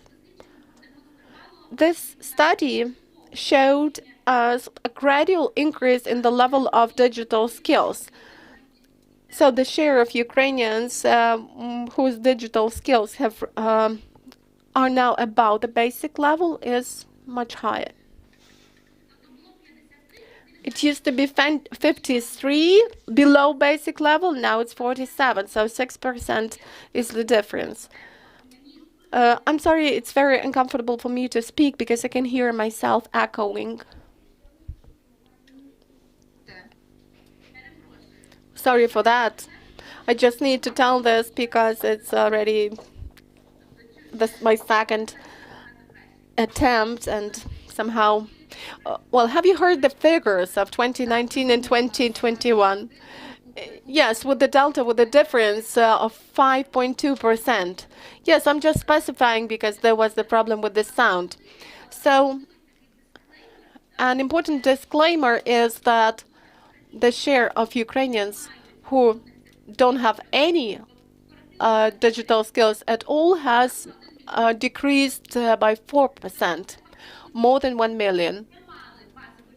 These are the people who didn't have any digital literacy skills at all, 1 million, and over the year and a half they have actually got some skills. Thank you, Valeria. Thank you for saying that digital skills are not just entering the labor market and types of economic activity in accordance with which business and business education will develop, but also they enter our life. Thanks a lot. Please, Vitaly, are you with us? Yes, good afternoon. Oh, yeah. Excellent, dear Vitaly. Let me start by saying that based on the labor market changes that we are expectful of and that we've discussed with Madam Valeria, we appreciate that every kind of economic activity and business operations will be changing. But we are particularly interested about the agricultural sector because recently there was a survey conducted in this particular sector suggesting very interesting findings.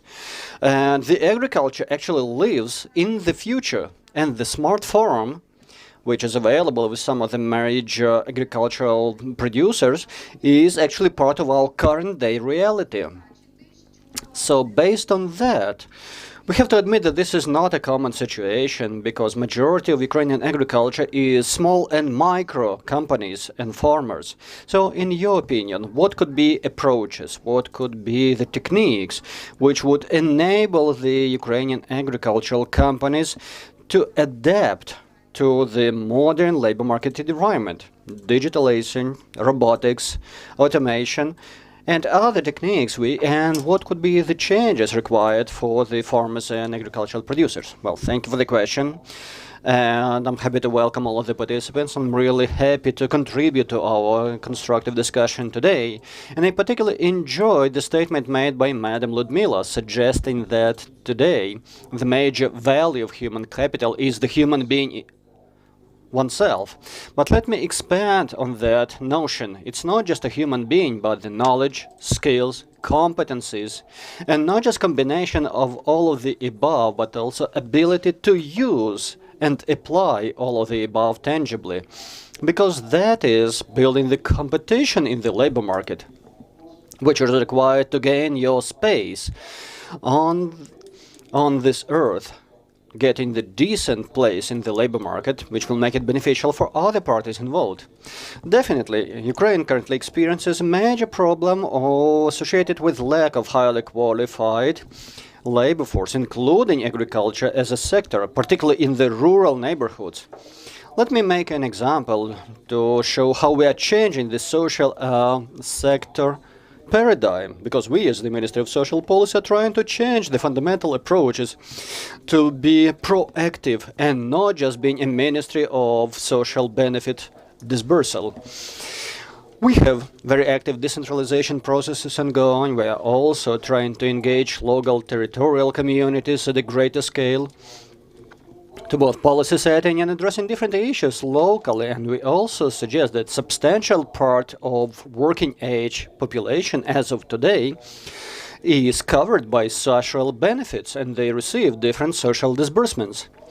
And once we analyze the situation, especially in the southern part of our country, where in many cases we have the seasonal employment prevalent in the agricultural sector, that's where definitely we should discuss some changes to such realities. But speaking of the social policy aspect, in order to find such solutions, let me pay attention to the fact that, generally speaking, when social aspects have to be taken into consideration in building the national framework of qualification, we have to provide for equal access to acquisition and implementation of such competencies and qualifications for each and everyone to avoid any discrimination. Discrimination could be different, it could be by age, ethnicity, or social, geographical location. You just name it, but again, if we are talking about the agriculture, then we are talking primarily about the people living in rural neighborhoods, which result in the additional problems regarding the baseline education and the quality of such education, which traditionally is less developed as compared to the urban settings, and thus resulting in the lack of capacity of the education seekers to acquire decent education and competencies and then to join the decent competition in the labor market. Another thing to be mentioned about the demographic factor is talking about inclusivity, removing every possible barrier. So that's why we should remember that a substantial part of Ukrainian population would be people with different disabilities, and their capacity to be competitive in the labor market as compared to other citizens should also be taken into consideration, also including at the matter of building the occupational standards, as well as programs in the sector to make sure that we establish the respective environment for each and every citizen, regardless of everything, to acquire the necessary qualification, which will be matching current day realities and expectations, and also to produce the next generation of professionals who will be able to seek and occupy the respective vacancies, and thus contribute to strengthening economic capacity of our country. So, just to finish with my opening remarks in this session, that is something I wanted to emphasize about paying due attention to social aspects and building the national policy approaches regarding the qualifications, as well as those cross-sectional issues in the labor market. Thank you so much, and particularly for your welcoming remarks and clear emphasis made. But let me continue with a question. Could you explain, please, again, speaking of the agricultural sectors, based on the labor market changes that we observe, some professions and some qualifications will be extinct. New are emerging, but some become extinct. So what about those professionals who still have old-style occupations? What would be the employment opportunities resulting from the automation and robotization processes? So naturally, they might require some new skills and knowledge in order to find a new place in the old profession, in the new style of the old profession, or maybe something should be changed in terms of education and training in order to provide them with such skills and knowledge.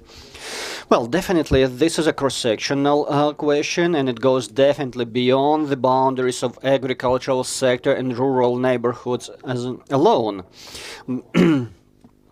Although we can see similar problems with the coal mining neighborhoods and mining as an industry, so fair transformation is an issue for coal mining neighborhoods, for example, and that's a dominating issue for quite big number of communities and neighborhoods. But we have to admit that there is the revolutionary pace of development when it comes to technology, which drives forward the need for developing new occupations and the new quality and numbers of the professionals.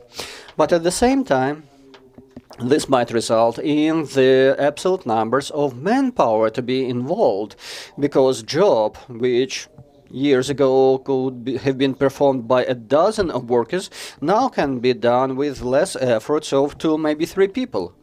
That means that the remaining professionals will have to be trained into other qualifications, and this should be done intensively and quite dynamically to keep up with the pace. And we believe that the system of continued education, requalification, and reprofiling of occupations should be also an integral part and process of our realities. But this also emphasizes the importance of analyzing the labor market situation and also providing opportunities of micro-business, bearing in mind specificity of different locations, which might be determining the actual local needs and thus defining the nature and paradigm of our response to that. Yes, thank you so much for your extensive remarks, as well as the speech that you produced, which is differently cross-sectional. And with that, let us continue to the next speaker, and please advise whether Andrei Volodymyrovich, the Deputy Chairman of the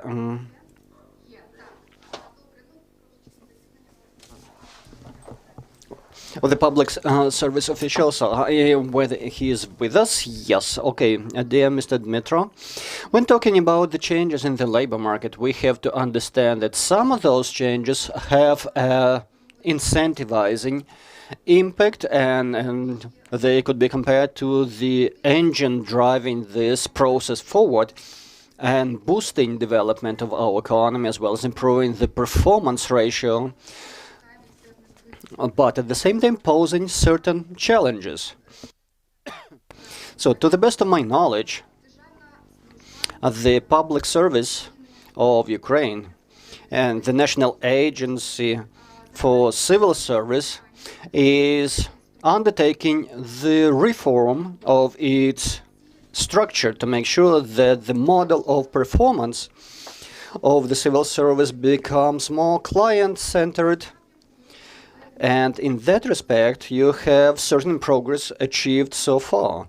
So can you please explain what would be the role of these reform interventions as affected to the classifier of occupations from the standpoint of matching those transformation processes in the labor market? Are these processes harmonized between each other?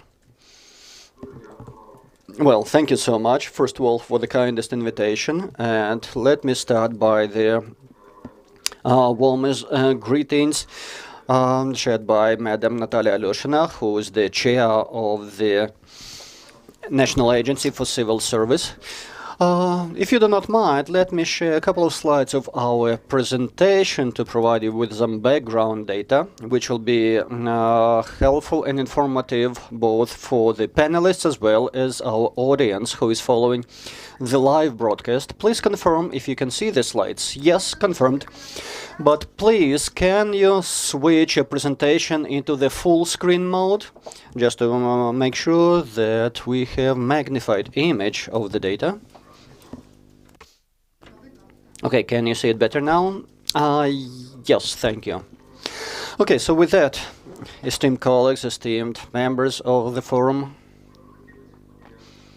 first of all, we would start by presenting the model of the remuneration system, which is currently, and the classification system, which is currently implemented by the Agency for Civil Service, and this will affect all of the civil servants who currently are involved in the service, in the sector of public administration, as well as those who are planning to do so in the future, because we believe that this model will become a framework so that it will be replicated also in local settings in the civil service branches. So, when talking about the reform of civil service, particularly looking at the best cases of the most advanced practices in other countries, first, we should start with the classifier of occupations, and that is why in the previous year as well as in 2021, we implemented extensive round of activities with different stakeholders, including those who are attending the esteemed meeting today, as well as our international, and particularly European colleagues and counterparts. And thus, looking into the core of this model, we are designing a classifier which enables us to bring together different occupations and professions, which do have some differences as compared to the private sector performance, and at the same time making sure that different categories of professionals, such as legal advisors, accountants, or staff management, auditors, analysts, researchers, IT staff, and other, to be brought together as elements of the uniform classifier. And for that benefit, we managed to perform and to bring them all together into an inventory of standard occupations and to have them classified against the respective methodology. So as you can see, almost 2,000 occupations have been rated in this classifier, starting with the Secretariat of the Cabinet of Ministers, which is the senior administration structure in the hierarchy of the civil service, then the ministries, including Ministry of Digital Transformation, Ministry of Finance, as well as other structures that are subordinated to the core authorities and branches. And following up with that model, we designed an experimental model of such classifier to enable us to present the new methodology which has been submitted to the Ministry of Justice to make sure that it can be rolled out not only to the 24 regional authorities but also to other civil service entities and authorities. The underlying principles of this classifier are listed here in the screen. Let me skip reciting all of the text. But objectivity is one of the fundamental elements looking to the integrity, as well as the core of the position, which is one of the key definitions in the civil service law, which clearly defines the scope of responsibilities and functions, and thus clearly appreciating the role, responsibility, and area of effect of such position. This was the underlying principle for defining such occupations. And this technique was used to determine the other families of positions. Totally, we have 28 of them, starting with the senior leadership, as well as other typical units and sections such as accountancy, procurements, data management, as well as other units which are responsible for policy setting, staff management, and everybody else. I hope that you can see that we have captured every possible position within this experimental design. And in order to see what should be done with these families in terms of classification, we suggested to use different levels of assignment, and there are 9 levels respectively, and they represent in the essence different categories, A, B, and C respectively, available in the civil service. So A will be senior management, middle management B, and the junior executive staff would be the C category respectively. Also, as part of this classification, we use in different types of public agencies, starting with the secretariats, ministries, then local, territorial units and authorities of different sort. And here in this summary slide you can see how all of that is used for the sake of generation of the so-called classification code reflecting the family of the position, respective level and jurisdiction. And this classification will make sure that each family, each level, and each particular jurisdiction is referenced to accommodate each and every position. And let's look at this example where we have family 5, which stands for accountancy, to understand what kind of classification reference is associated here with different positions. And then once this code is generated, it becomes the determinant factor which is used for remuneration rate, thus defining the salary amount.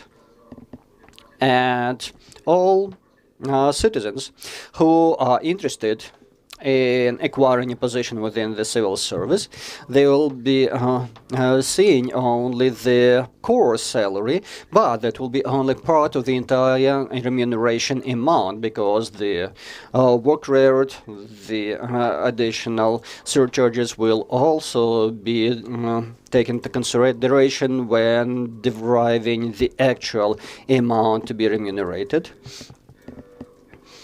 And so that is something else that we are intending to change in the future, to make sure that in the future job announcements that will be posted to attention of the interested seekers, to make sure that the actual amount of full-size remuneration will be made available to the potential candidates. Now looking to the immediate next steps to enable us to roll the system out to the entire system, starting with the Ryan level and all the way up to the central authorities.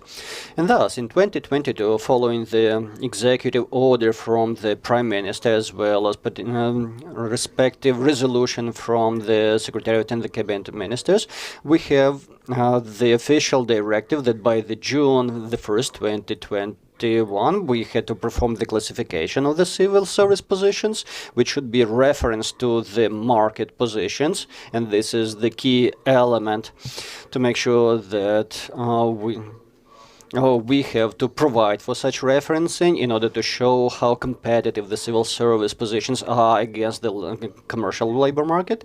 So in 2022, and by the way, this roadmap has been delineated in the respective resolution of the Cabinet of Ministers, which in the nearest future will be considered by the Cabinet of Ministers.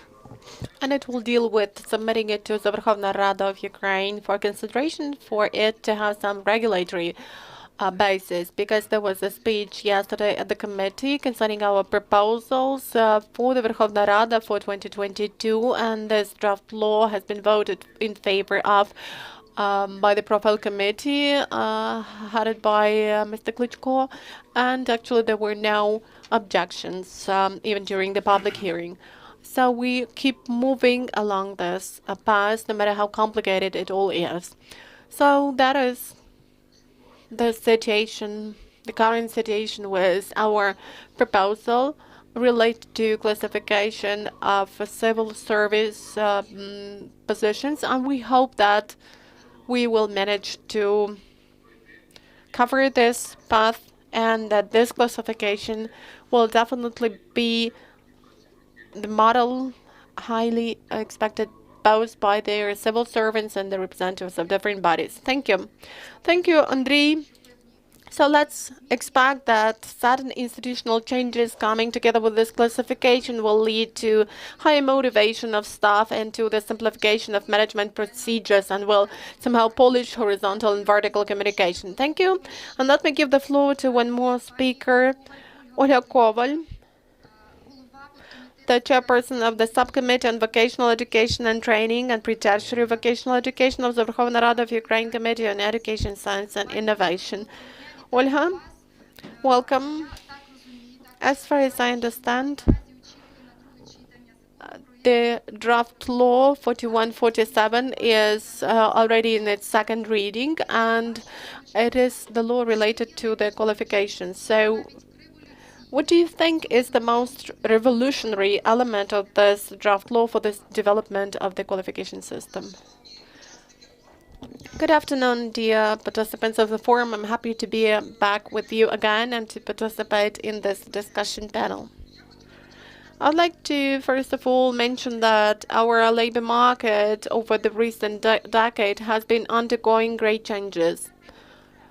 Primarily, this is robotization, digitalization, ecologization of all the processes and standards of goods production. Therefore, information is also becoming more accessible, and more people get their education in an informal way. Also, changes are introduced by the pandemic, and we do realize that the approaches to work organization have changed substantially, in particular as far as digitalization of workplaces is concerned. Some businesses close, some businesses enter a new working format, That's why our qualification system should respond to these changes, and we need to introduce changes into our legislation.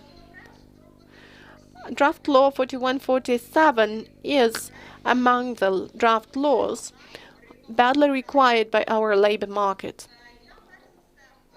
And let me stress that we need to pay great attention also to the quality of education and training. I may assume that while we are developing professional standards and while the standards of vocational education, educational programs, curricula, syllabi are developed on their basis, some requirements to labor functions or to positions already change, while the education and training will take place according to the obsolete, outdated programs. And this will lead to the situation when the employers will feel dissatisfied with the results of education and training. In such a situation, it is absolutely logical that we have a question. What do we do with this? To make professional qualifications students of educational institutions gain to meet the requirements of employers and current labor market requirements. You know, I would like to voice some of my ideas on this point. First of all, let me speak about the learning outcomes of our students. They should correspond in the year when they graduate to the requirements of employers which are recorded in professional standards. It is in the draft law 4147 that should have been actually considered in the second reading by the Verkhovna Rada, but today we're considering the public budget for 2022. It has already been voted for, and amendments to the budget of 2021. So this draft law and its consideration will actually be later on the agenda, not today. If we get back to draft law 4147 in its essence, I must mention that it offers new mechanisms for developing, approving, and modernizing professional standards, and this aims to partially solve the problem which I've already outlined. Secondly, I would like to stress that in our system of education there are two key participants without which nothing may happen and on which the quality of education and training depends. These are the students themselves, and these are also teachers, lecturers, and other pedagogical staff. It's clear that students are our children, and we teach everyone with no exception. It's also clear that it's important to ask ourselves a question: how we teach, what we teach, and on the basis of what we teach, and at what level of education and training. But I guess that the major problem here is who teaches. And the essence of this problem is that we have a deficit of teaching staff, and the institutions do feel this problem. Another problem which can also be frequently traced is that pedagogical universities, teacher training universities, have students who have not got the best results of the external independent evaluation as school leavers. And after they graduate, it appears that the best of them, the best graduates of those teacher training institutions, do not work as teachers or as lecturers in higher educational institutions, keeping on sticking to their research activity in parallel. So what do we get as a result? Educational services, the same as any high-quality goods, should meet current requirements, and they cannot be cheap. That's why I would like to stress that our main task as that of the government and parliament members is improvement of the quality of educators, creating of competition for teaching vacancies, then we will be able to considerably affect the learning outcomes. Having good teaching staff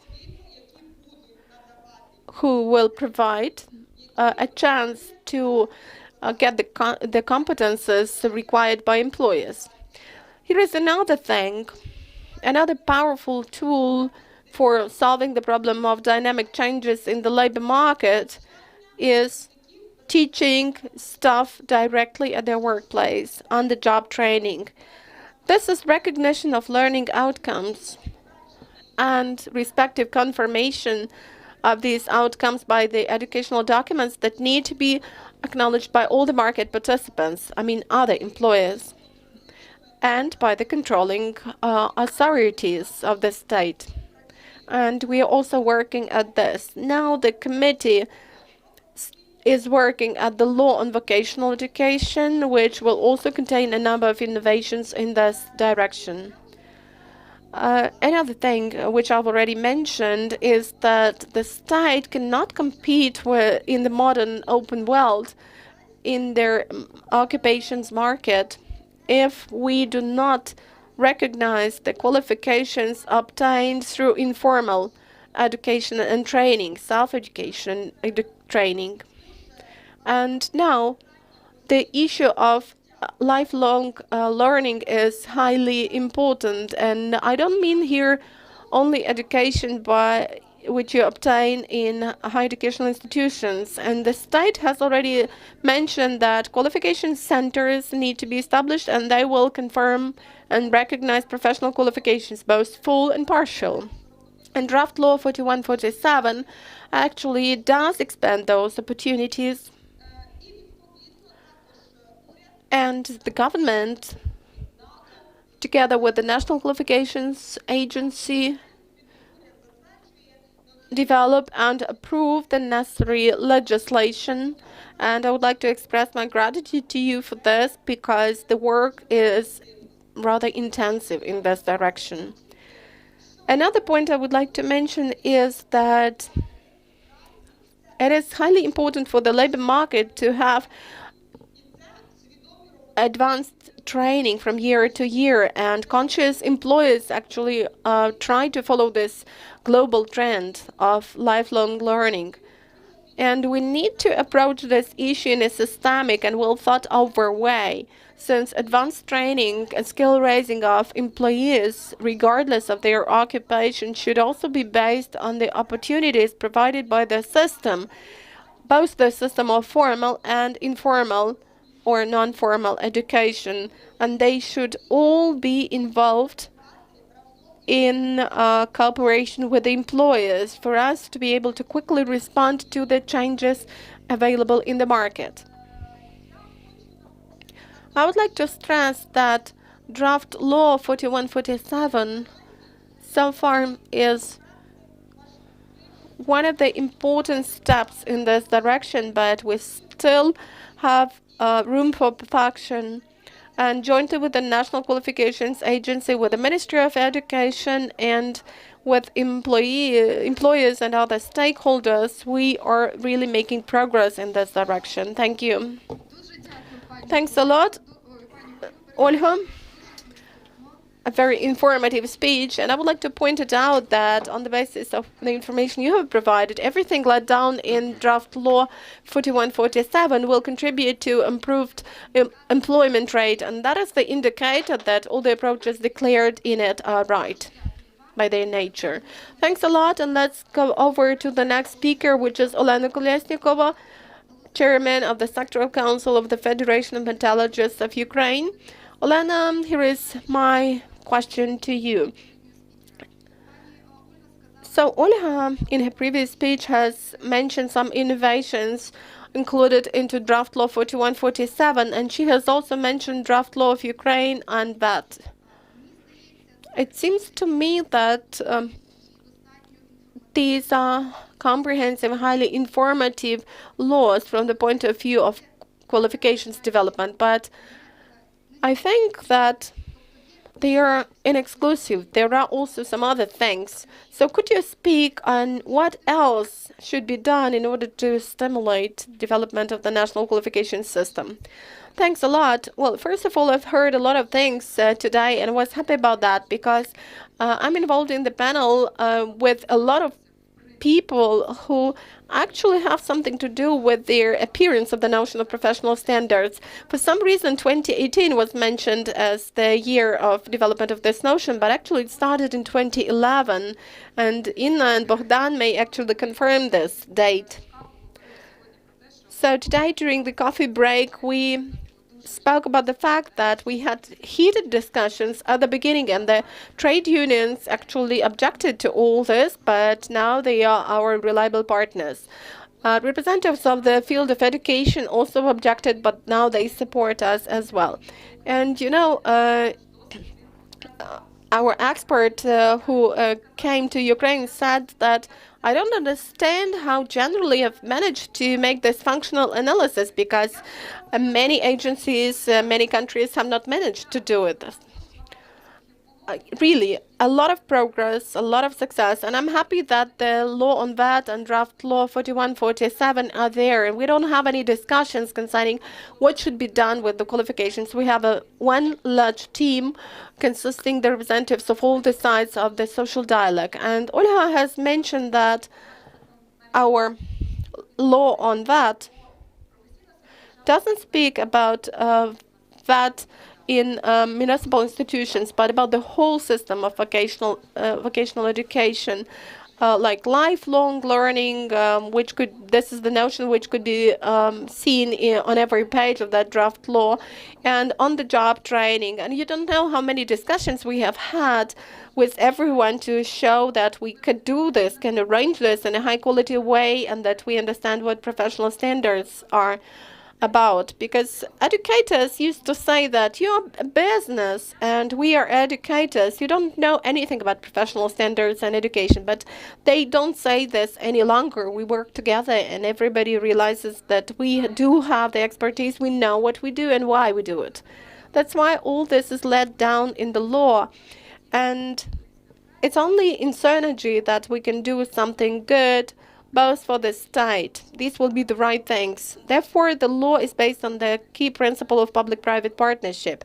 We cannot do anything separately because, unfortunately, in our country lacks children and people, and that's why we have the topic of human capital. Let me get back to this topic because this is the key theme. And when we speak about gold currency reserves, I start thinking not about money, but about people. And Dmytro already mentioned today that if we'll have people, we will have everything, plants and everything. But if people leave because they want high salaries or because they don't want to work here, that will be a problem. That's why both the draft law and the law on VAT are aimed to keep this main gold currency reserve in this country, which is people. And you know, we also should speak about partial qualifications and their introduction into the labor legislation, since I think that this is the most important thing that we have recently made, and I hope that the Verkhovna Rada will vote in favor of draft law 4147, because this will help not employers but people. A person can actually start working in 3 years because he needs to get extra qualifications. Look into the eyes of these young people whom you say that, okay, here is a position, here is high salary, but in 3 years, come in 3 years. And the person says, thank you, and leaves. And then we try to prove the ministry what needs to be done for a person to be able to very quickly be trained, and for this person to get high salary after being allowed to work in this position. But the legislation says, you're great, you should pay all the taxes, but you do not decide what position, what person could you appoint to what position. It's just written how much experience the person should have. So now we speak about quick changes, but it says that their experience after the first category should be 1 year. After the second one, it should be 3 years. So we say that, okay, you need to wait for some 5 years. And again, the young people will never wait. They will go to Germany, to Poland, where they can get the same salary within 3 or 5 months. And again, this means that we actually buy a ticket for this person. That's what it looks like. So I hope that these legislative acts will be quickly considered by the Verkhovna Rada, and we will no longer dream of this, but we will say, hooray, we are the best. Olga is still in the Verkhovna Rada. We really hope that you will manage to somehow enchant old MPs. So as much as you have started loving the system of education, I hope that your love fully covers the whole room of the Verkhovna Rada and that all MPs will support us. I actually prepared a presentation, and I heard a lot of speakers, because I was listening online to the broadcast. So a lot of speakers mentioned a lot of things in a professional way, and nobody is now afraid of such notions as qualifications, framework. Yuri was the moderator of the previous panel, and we had a discussion with him long ago what the National Qualifications Framework is. And Yuri, I hope that we have reached a consensus and we already have the same vision of whether the National Qualifications Framework covers professional qualifications or not. And I guess it's also a success, because when educators acknowledge that our professional qualifications are everything, that is already the progress and the success for the changes in the labor market and in business. Davos has been mentioned today, and I always mention Davos when we speak about the need for changes. How many changes will there be in terms of positions, qualifications? Changes are rapid, and they used to be distant, but now I can tell you that everything mentioned in Davos is already happening in the labor market, because every day, buying new technology and equipment, using new technologies, we come closer to this new future. And these marvelous movies, when time is actually ungrounded, time doesn't matter. So we already live in the future, and we cannot think that we have time for changes. No, we don't have time for changes. Changes have already taken place. They actually occurred yesterday. We are somewhat not ready for them. So we need to accelerate our movement and to change legislation. If we speak about planned economy, everything is clear. There is some big brother who is watching you and giving you all the assignments. But unfortunately, we live in a different country, or luckily, we live in a different country, and that happens in a different way. So everything happening in the labor market should be from bottom to top, and then at the top there should be quick response in terms of changes in the labor market, in terms of changing the legislation. It's actually not about relevant problems, but relevant challenges. We don't have any problems any longer. I think everything is fine with us, but we have a lot of challenges we need to work with. Today, there was a question about the classifier of occupations. That's a challenge because we need to digitalize it, right? That's why we hope that the Ministry of Digital Transformation will really support us, because what you have done with DIA shows that classifier will be a very easy task for you after that. We hope you will support us, because today when we speak about digitalization, and you cannot always find a document which you need, and you cannot analyze it if you don't find it, but you claim that you will be able to find the relevant version and analyze it. Well, so things will change, and probably we shouldn't even mention this. So we speak about partial qualifications, which also enable us to implement changes in a quick way. We speak about launching of the qualification center, and this is also a silent joy, so to say, because we are afraid to somehow scare our fortune, and business really supports all these ideas. And by the way, when I say business, I mean people, because that is a quick opportunity for gaining quick qualifications and getting good salaries. And that's why we work, because most of us are hired labor. So let me hope that this will work in this country.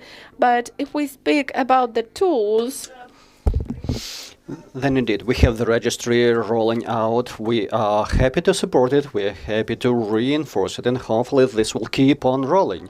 We also believe that the professional standard should be liberalized, not because that will be associated, and remembering that this will be associated with some challenges, it won't be deprivation in terms of the quality. But as long as you understand how many people you need possessing certain expertise in order to design it, then do trust my word, it's not every individual, not every organization who is ready to commit to it. And in many years, in remembering that those years ago when occupational standards were not approved because the standard could have been developed by an organization or company, and then pretending this was kind of a replica of an official standard. But within all those years, I didn't see people standing up in line, queuing up to have their standards reported and registered, because I will be number one saluting to this ever happening, because that will be the true token of success.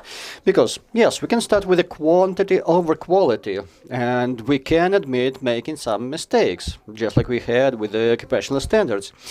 Our wish list is quite extended, and sometimes it's different from what trade union wants. But we are seeking compromise in our dialogue. And who would be the taking the leading role in this process? Whoever invests time and money. So in that case, the only thing we need is the green light to go ahead with it. Yes, there are different challenges between intersectoral elements. I do remember, Madam Nina, you wanted me to focus on that. But if there is one sector I'm providing an initiative, then we do have the mechanism enabling us to process openly with the standard development for other players to step in. But if we start ignoring it, since I'm chair of the board for sectoral standards development, then this standard will not be approved in the later on, because it will turn out that somebody's position was not taken into consideration. So this would be the safety ledge for making sure that there are no corporate standards developed instead of sectoral ones.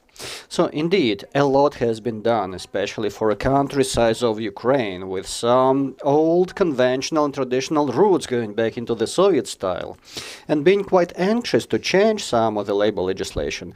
And I'm confident that we progressed substantially. But we also have to learn not just to say thank you to each other, but to be proud for our accomplishments. Because if all of us, the speakers, public officials, spokespeople, are claiming that this country does something wrong, then how can we persuade people to stay in this country? Check the media, check the news. Everybody claims that life is bad. So maybe the new qualification that we need the standard for and the NQA to establish a qualification center is for making spokespeople for producing and breaking positive news, because we have a lot to report and deliver. And I believe that this is the forum, the time and place to break some good news about the positive changes taking place in the country. But our kindest request to all of our partners, executive authorities and the parliament, do speed up your pace, because the country is waiting, the nation is waiting, the people are paying taxes, looking forward to have those changes taking place.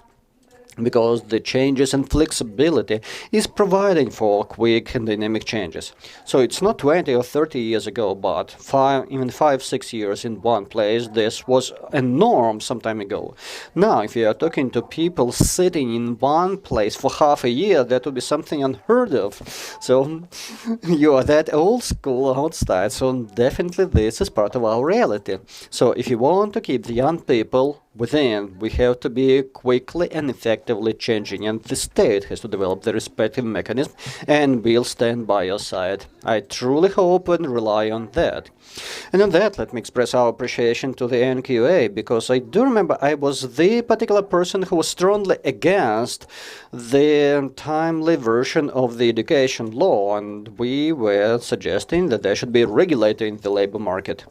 And I was strongly opposing it. So I do remember when working on the draft law on education, we had such turbulent discussions that sometimes I had to be bold enough to speak on behalf of the representative party of the employer. So I believe that I should be proud of the function I delivered back then. So let me wish you all super success. Never stop, even for a single pace of a day. Please continue working non-stop, because I believe that the entire nation will be grateful for your effort. Thank you, dear Madam Olena. You have anticipated all of the questions which I had put forward. And you've also shared the due token of appreciation, and you have maximized the benefit of having your time slot. And with that, I'm happy to proceed to our next speaker. Unfortunately, time is short, but we have more interesting speakers in line. Mr. Bogdan Mykolaievich Overhovsky, Deputy Chair of the Unit for Social Economic Work Department of the Trade Union of Steelworkers and Mining Industries of Ukraine. He is a standing member of the task force, actually of numbered working groups on development of the occupational and professional standards. In line with the standing regulation on development of professional standards, each working group should have a representative of a trade union. So please, Mr. Bogdan, share some of your insider's experience about this kind of performance, about those synergies that have been mentioned so far, about the social dialogue with other social partners, which give birth to the document which is stipulating and delineating all of those requirements, which will then dominating the labor market.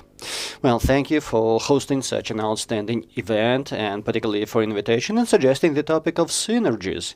Because indeed, we do know there is such notion as social dialogue, and maybe thank God that we have no definition for sectoral qualification boards as part of the labor legislation.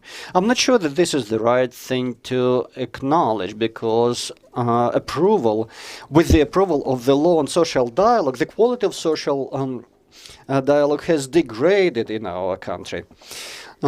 But instead, we have this live regulatory mechanism, which is driven forward by the tripartite members contributing to this dialogue. So Ukraine, being an industrial country, despite all odds of the current momentum, and such a sector as mining industry in Ukraine, have become the first sector to develop the sectoral standard, and respectively our trade union was championing this process, well, to say that we are against something which was suggested by the employers, because we could see some threats, actual and potential, and indeed Madam Olena indicated that we exist within the boundaries of the current regulations, which have certain historic roots and conventions. We still have the law about the qualification characteristics, we have the classifier of occupations, and as of today, trade unions, when it comes to professional standard development, we do have a couple of functions to pay attention to. Item 1, whenever professional standard is under development, we do not invent anything special, we just look into the core functions available, because that might be a threat to performance, whether or not the functional burden is increasing.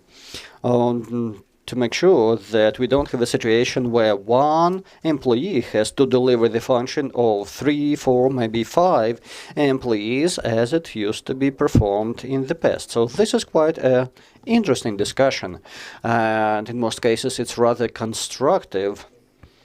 But that's where the social dialogue is in action. To some extent, we appreciate the problems that the employers are facing, because the current legislation, whether we want it or not, but there are some professional characteristics are bracketed within occupational standards in the Article 46 of the Code of labor legislation. So yes, the new edition of the draft bill is suggesting that professional characteristics can be used in the case of unavailability of occupational standard. But again, remembering that we have to provide for the protection of the interests of the members of the trade unions, we have to abide by the letter of the law. And I do remember those interesting discussions which happened about a decade ago when we were claiming that professional standards and qualifications have no reference to labor legislation at all. And this has nothing even similar or close to the labor relations. Let me skip mentioning some names, but there are famous citations suggesting that trade unions should not be a part of that process at all. Not to mention professional standards development process. Yes, we appreciate the problems which are persisting in the current day. Yes, there are professional characteristics which coexist with the occupational standard, whether we want it or not, and they have certain work record determinations, and if you have certain record, then you can go for higher category or not. But taking this back to the Soviet Union times when we were talking about the production of scale, which would be different from today, and Mr. Korpeniuk can prove myself being right that sometimes it's next to impossible for obtaining either rank 5 or 6. There is only category 8, and thus ranking up towards the stage 8 is not possible by default, why our legislation suggests that you will not be cleared in terms of accessing this type of operation unless you have 2, then 3, then 5-year record. And as the result, that's a decade in your personal record, which will expire within 3 years of historical time. So again, we performed research and we used those findings for discussing with our employers that the injury rate is exceptionally high among young professionals, and that's the matter of lack of experience and knowledge and skills for performing some operations in hazardous environment and working conditions. And equally to that, there are other aspects which are maybe even more challenging, and that is the process of implementing the occupational standards in particular operations and businesses, because that is again driven by our labor legislation, and that's where trade unions have even a greater job to do. Because I believe everybody knows our HR management documentation, starting with revision of job descriptions, where you can see one functions listed here versus other functions listed in the occupational standard, and having each of the documents containing functions relevant for 3 to 4 different positions and vice versa, which makes the things even more complicated. And thus one of the functions that our trade union has committed to deliver is to fill in those gaps of knowledge. If employers cannot fill in that vacuum, then we produce our technical guidances for our local branches and branches at the companies and businesses. Unfortunately, we didn't manage to deliver them timely because of the traffic jams, but due to some reason nobody wants to take his personal or private vehicle to travel to downtown neighborhood these days.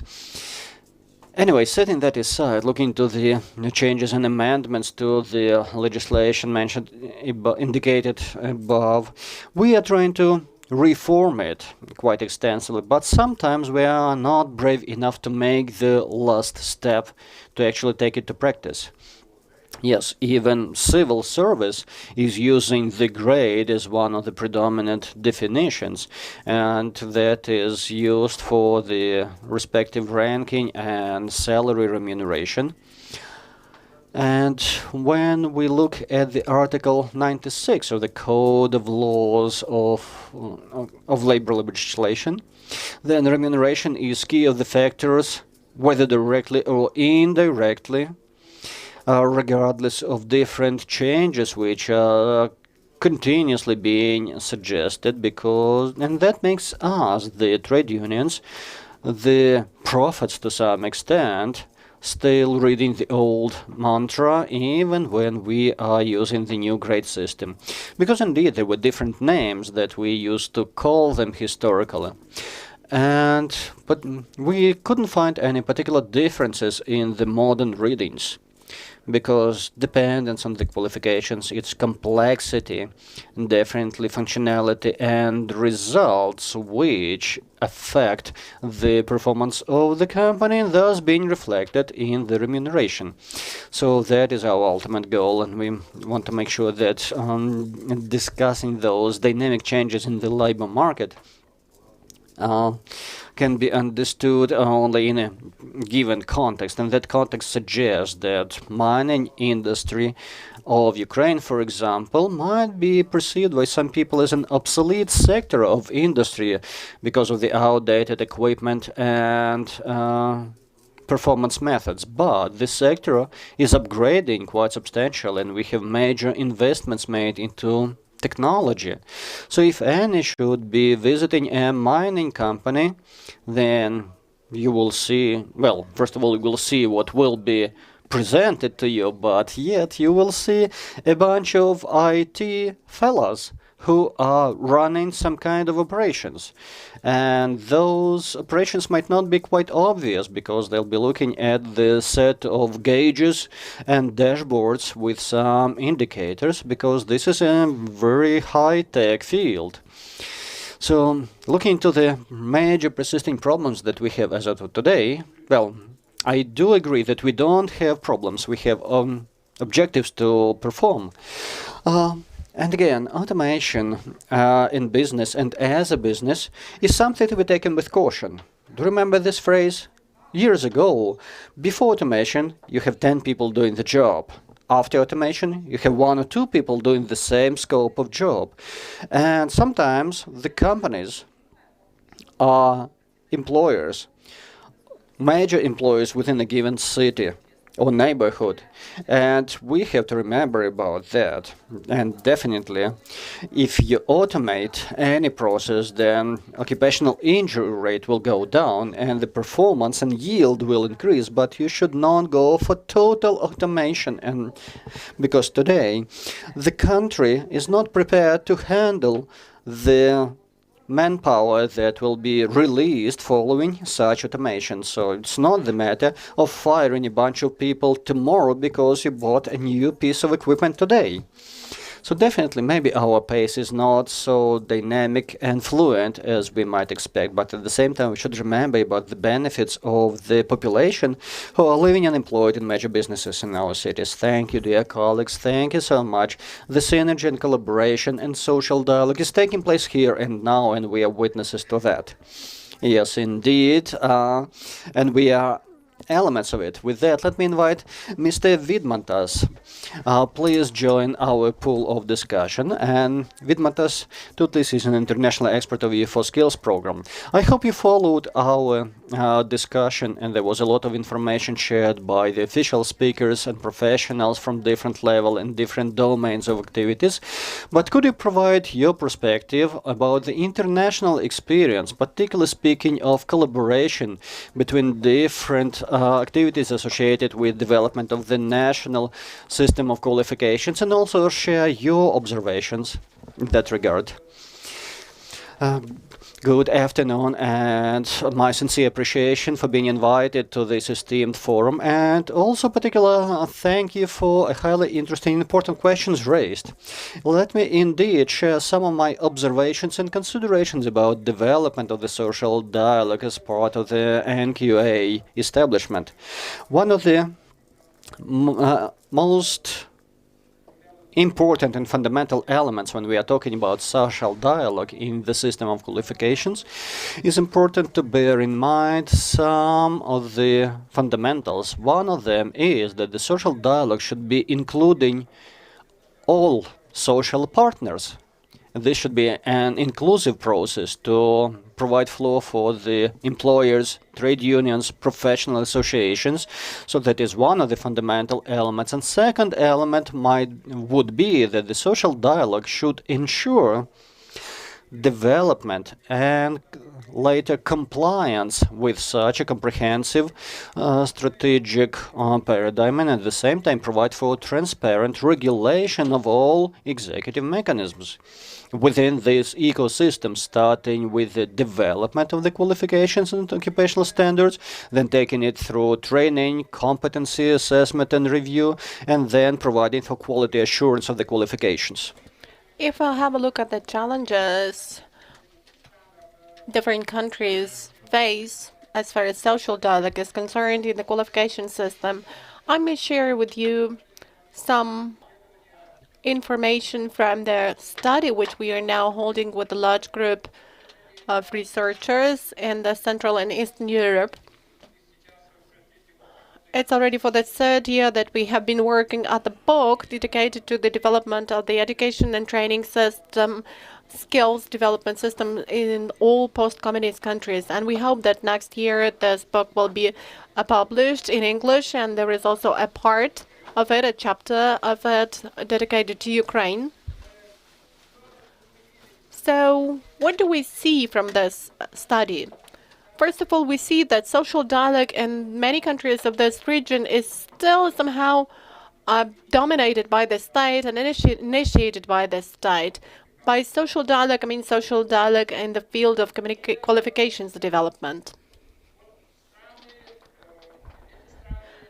And these countries of Central and Eastern Europe, are distinguished for the fact that social dialogue at other levels of education and qualifications, at the regional level, at the sectoral level, is not well developed. That's because everything focuses on the national level, and involvement of those social partners into different processes is rather formal. They are involved in a fragmentary way and in a very formal way, and they just play very narrow roles in the processes of qualifications development, like the role of information provision and so on and so forth. So this is another challenge, how to activate all social partners, in particular trade unions, professional associations. The third problem is lack of balance in terms of involvement of all the stakeholders in the development of the qualifications system.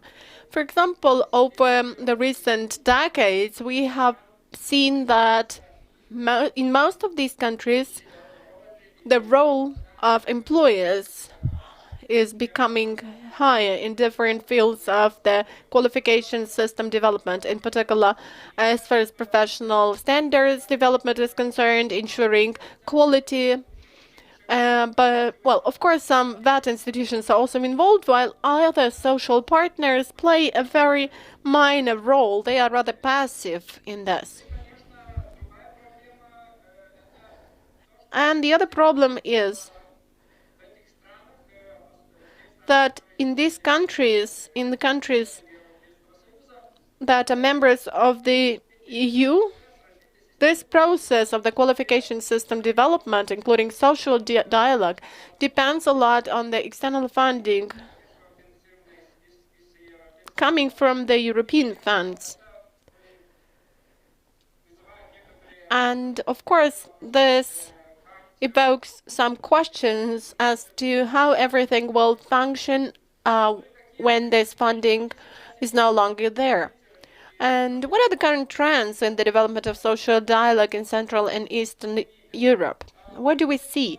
We see that the interest of employees in the development of professional standards is becoming higher, much, much higher. In particular, it has become higher after the previous economic crisis of the year 2008-2009. As a result of this crisis, many countries started investing into the development of the qualifications system, professional standards, and implementation of those qualifications. in different directions. To develop dual education, professional education. And this process really has activated employers in different countries. The other trend is that the function of ensuring quality of professional standards and qualifications in many countries now lies with the trilateral, sectoral entities, including employers, trade unions, and different ministries, and of course, colleges, vocational institutions. But the problem is that in many cases, those sectoral entities are involved only on a voluntary basis.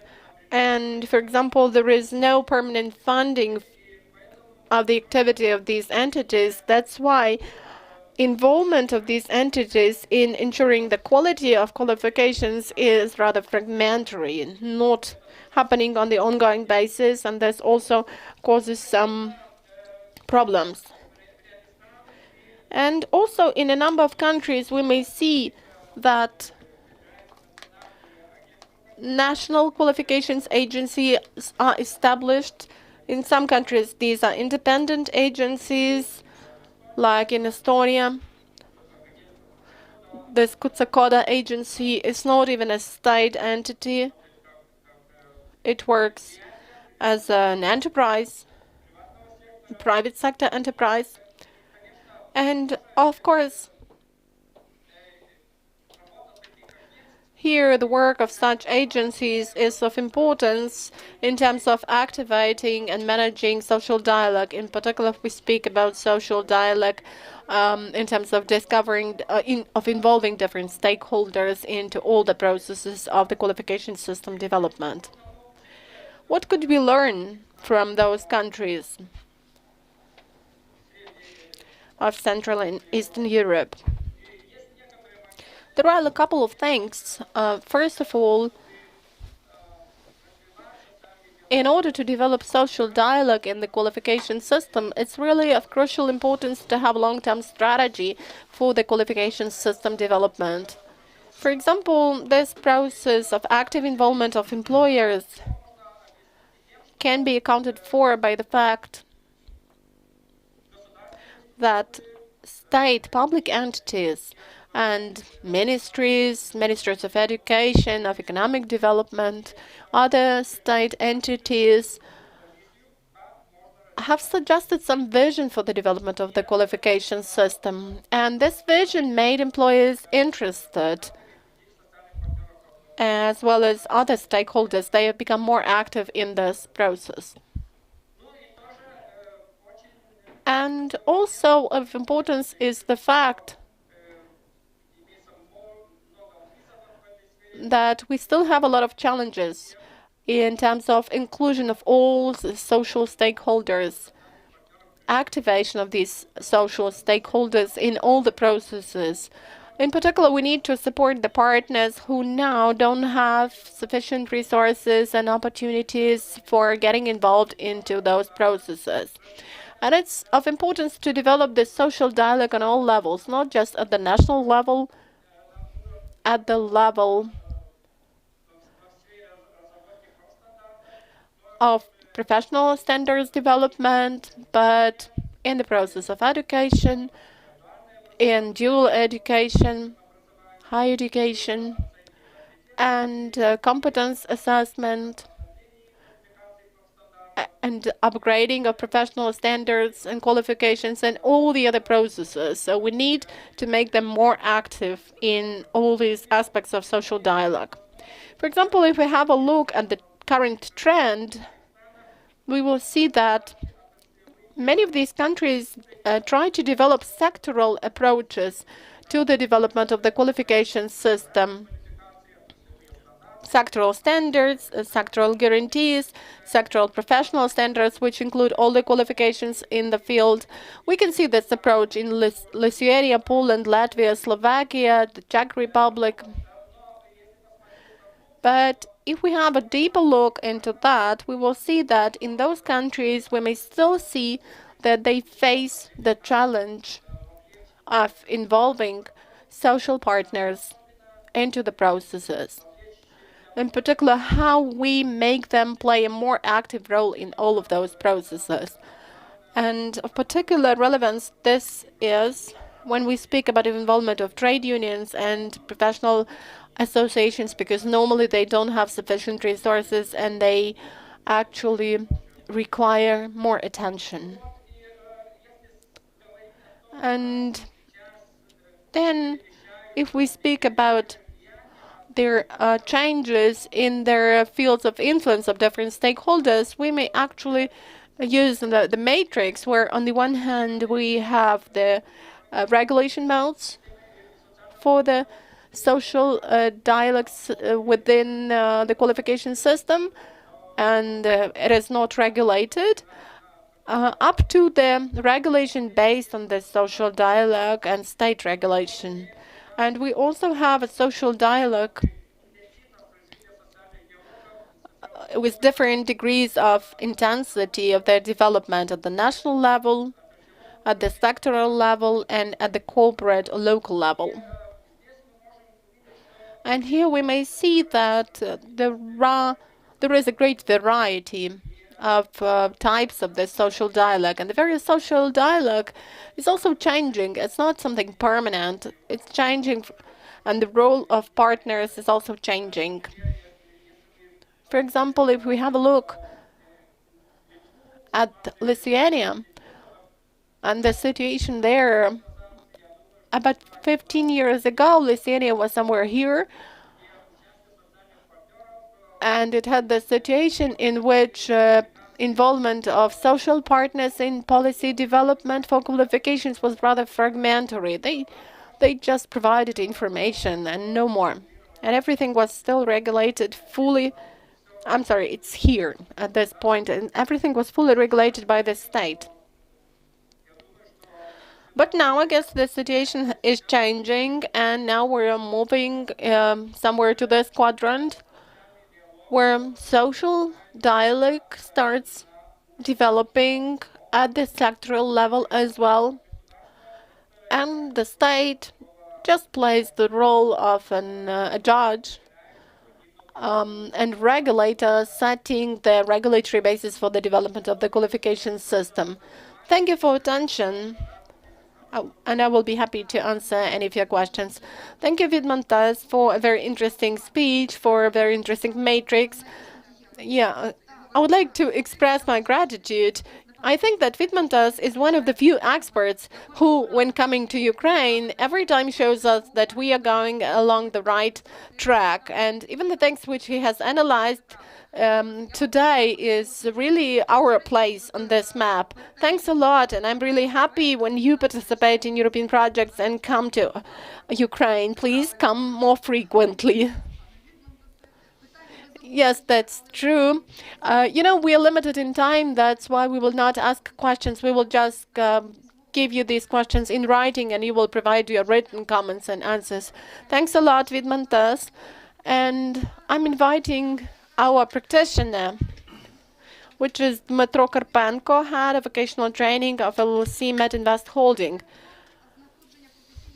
So actually, the Center for Professional Qualifications are professional standards. So please, Dmytro, could you tell us how, why, and with what bonus, if any, you use professional standards in different companies, because you are among the leaders in the development of these standards.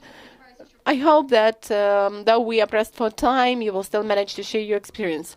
Thank you, dear colleagues, for having invited me to the forum. I will try to be short, to be brief. I've prepared a number of presentation slides that will show how we apply professional standards at our metallurgical plants.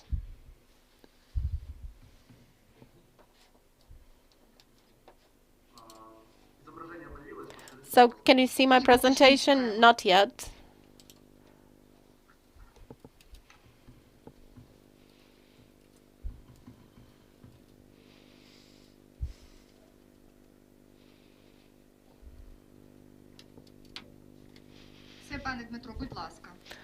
Yes, we can see your slides. So just a couple of figures. So we participated as a company in the development of 60 professional standards. And out of these standards, we were the initiators in 57 cases. Every year, we have more than 20,000 events dedicated to trainings in professional standards, retraining, advanced training of our staff. And the current professional standards that have been approved cover about 60% of the training conducted. And our vision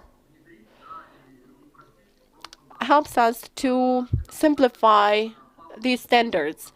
Our vision includes standardization of basic conditions in different occupations, and we think that we need to take into account current requirements of businesses and companies. And when we develop standards, we may involve the best experts and the most experienced experts in the field within a certain professional qualification. And professional standards help us implement a novel approach to training. I would like to show you two options of training, on-the-job training, which we implement. One is the current approach, and the other one is the one we intend to apply. So first, we speak about the standard way. When we accept the candidate, we hold the training, and we have the qualifications exam, and he is allowed to start working. And professional standard allows us to arrange the whole procedure into 3 stages, to optimize all those stages, and using some modular programs which professional standards enable us to implement. So we use them in order to shorten our programs of training, and the period gets shorter, but there is no damage to quality. There is some test assignment which allows us to assess what the level of skills of a certain employee is within the program modules, and therefore we get a comprehensive assessment, and we may shorten the period focusing on the skills which it doesn't have. And the second option will enable us to make assessment of qualifications the candidate got in an informal or non-formal way through qualification centers. We really hope that these qualification centers will be established at our companies, and we would like to have some support in this. On the basis of professional standards, we're also developing a number of educational tools, and we intend to create 4 qualification centers in our companies in 2022 for 12 occupations. Within our training, we also use remote courses, distance learning courses, and simulation courses, as well as we assess the skills of our employees using these simulators. We have already implemented a number of modular programs, a number of courses, distance learning courses. One of them has been implemented recently. It was in one of the occupations, and we now have the project for individual implementation of this course within the in-service training. Also, we use simulators in order to cover a number of qualifications needs for business, and in 2021 we have already had training of more than 3,000 of employees. And the final tool I would like to mention deals with knowledge, because we have arranged the test of knowledge in several occupations, and the current growth of knowledge in their outlined occupations, which was based on the problems which we found out at the beginning, is about 21%, which is quite a good percent. There are a number of points which we consider worth discussing in order to apply professional standards within in-service training in a more effective way. First of all, we think that it's necessary to synchronize the improvement of the status of professional standards at all the levels of public institutions. The Ministry of Labor, for example, with the involvement of this qualification exam tool, and we also expect some methodological support in the process of accreditation of the qualification center, which we intend to establish in our companies. And with the help of these centers, we will try to confirm informal qualifications of the employees who get some related professions, occupations who are transferred to other positions. And this will help us optimize the learning process, reduce the period of time for the employees to gain certain qualifications, and really to move along the ideal line. And this will be effective both for our business and for our employees. I hope that I have not taken too much of your time, but I'm ready to comment and to give answers to your questions. Thank you, Dmytro. Indeed, there are some questions, but again, I'm afraid we have no time left to produce the answers to all of them at the moment, so let me suggest one. So you have some extensive work record in terms of the professional standard development. Maybe you are the longest record list on your record. So do you have any ideas about improving the techniques and methods involved in developing those standards? Well, definitely I do have some ideas and recommendations. But I believe that it would be more productive if we discuss them in the running order of having our routine meetings and discussions, because we have to do a lot in terms of making sure that we present the due grounds for methodological matching and reflecting and harmonization between the different techniques for the benefit of the practical implementation. And also the matter of partial qualifications of which was referenced to by the previous speakers. This is something new, and again, this is so closely associated with the micro credentials, and with this is the new technique and methodology for us to be designed, delivered, and to clearly specify what are the goals and objectives in that process in seeking, recognizing and improving these qualifications. So that is something for us to pay primary attention in our immediate next steps, so that I believe should be taken as the utmost priority. Thank you for that guidance, dear Dmytro, and with that I'm afraid that we have exhausted the time available and the list of speakers available.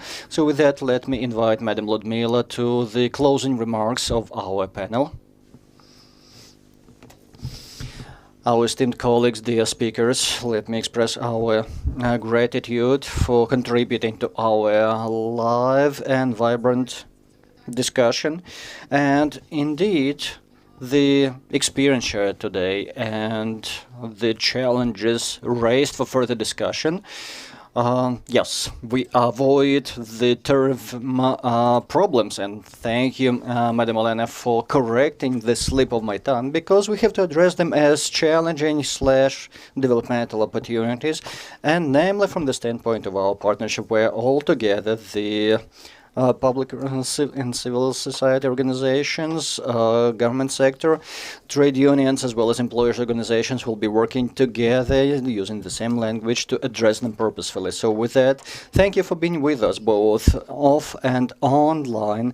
Thank you for sharing our audience of attendees, and let us all commit to implementing in the nearest future all of the important ideas and developmental opportunities that have been raised by our speakers.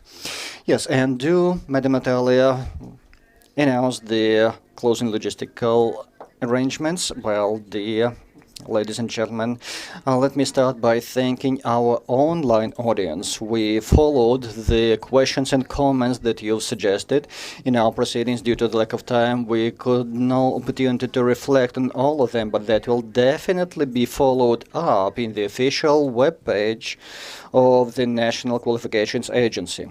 A special thanks to all of the speakers, as you've all witnessed the unique experience and knowledge possessed by them has invested substantial content into our discussions from the legal standpoint, sectoral, industrial standpoint, and the variety of the items raised is really impressive. We also would like to thank the partners, Federation of the Trade Unions of Ukraine, for hosting this event, as well as EU for Skills, Better Skills for the New Ukraine, for supporting our event in terms of technical informational support. And we also would like to wish all of our partners prosperity and success. And with that, we finished the day one of our Human Capital Forum 2030. But with that, do remember to log in tomorrow at 9:30, and you can find the agenda for our day two proceedings and the NQA website, as well as official page in Facebook. And we promise to have another day of inspiring talks and live discussions. So with that, let's start looking forward to having the second day tomorrow.